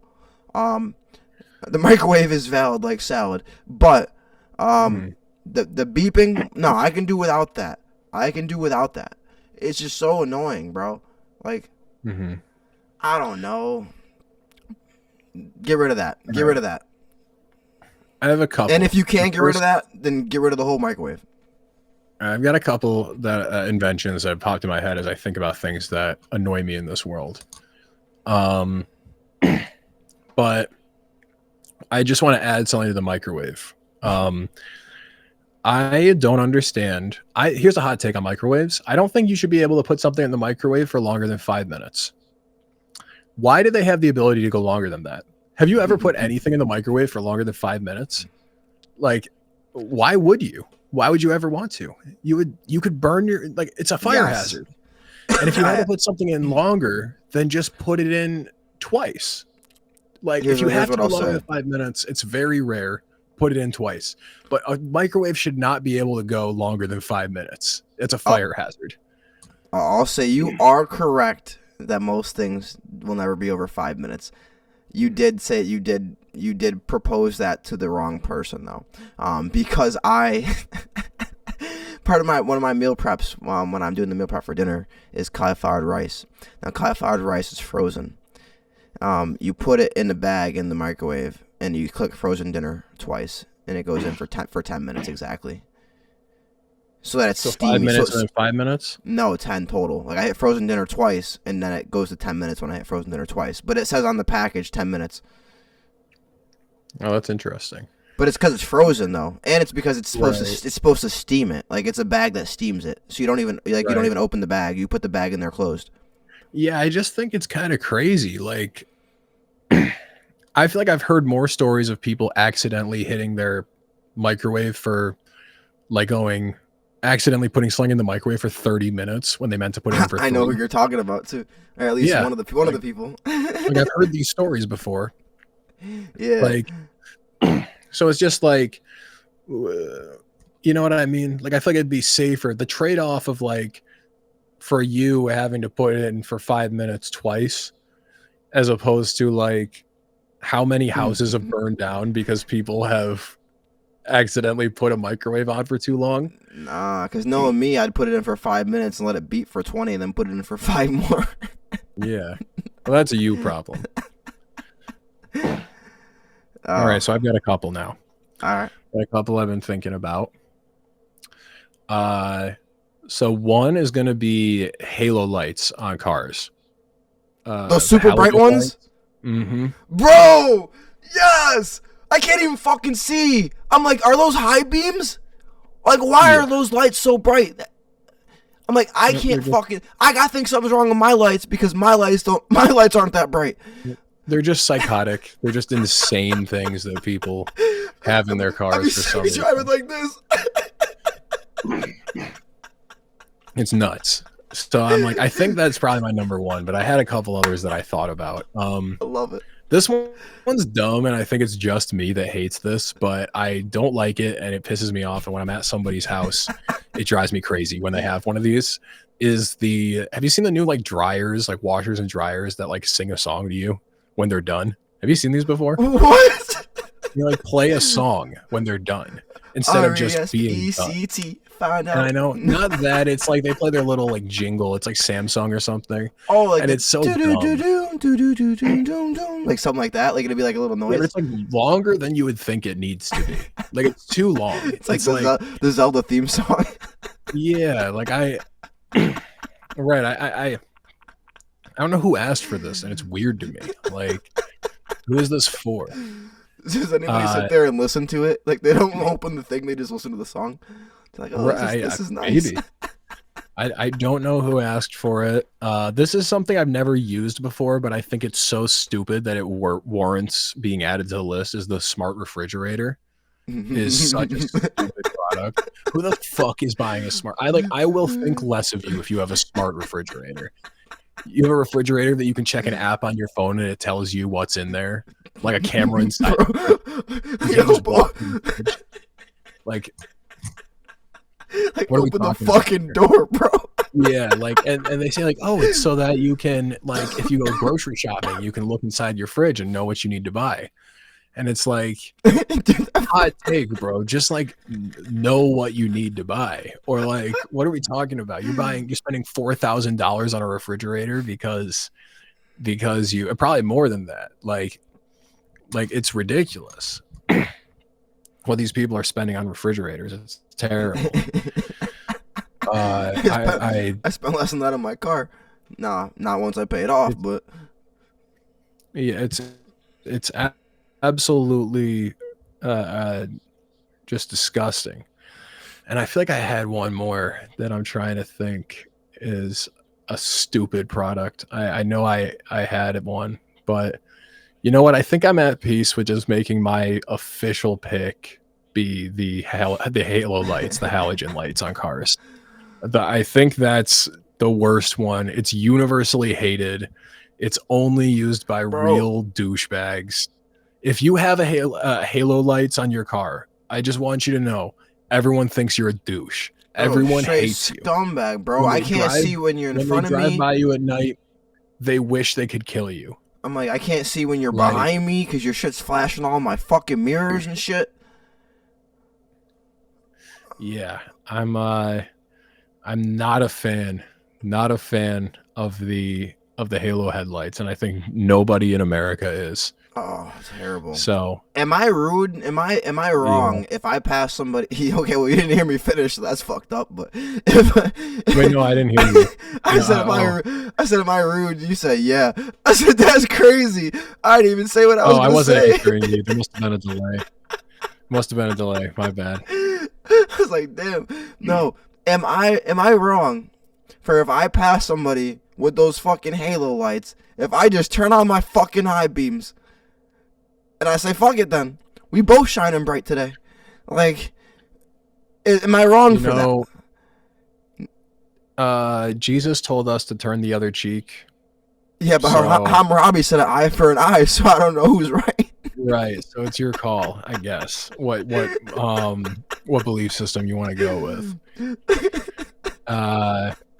Yeah, I mean, shit, they have me. I am turning the cheek because I can't fucking see. Exactly. So, yeah, I mean, they're bad enough that I don't think you're completely in the wrong for doing it, and maybe it would convince people to stop doing it. No, literally. No. Oh, and you know what else I'll throw in there is cryptocurrency. I'll throw that one in there. That's another one that just has only really created bad things for this world. Like, I have yet to see the net benefit to society from cryptocurrency, aside from like a few scammers getting lucky and getting rich off of it. But Like, what is the benefit? I haven't seen it yet. All I see all day are people getting scammed into converting their money to crypto and then getting it stolen from them. See that all the time in my line of work. The only crypto that's even really worth buying, and that I would say is safe, would be Bitcoin because of the reputation, the name. But like, it's not safe on this. It's not safe on the sense of like. It's not safe on the sense of like volatility. But like, I don't think you're gonna get scammed buying Bitcoin. But all them other shits. Yeah. No, I mean, like, scammers use Bitcoin. They'll be like, "Oh, hey, you're saying they like you." Yeah, they'll get old people to put their money into Bitcoin and send it to them, and the moment that it's sent there, it's gone. You can't do anything about it. You can't contact the FTC or the police or anything to get your money back. It's gone forever the second that it's put into crypto. crazy. Old people, I'd be like, "Bit what?" People. Yeah, isn't that crazy? The scammers, you'd be surprised at how many scammers can get somebody in their 80s to open a Bitcoin wallet and convert their money into it. But I see it all the time. Their kids and grandkids probably couldn't get them to do that shit. And they got a scammer doing it. Yeah. That, and then it also led to the invention of like the concept, the shit coin, the meme coin, the scammer coin that so many people have been took for thousands of dollars on. Like all those bathing ape fucking thing, the bathing ape things. The NFTs, yeah. If you are a guy that's trying to diversify your investment portfolio and you want to get into something, whatever, I don't think there's anything wrong with putting a little bit of your money into Bitcoin or Ethereum, because those two have a lot of backing behind them and have consistently, while they're volatile, they consistently ebb and flow at a very predictable rate, and they consistently go up. So I don't think, like, if you really just as an investment, as like a little peppering investment, in addition to a larger portfolio, a more diverse portfolio, go for it. You're the financial guy, so you probably agree with me on this. But on the record, I will say that I am not allowed to discuss cryptocurrencies of any nature, not any buy suggestions, not any hold suggestions, not any sell suggestions, in the client-facing interaction nature. Off the record, to the moon.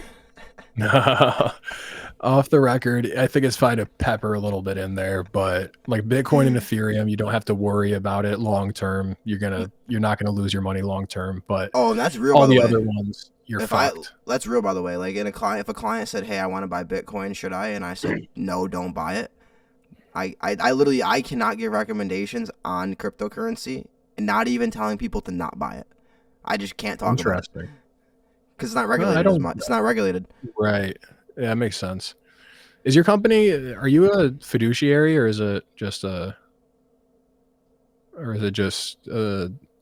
different, is the other one?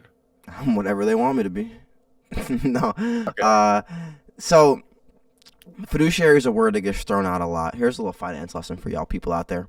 Fiduciary is a word that gets thrown out a lot, when in the reality, the most people who use the word fiduciary, or can use the word, aren't full capacity fiduciaries.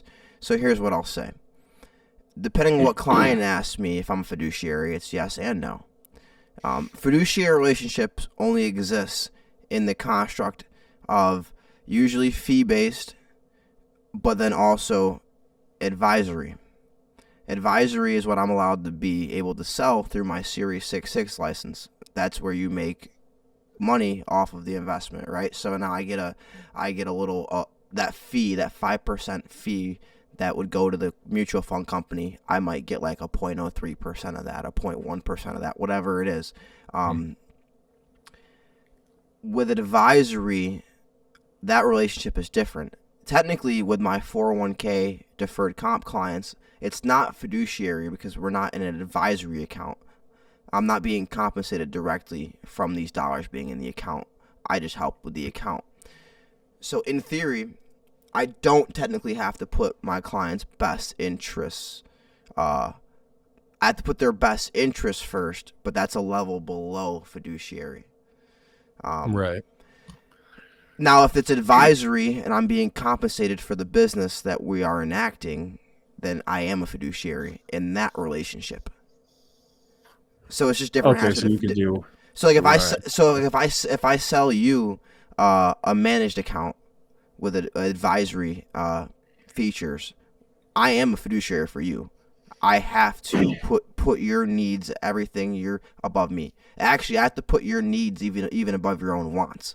If you tell me you want a product and I go explain to my back office that we did this and they say why did it make sense, and I said the client wanted it, that's not a valid reason.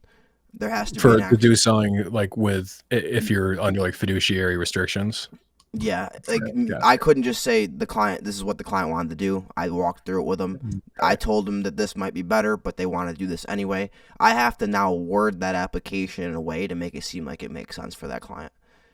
Yeah, my mom had always told me that. I mean, she spent some time, and she has all her certs, obviously, and spent some time in Oh the yeah, finance stuff. yeah. And that was what she had always said is that the company she worked for is not a fiduciary, and doesn't operate in that capacity. And she had said for that reason, like it sounds bad at face value to be like, we're not a fiduciary, therefore we don't always have to put the best interest of the client first.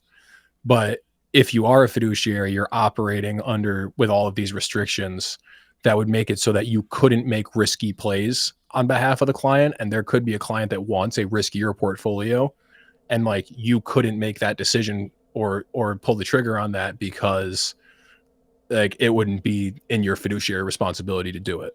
Right. It'd be like if So you went to your bank and you went to your bank and said, "Hey, I want $500," and you had two K in there, and they were like, "Uh, yeah, you can't do that. That's not best for your situation."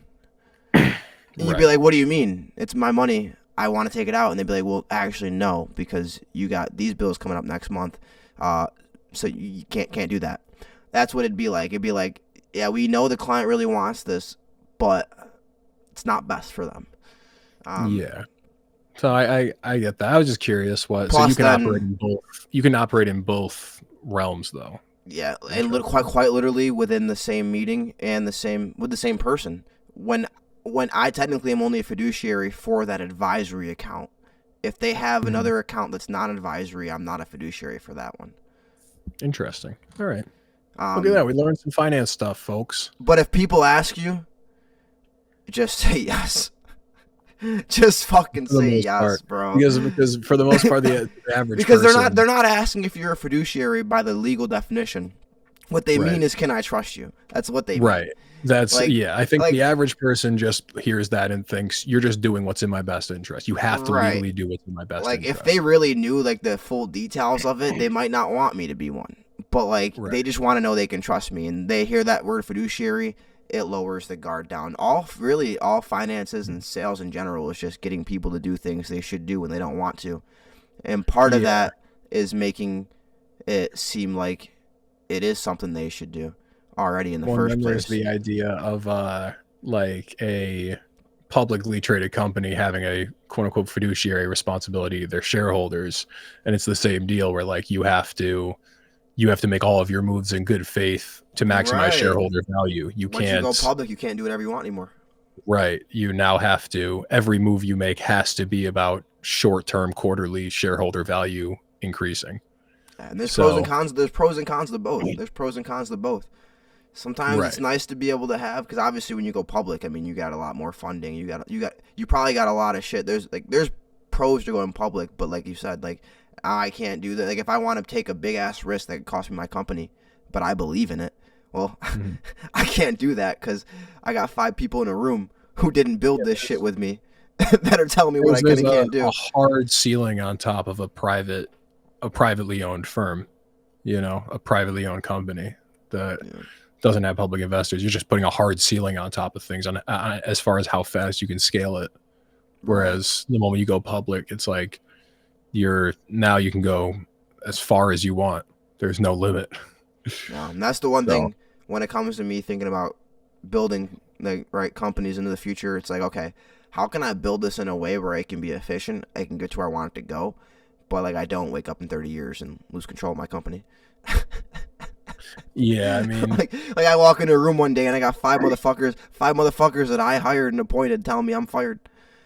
well, and it's like, it's the idea that you could still own. Yeah, no, I mean, there could be a point where you just have to have majority votes. You have to have majority vote and 51% of the ownership at least.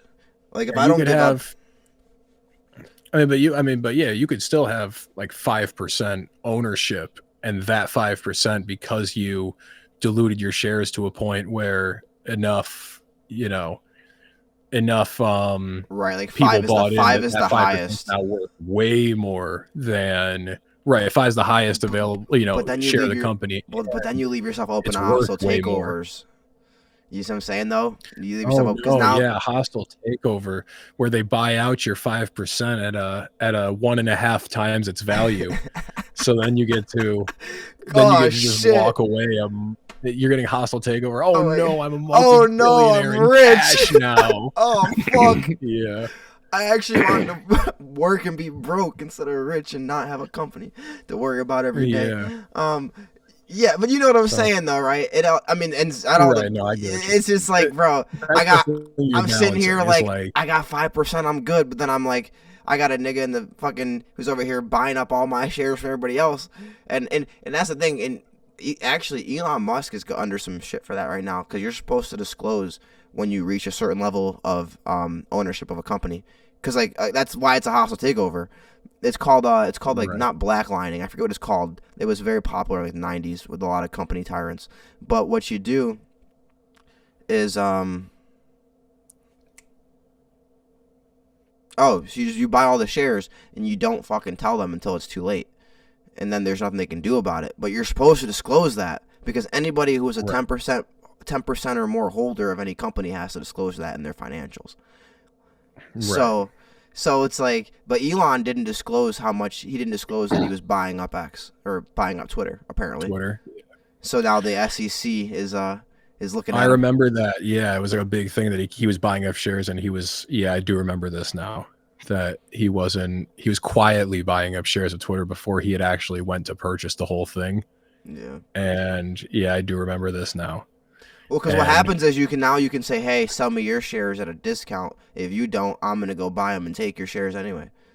Right. Well, and I think that's why he overinflated the price that he paid for it, was because he knew that Twitter would just take him to court for financial crimes if he didn't buy it out at 2 times at least the estimated value. They were just going to be like, we're going to fucking kill you. You're done. You're done. Yeah. We've got you hook, line, and sinker. You didn't disclose this. Moral of the story, though. If you do anything financial, whether personally, whether you're at your job, whether you're out there buying up companies, and just behind your P's and Q's, do it legally. We don't need to see nobody fill in our prison system, fill in our jail system, because they wanted to take a few $1 million from people, right? We don't need that. Don't be doing that. Don't do what Brett Favre allegedly did. That's bad. You don't want to do that. Do the right things, and when in doubt, be a fiduciary. And when in doubt, don't. And when in doubt, use halo lights. Don't use halo lights. Don't do it. Don't do it. But all right, we're gonna wrap up. Here. Because we're getting real close to that time now. I'm about to ask another question, and we're gonna go crazy. Yeah, we're gonna start saying some shit that's gonna go on the Patreon. Exactly. But anyway, thank you for joining us for another episode of Couch Coach the podcast, featuring an all-star staff of the best to never do it. Remember, without a couch, you're just a coach. Without a coach, it's just a couch. With both, you're one of us. Don't forget to hit that like button, hit that subscribe button, and if you got some shit to say, leave a comment. It's Jonny, it's Coogii, your favorite couch coaches. We'll see you guys next week. Goodbye, beautiful people.